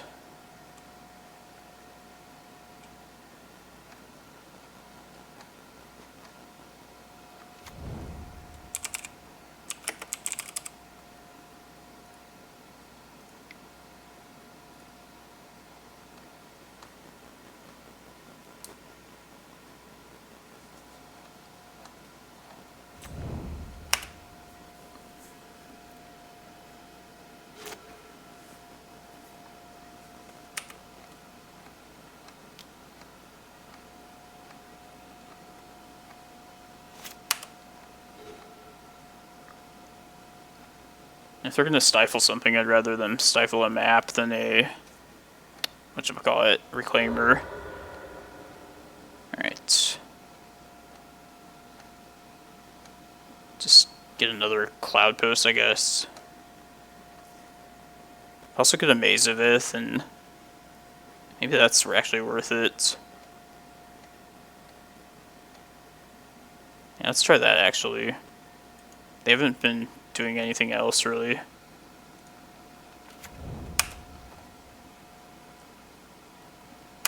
I guess if they do Wasteland it, then at least have our Cloudposts.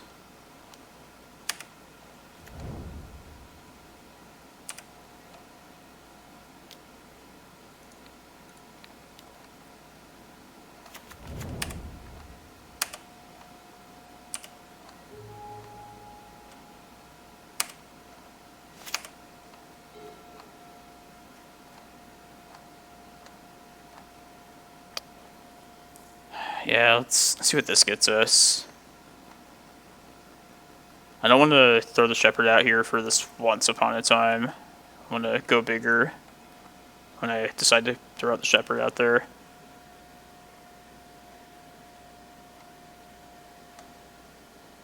Let's just take Ulamog. Have like a payoff at least when we reach the upper limits of our mana.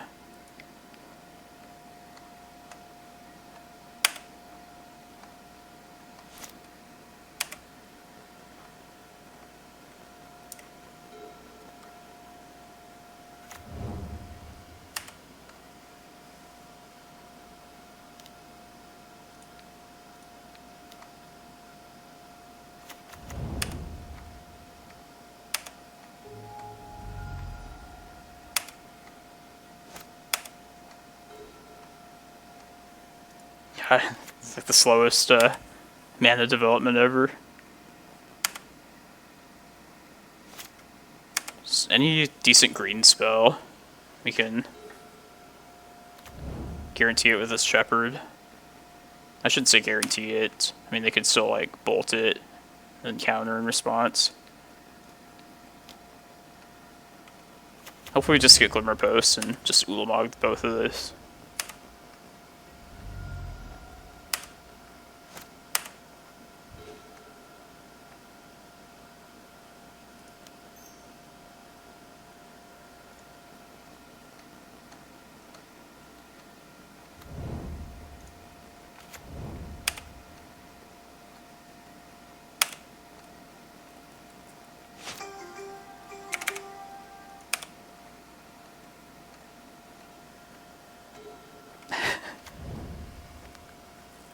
Oh, the luck.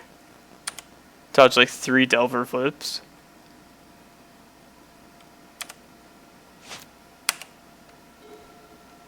Ooh.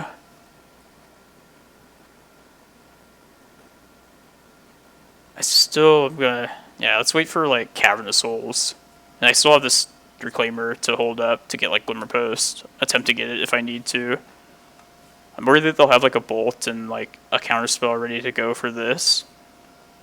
But if I can get this Reclaimer to get me one more Cavern, be more likely to get this prime time off. Maybe I'm being too conservative doing that.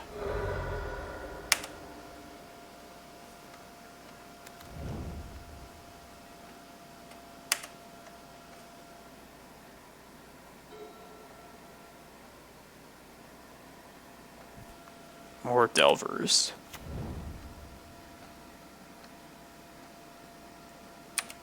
I think they have an answer to the Shepherd here.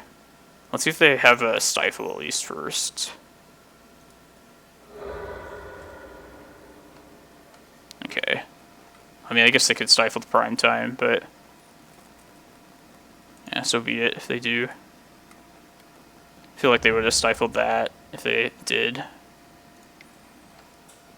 Also could have gotten like a Cloudpost and just cast Ulamog.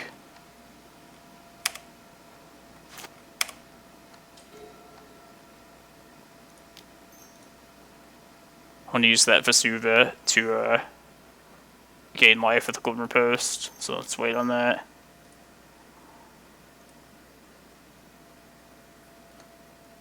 Do I? Actually, let me rethink that. Yeah, let's just get a ton of life here.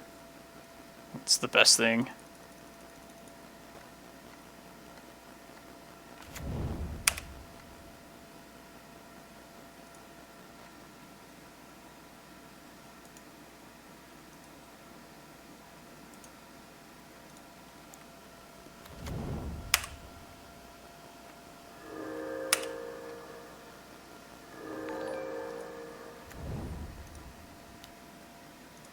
Thank you, Drewski Brew. Thank you for the follow.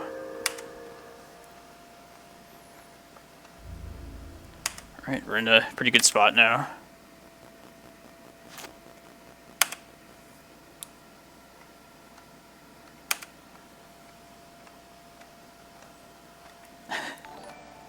Definitely got lucky and avoided like 20 damage of unflipped Delver damage.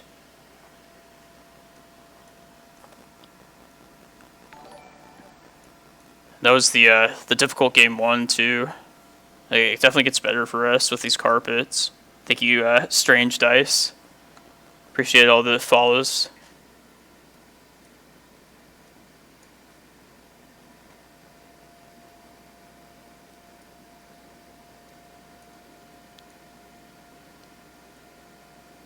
Yeah, this is how I've been siding against Rug Delver. Just cut a couple Reclaimers, cut a couple maps. Tash sent you. Thank you, Tash. Are you guys, I'm guessing you guys are just like chilling, ADG?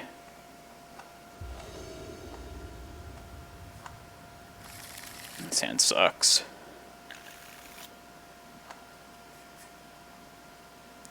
Man, these hands. I feel like we mulligan to 5 at least like once every round. This hand's pretty good though. It's decent, I guess. Alright, let's put back Karakas. I likely am gonna try to Vesuva one of their Trops to get my green mana. So that leaves us with... I want to keep the Maze and the Tabernacle both, too. Yeah, let's get the stage. That can become like a maze as well, if we need it to be. If it gets to that point.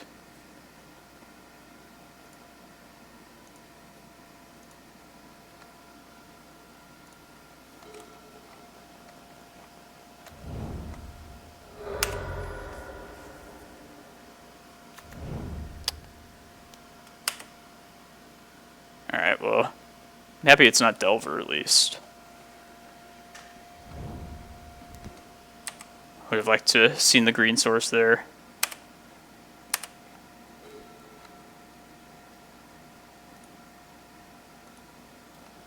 See if we can get a forest here. Yeah, let's get the green source now.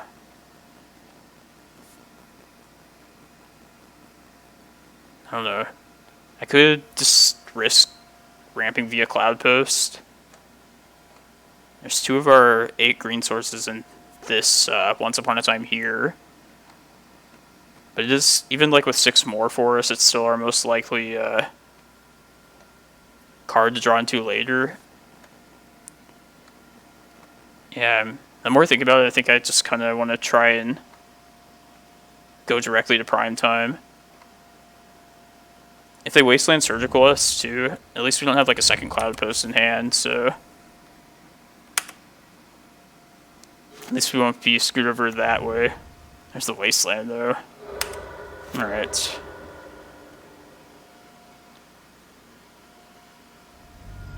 There's the Surgical. Called it.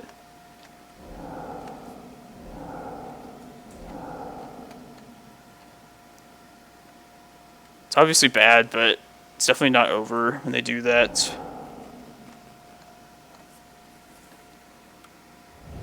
Carpet of Flowers still adds a lot of mana on its own.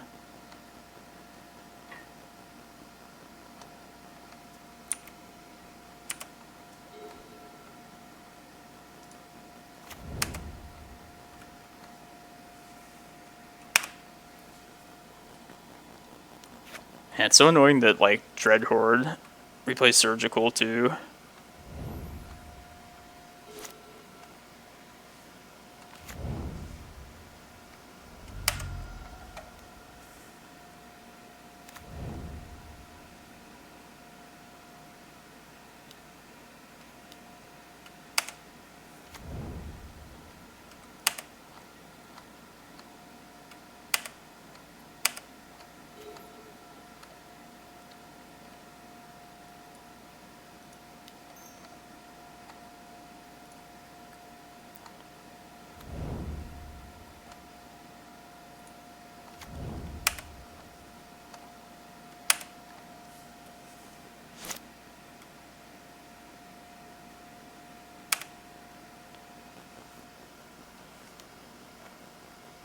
Priority at this moment is just trying to keep them off of Oko for as long as possible.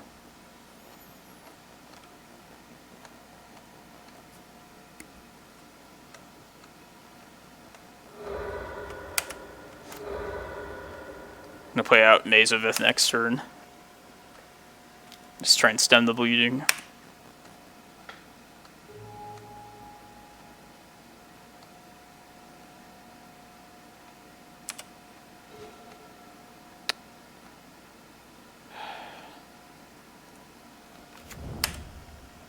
Hopefully they don't have 3 Wastelands.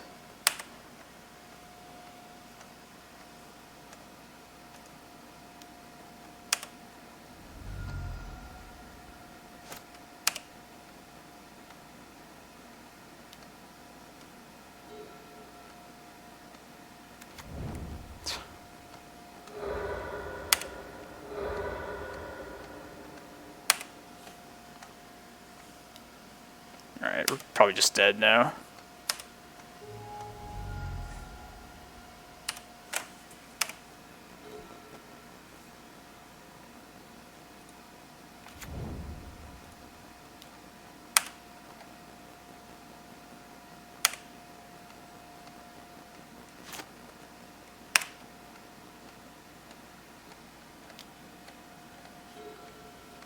Hey, you can never count out Rogue Delver, that's for sure.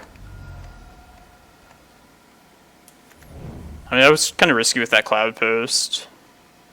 But it's not like I had anything just like set up ready to go. Like, say we get a Reclaimer out, I'm sure it just gets bolted.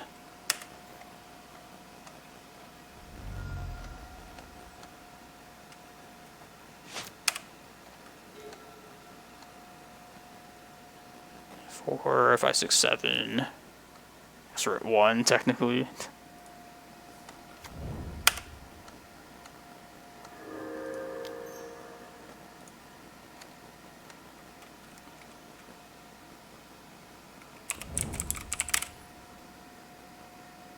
If I had a needle to start the game, would have played it out differently.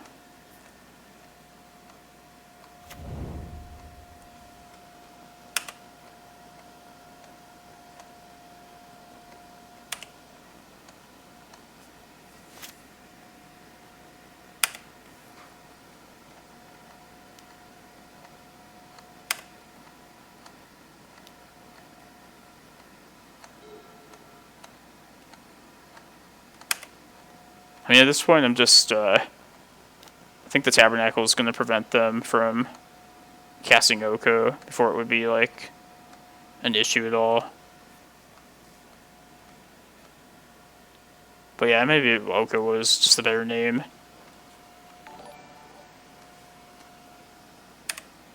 Thank you, Ryatron. Appreciate the follow. I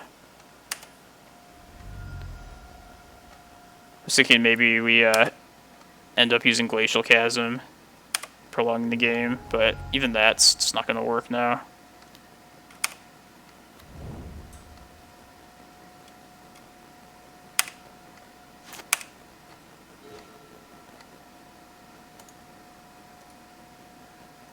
Alright, let's try and win the third game then. Alright. At least this round is going quickly.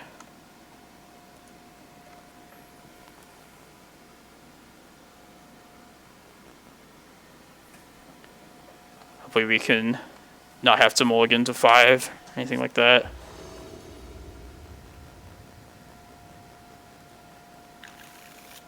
Yes, thank you. This is like hoping for one of these kind of hands. Try this.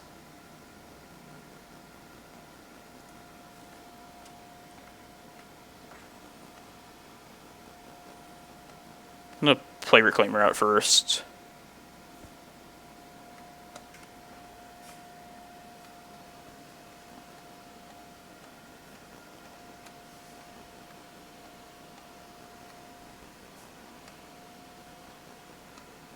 Reclaimer is just like the best as early as possible. There's the other match. Just want to try and at least get like one activation out of it before they can find like a bolt or something.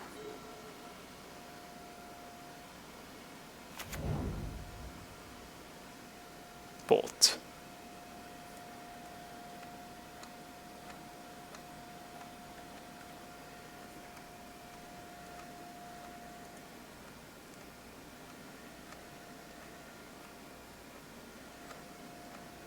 Wonder if they're like, I was thinking they're probably deciding between like Bolt or Delver.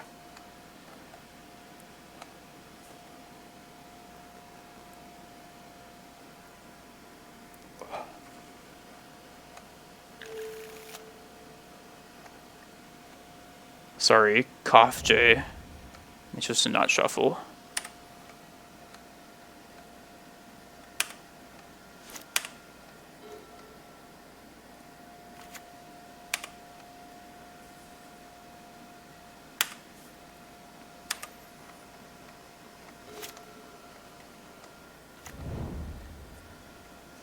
I'm happy they played that out at least. I was thinking like the worst possible sequence would be if they bolted this and then dropped a Wasteland after that. Yeah, they're gonna definitely kill this now.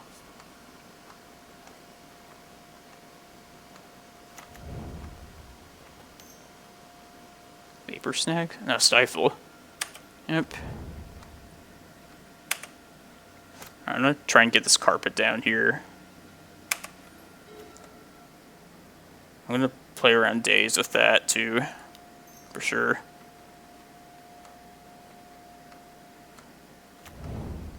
Right.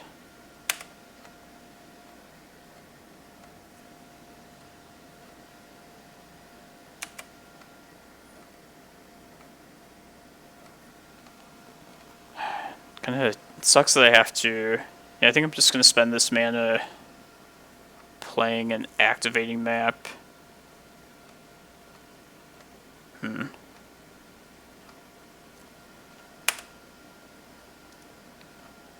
Just get Cloudpost in hand. I think it's probably safest there. Let's see if it resolves first anyway.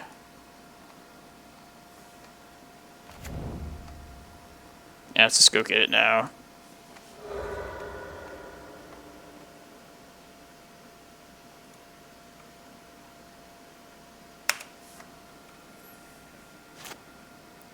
I also could have searched up Tabernacle there, I was considering.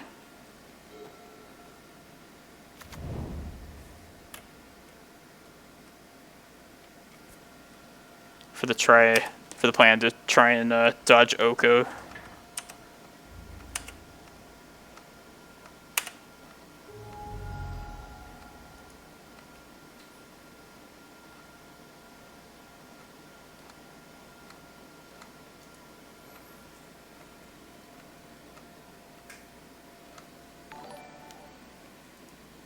Thank you, Cannibal Muffin. Thanks for the follow. I feel like they would have played Oko out there if they had it. Alright, let's just start playing Cloudpost then. Maybe I want to get Tabernacle right now, actually, or attempt to go get it.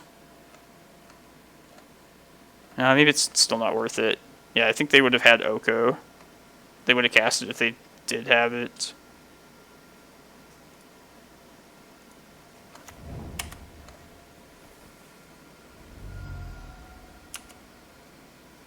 Let's see what this is. I think they wanted to keep up their stifle. Kind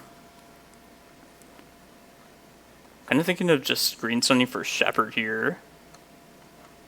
That way I don't have to fire off the Reclaimer activation if I don't need to. Yeah, let's just do that. They're low on cards, so I think that would be good to do right now.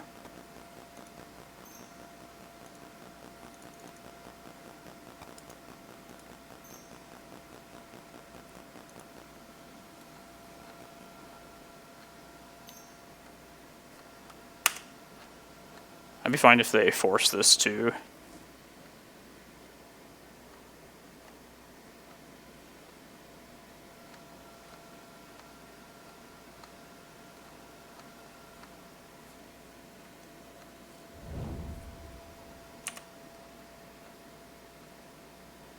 Alright.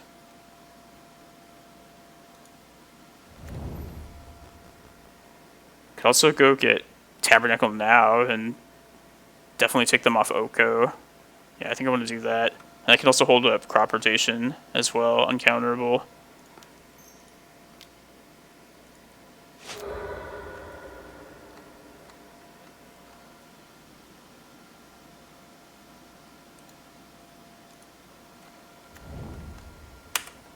And we'll see what they do this next turn, but if they like tap out, for instance, might trade the Tabernacle for like another Cloudpost and just go get Prime Time.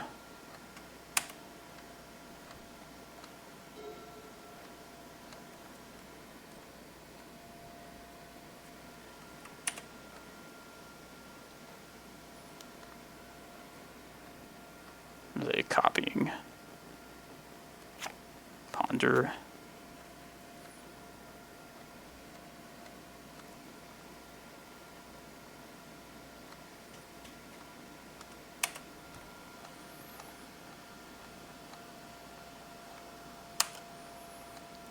Tabernacle is just going to be bad for us, though.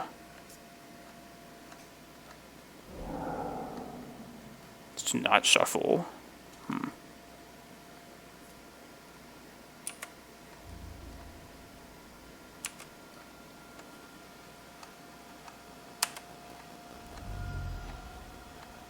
We're in game 3 here.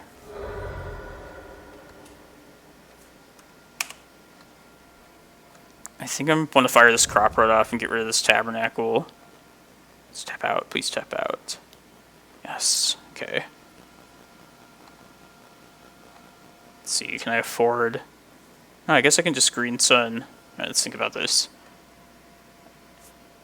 Trade this forest. If I trade the forest for another Cloudpost, I should get this other game.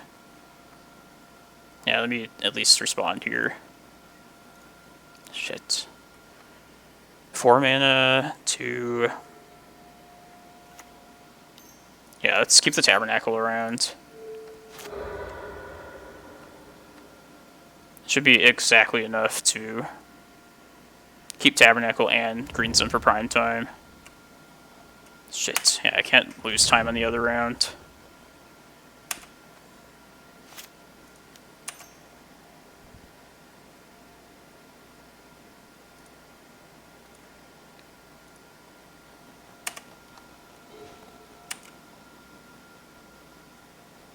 Yes, 4 green.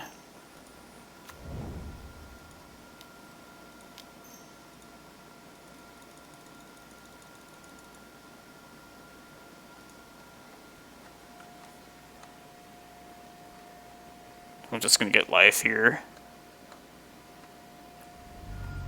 Surgical crop rotation, okay.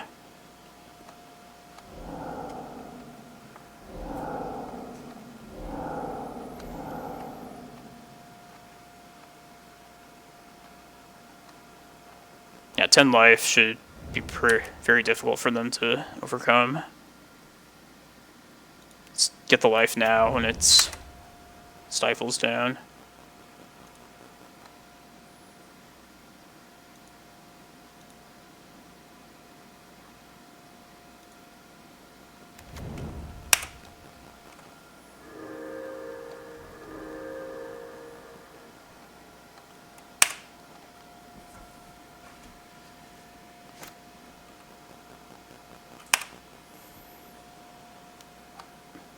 It should be enough there. Yeah, sorry everyone that I have to do this, but I need to make up some time here.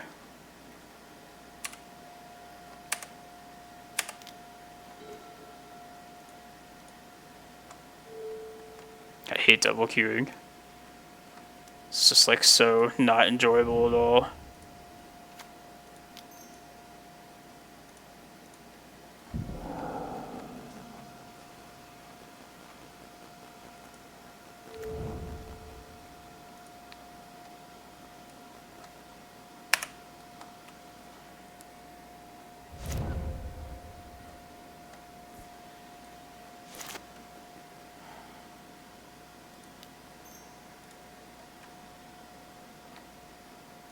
I know, I had no choice. Doing well in both these tournaments, so can't give up now.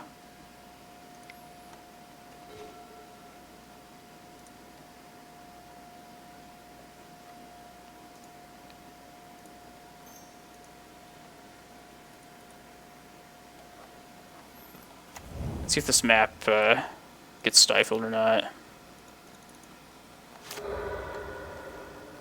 Nice. Let's get our eye here.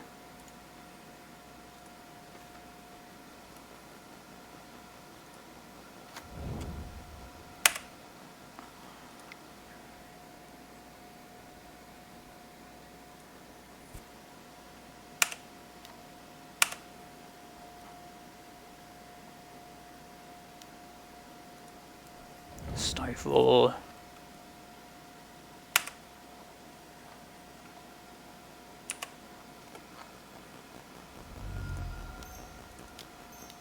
Let's get this now and stifles down.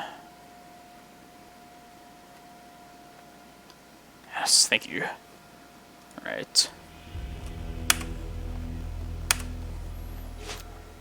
Alright, only 10 minutes down for this other one.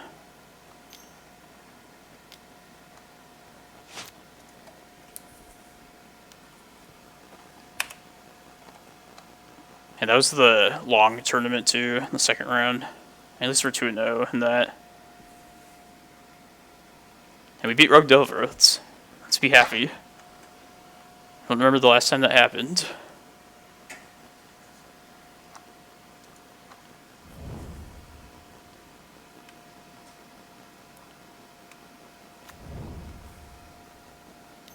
Basic Swamp, Astrolabe. It's probably just like some Snoko deck.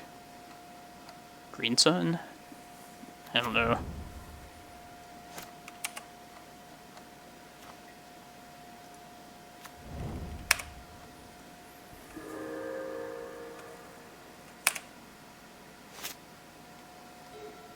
I didn't know Bug Order was like a deck at all. Nice, thanks. Good job, Elf Kid. Yeah, I wanted... Or no, this is the one that we're both in, the challenge. This looks grindy too. God, gotta play quick. Where's this other event at? Alright, got a lot of... decent amount of time.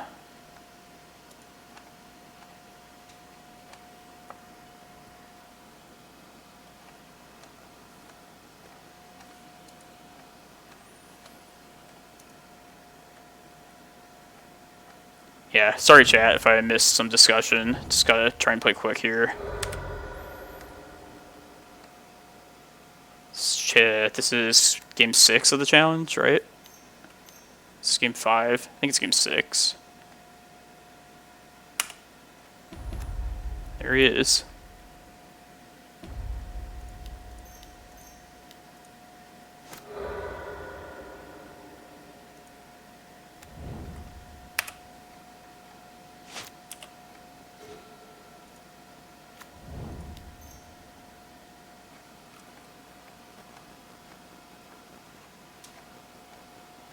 Should have cast that off of... Fuck. Yeah, off of the Cloudpost. Now I can't hold up Crop Rat.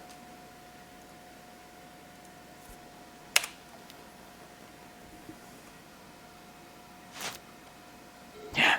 Oko's everywhere. Oko in every game. Let's hope this is not a Wasteland deck.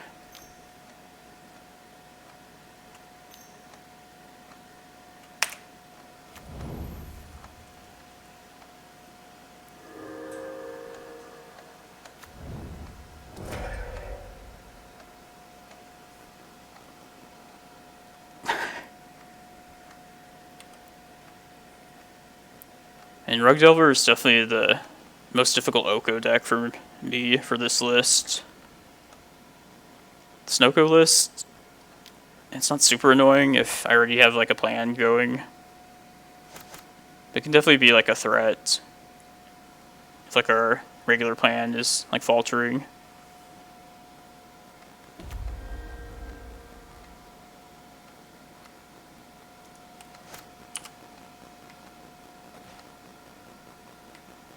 I think they have... Yeah, let's just see if this map resolves. Yeah, we know they have Force of Will. Sweet.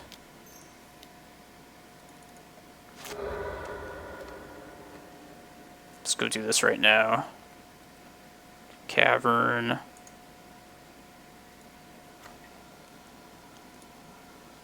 Let's save it for next turn.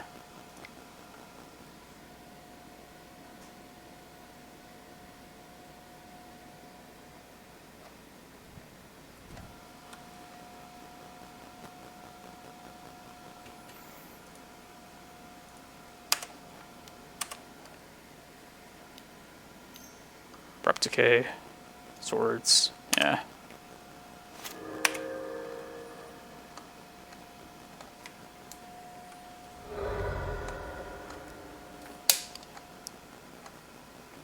They could potentially have Assassin's Trophy too, these colors. Something we gotta watch out for.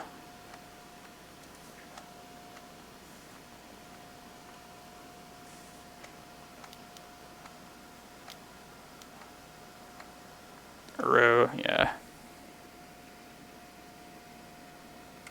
At least we don't have to worry about Uro. It's one of the lesser threatening blue-green cards for us.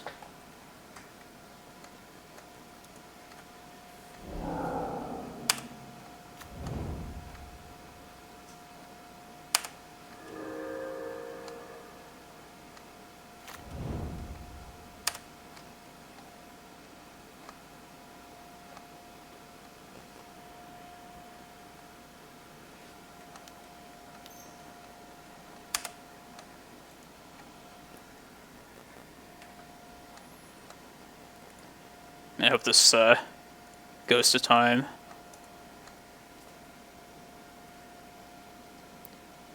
It's another grindy matchup for sure.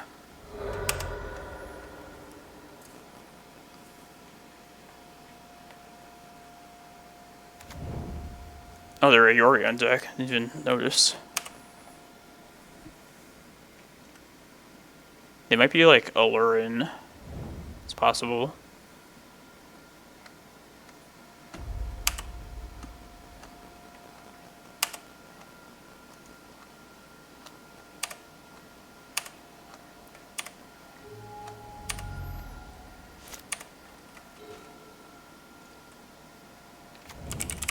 Giant. Let's get Eye of Ugin right now. This is the only primetime activation or primetime trigger we're gonna get.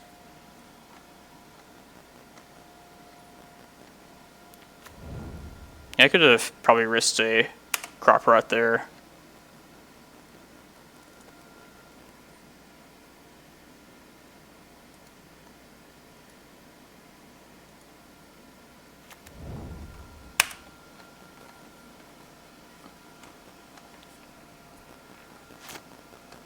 I mean, I wasn't gonna shoot it off until like their end step in case they like were to draw a wasteland. And at that point, I guess they had the second card in hand.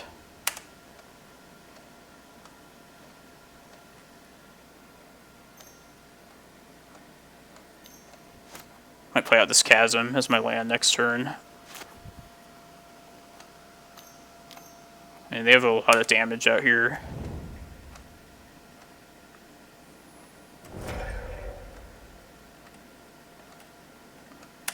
Make my primetime an elk already. Let's do it. They probably don't have wasteland, but I don't want to chance it in like F6 here.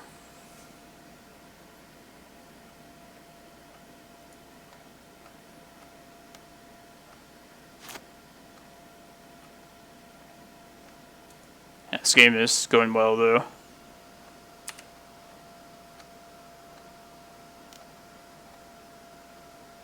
Gonna kill their Oka or their Ura right now if they're. It's definitely going to become an elk afterwards. Might as well kill this right now.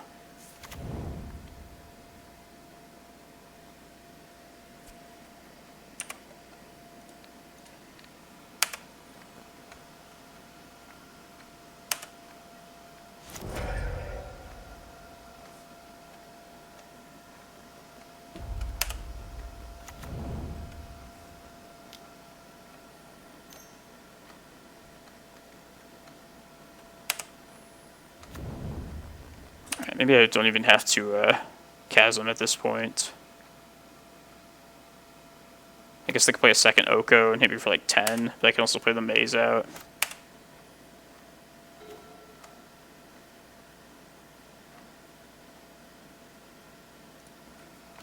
Yeah, I'm going to try and crop out this Maze at their end of turn.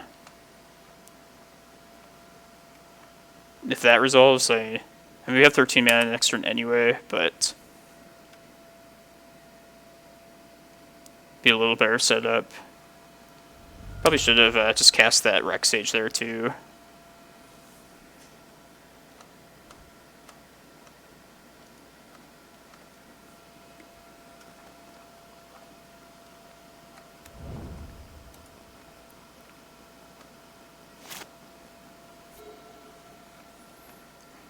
One thing I do hate about the Snoko deck is just I feel like their turns just go on forever. It's definitely like the new Emrakul deck. So are you done yet? Like, look at this. They have more lands than us. I guess we... That's not true. We have like one more land than they do. Usually they have more lands, though. Oh, nice job, Nathan. Yeah, I'm 2-0 also.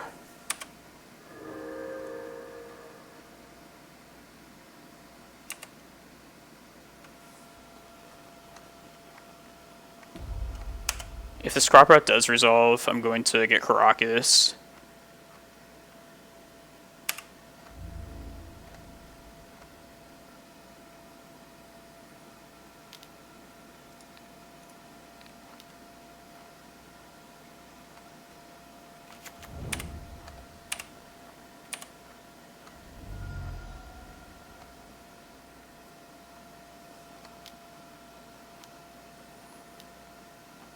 Put the Yorion in hand.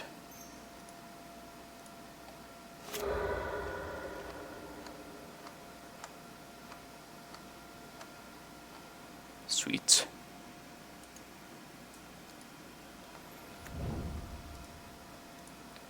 Bounce you.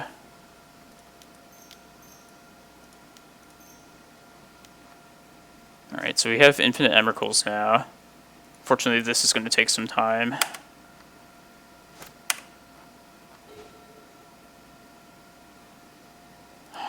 Yeah, I think it's a waste of time to do primetime stuff.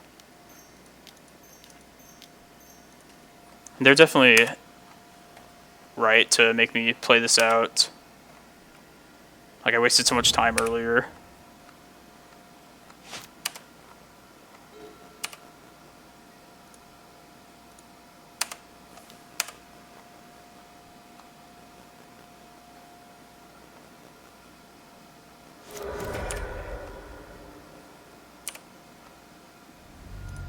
At least they're at a convenient 30 life.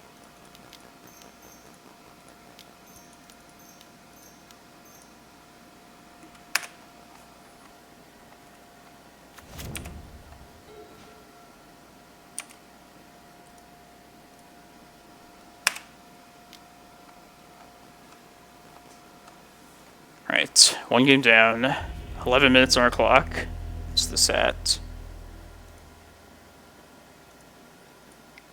I mean, they're at 15 minutes at least, too. I'm guessing a lot of people are doing the double queue.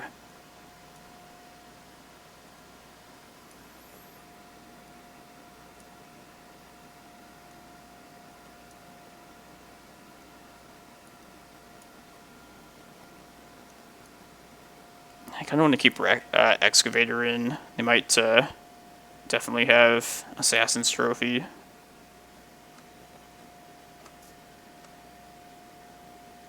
Let's just hope they don't.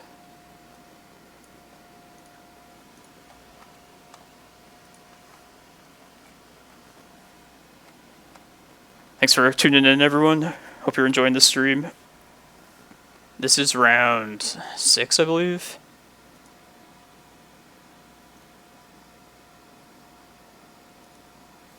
Yes. Alright, so at least this challenge can only possibly go one more round in the Swiss rounds.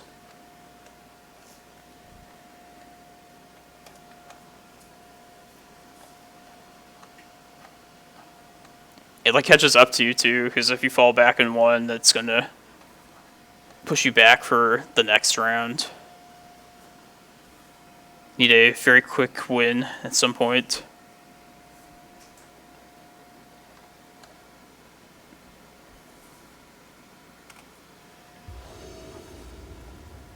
So yeah, they might be like some sort of combo, like a Lurin deck.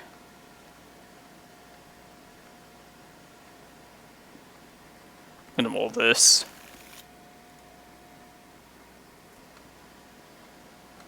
Yeah, maybe I can Vesuva one of their green sources.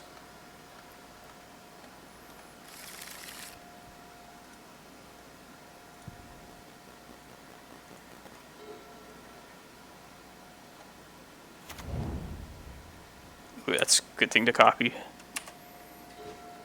Oh, okay. Not bad.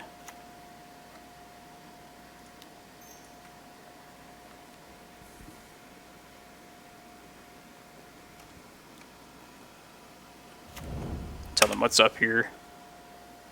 Maybe I should have not played that carpet, so didn't have to get the trigger.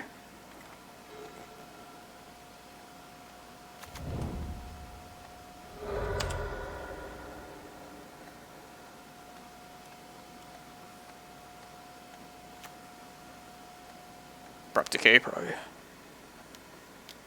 Yep.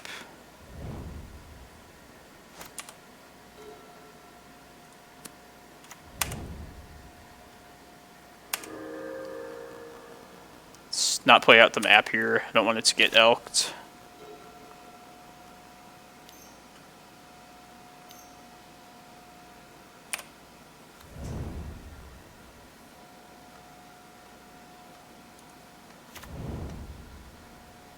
Bojuka Bog. It's interesting.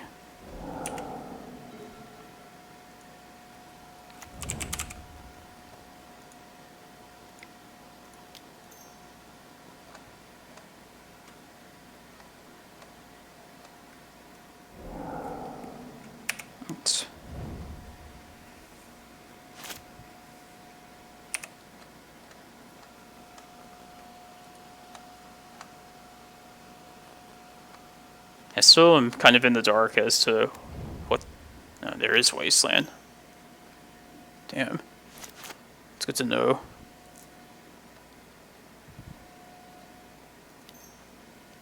Some sort of like Maverick deck? I don't know. Then we're gonna Vesuva their Bog and take out their Uro. Wow, 2 Wastelands.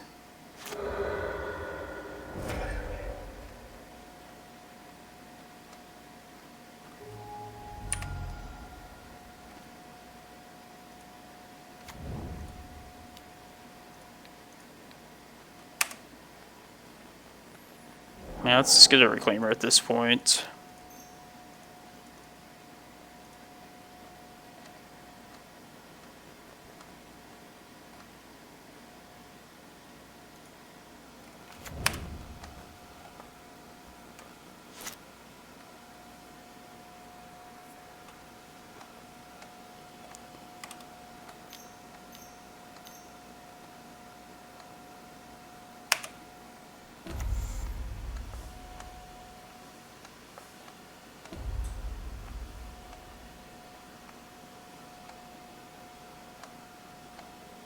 I guess I'm probably gonna Vesuva their Wasteland, try and get them to fire that off. Okay.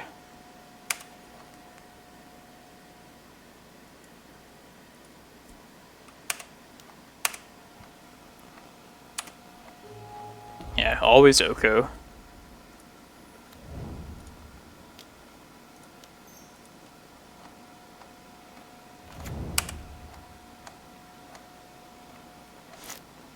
Probably play this ramping plan kind of slow. I can get stage with this map. Play that out first, and then copy the Cloudpost like 2 turns from now. In case they play like another Wasteland.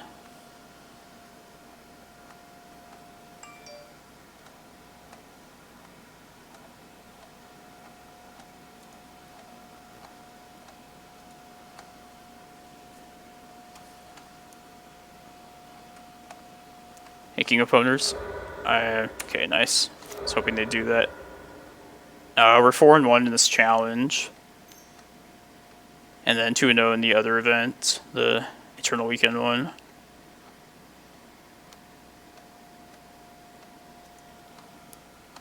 But I had to double queue, so I'm short on a lot of time here. Hope this isn't their own Reclaimer, but it is.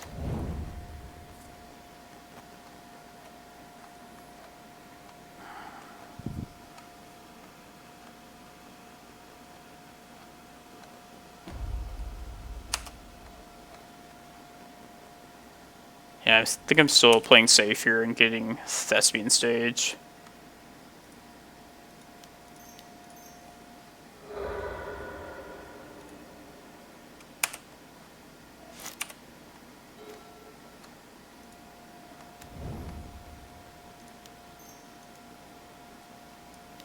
just make this forest right now, I guess.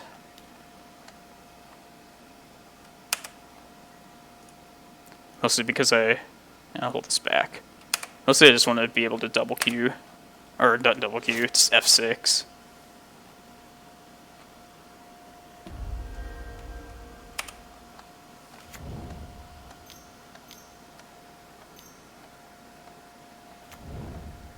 Oh god, this is very bad.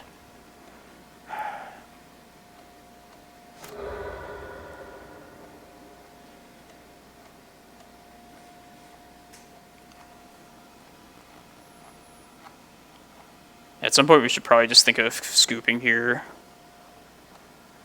See if you draw like a needle or something.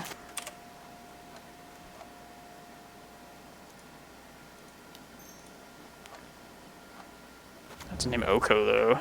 Fucking Oko.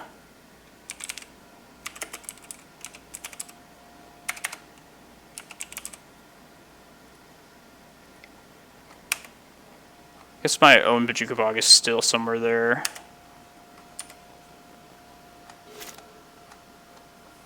Yeah, for this game I didn't even know they had Wasteland, honestly. If you don't draw another needle here, or something like a crop rotation, probably just gonna scoop it up.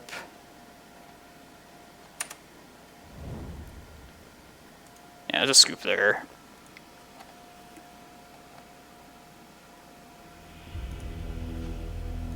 Oh, there was another needle, but can't keep up with the endless removal of the 80 card deck. Alright, crop rotation seems a little bit better, knowing that they have Wasteland. I mean, they know they have counters still, but it's definitely worth considering. Yeah, it's got to play quickly, more than anything. How likely are they to have, like, back to basics alongside Wasteland? I feel like I can cut back on some of these. Yeah, let's do 2 crop, 2 force, I guess. Just hedge a little against, like, both of those. Could also possibly surgical, too, but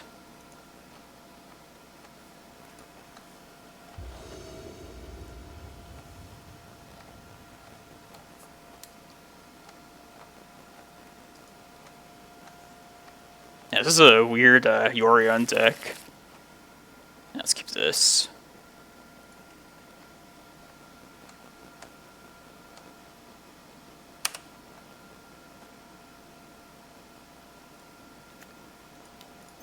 Three matches in the other one. 2 matches now.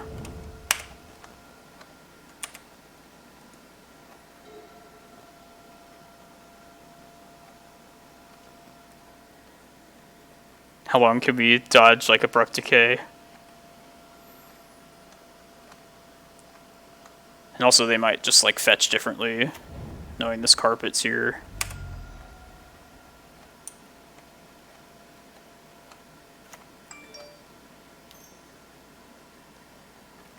Utopia Sprawl.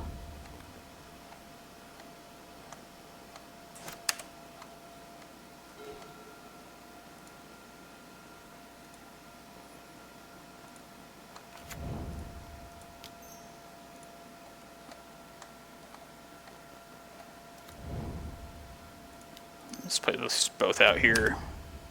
I don't have a lot of time, so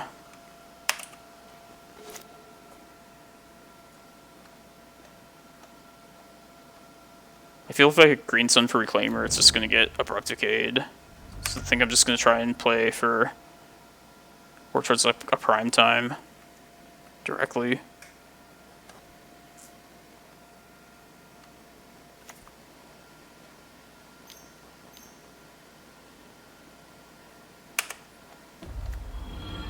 That sucks. Shit.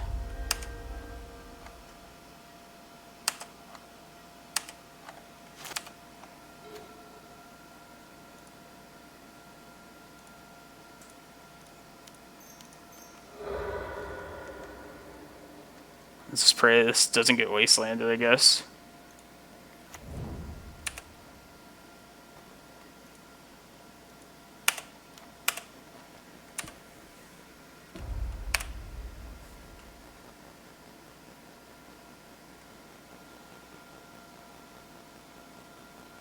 I think I'm lagging up. There we go. Alright, I think this game is not going to last much longer.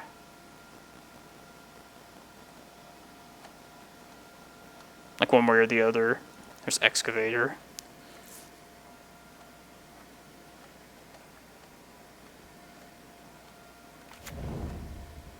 Okay, there are some sort of like Maverick deck.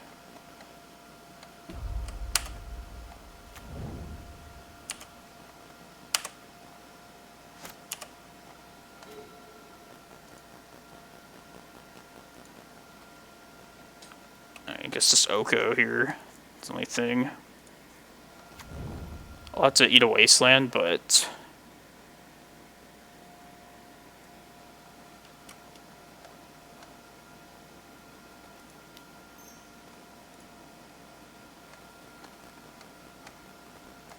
this will probably just get countered too.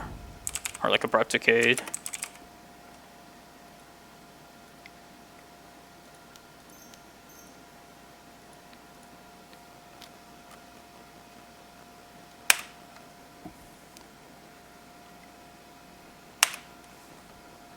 Thespian Sage kind of sucks here too. Like that's definitely the best thing to Wasteland. Yeah, they're a Yori on deck.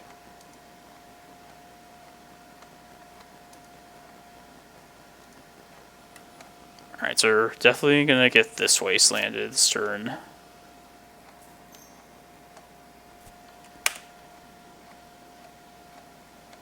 Yeah, these kind of matches I've noticed Carpet of Flowers is not as good as I would hope it to be. Like Astrolabe decks that have blue. Like Delver, it's great, but like the Pokemoki list, I know they can get by without like actually needing actual islands.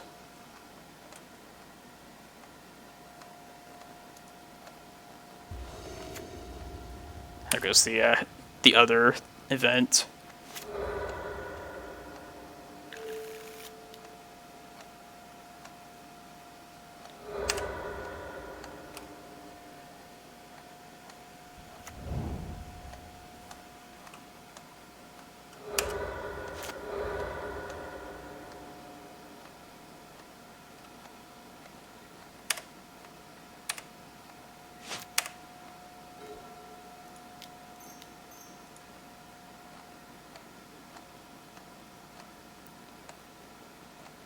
I guess just Forest, I don't know. It's probably just hoping to get like a Reclaimer soon.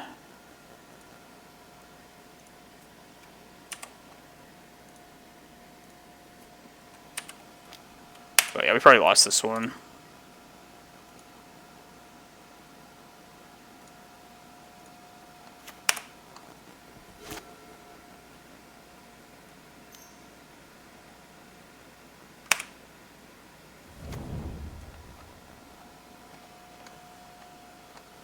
And maybe, like, if I had drawn, like, one of my Force of Vigors, I could get rid of their color fixers.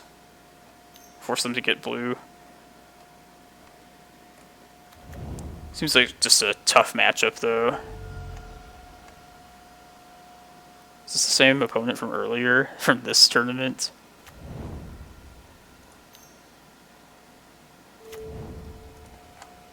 Ah, it's just Moto screwing up.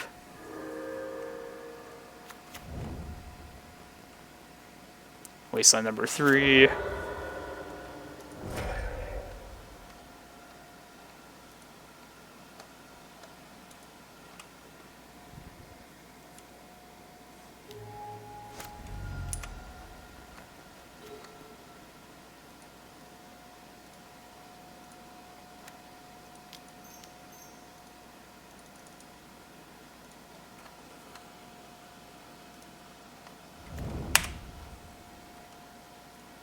Oops. Alright, we're going to be X and 2, I guess, in this challenge. Not terrible, I guess.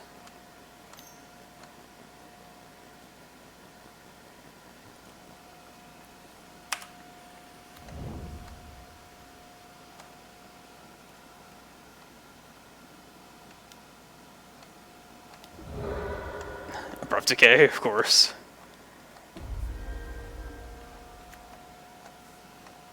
Yeah, my only hope is to, like, use Reclaimer and get Bojuka Bog there.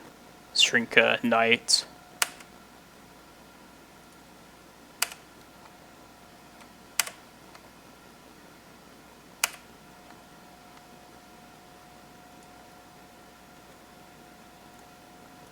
It's just make more basic forests.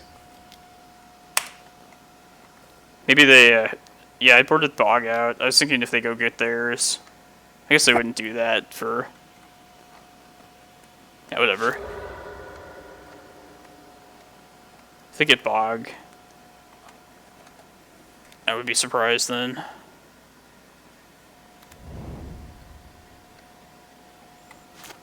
Maybe we work our way up to prime time in time. Just chump for a few turns.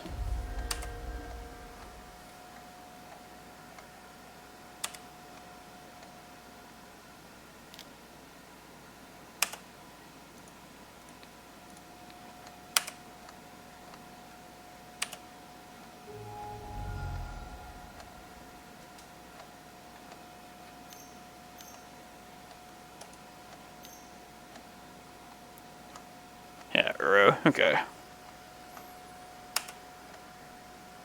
Excavator. Yeah, it seems like a very tough matchup. Whatever it is, exactly.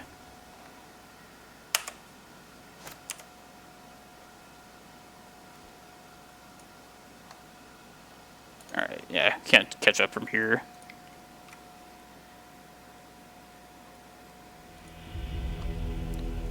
Other event now. Watch this one. One match left. Alright, there's only one more at least in that one.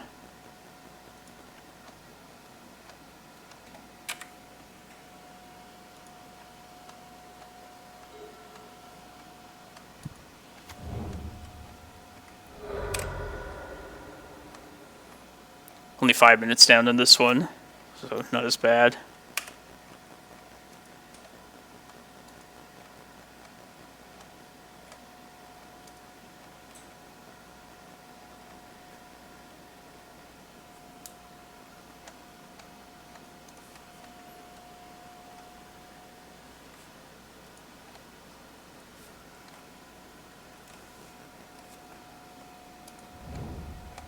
Yeah, sorry chat if I missed a lot of discussion there. Just trying to play quickly.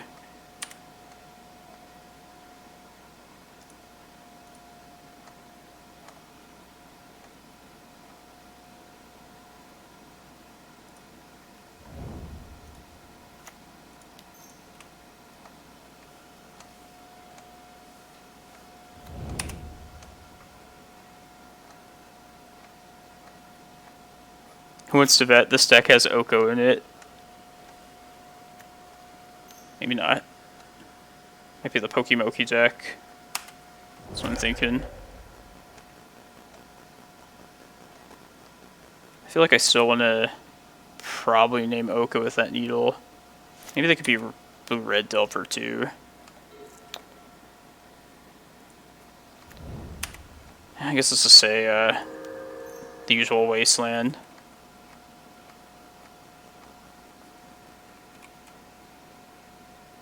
I just got a feeling they probably have green in there too.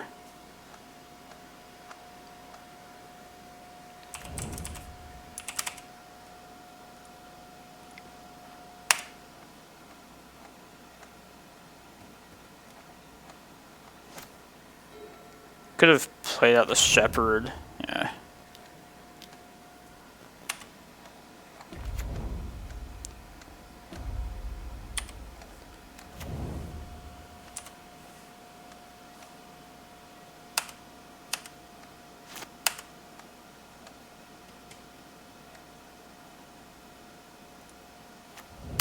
Alright, hopefully my crop rotations can hold up.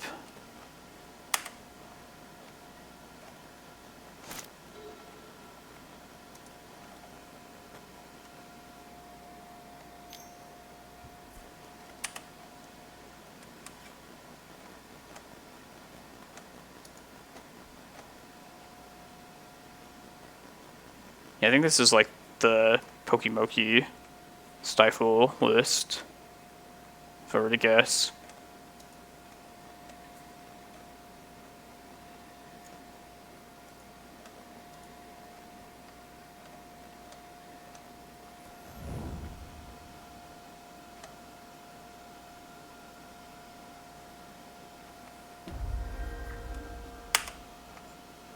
Yeah, they definitely care about needles, so...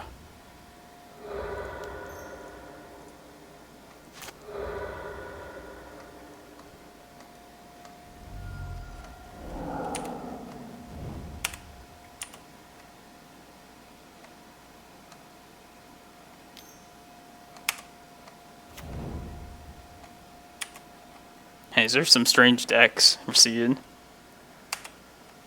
Like Rogue Delver with basic mountain, basic island. Strange.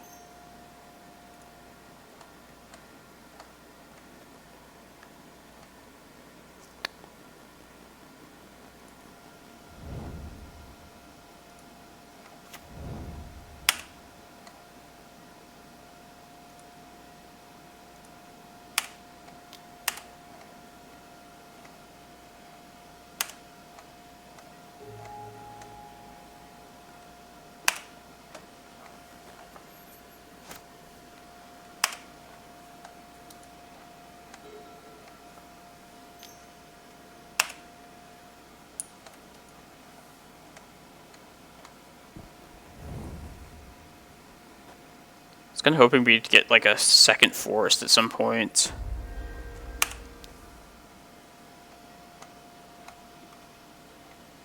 Let's go, Leviathan.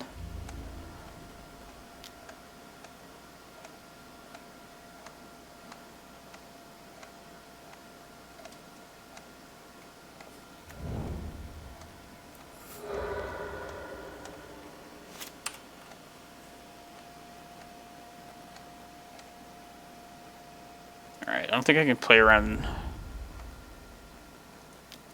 I just need to try and get a Cloudpost. Try and not just lose to a... If they have another Wasteland, it's like nothing I can do about it.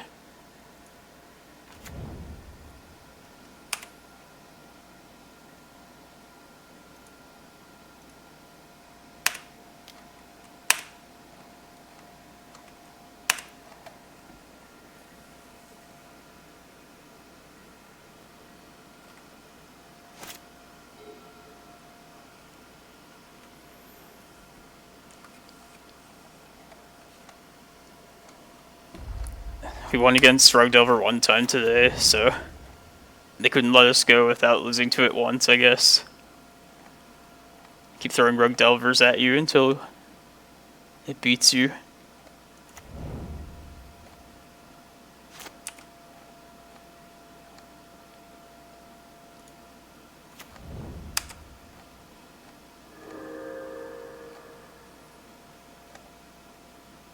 I have to block here. If this flips, I have to keep it back.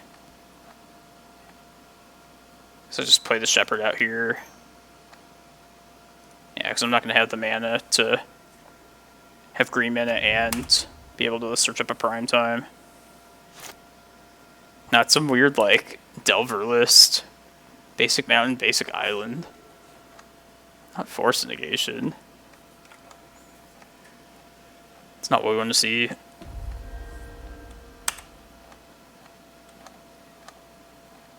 Alright, hopefully we draw a mana source, be able to get prime time.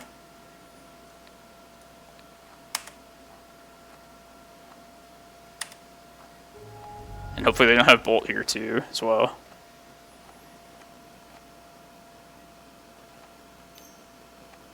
God damn it. Okay.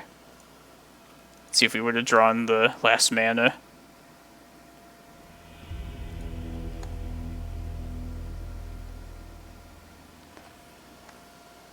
Moto. Moto doesn't even want to tell me. They have basics, so might be Blood Moon there. I think there's actually a pretty good chance of that being the case. Yeah, I saw Force of Negation there.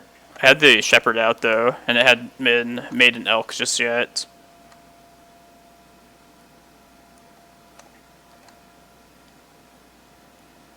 Yeah, I'm sure if they would have just elked it, if there was any threat actually from the Shepherd there. It's gotta... Where's the other event at here? One more. It's gonna start soon too.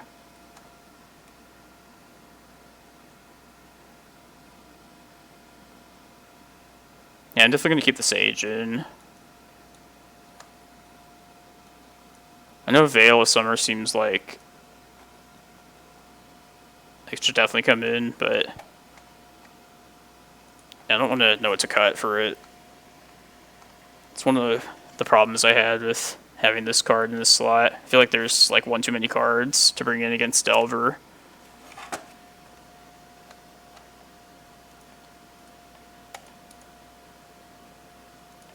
Alright, well, this is the last Swiss round of this at least. Oh no, it's the top 8. Okay. 11th place. Elf Kid, nice job. How's it going, Hierarch? That's kind of a relief, at least. Not as good as our top 4 yesterday, but it's fine. What did we get for top 16? 10 treasure chests? Okay. I'm just happy that we can just focus on one game at a time now. Oh, we lost to that player. They were on some sort of like Maverick list, like blue Maverick. Almost anything that'd be good against us, he had it.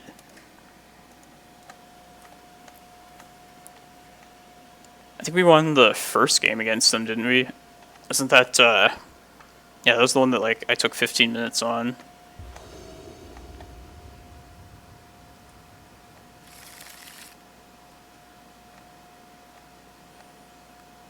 Yeah, let's try and bake on these carpets.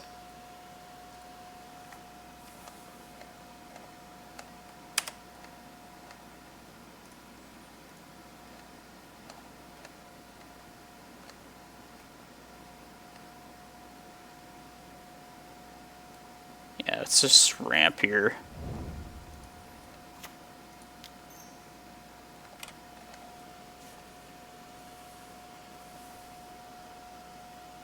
I like to try and just at least establish my mana. And then we can just hope to draw into action later. Maybe we have this Emrakul too. If we can get that far.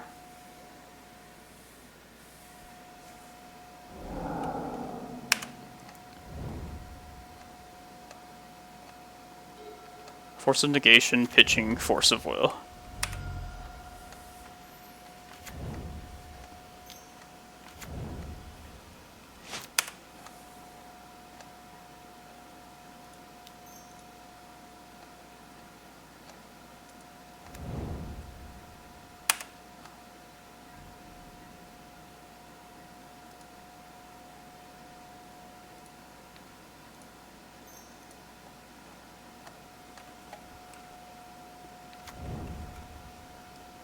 Yeah, let's just say Wasteland here. The Tabernacle in hand will allow me to keep them off of... Yeah, I can just like Tabernacle right here, actually. Just try and stop them from the start. Encourage them to play more islands.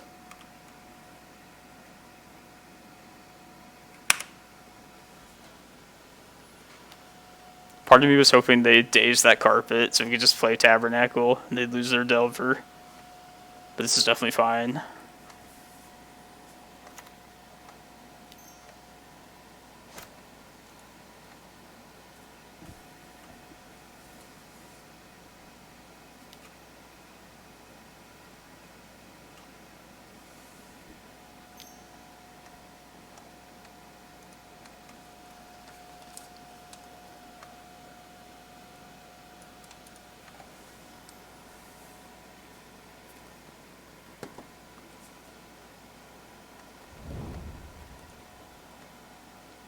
It did not shuffle.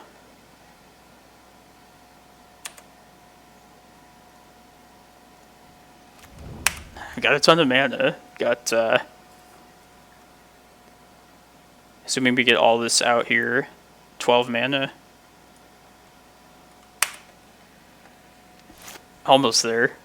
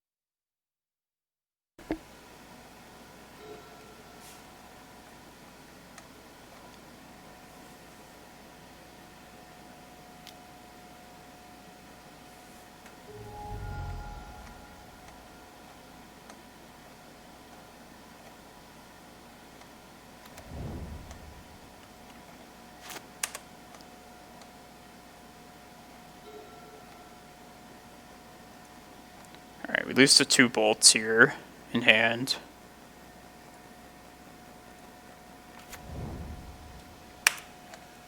But if not, maybe they'll get rid of a Delver. I don't think they would, but if it means Oko plus Wasteland, they might decide to do that. We're probably just dead now. They always have the multiple bolts.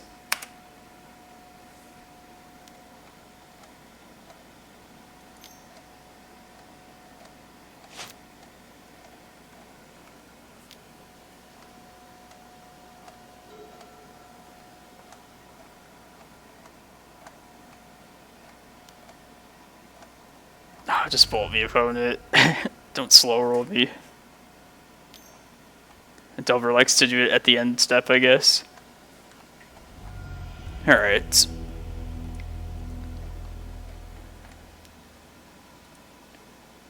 Seven more rounds of this. Jeez. So I think I'm going to call it there as far as the streaming goes. Definitely going to play out the rest of the event, but I don't know, I'm kind of tired of being live, honestly. That was pretty tiring, the double queuing I was forced to do. But I hope everyone enjoyed the stream. It's going pretty strong. It's been had 2 pretty good finishes. And the top 4 was great yesterday. Top 16, I'll take it. I'll likely be on stream like a league or so tomorrow. And yeah, I'll record the rest of this bigger event, put it up on my YouTube channel. So if I do happen to do really well in there, you can check it out there. Is there any other Legacy streamer? There's probably like a ton of them. Whoever wants to shout out a name to me, I'll do a raid to them. But yeah, I should be on tomorrow. I don't know, I want to play the Urza deck a lot too, while I have access to it. So I don't know if I'll stream or not, but... Alright, well, everybody have a good rest of your day.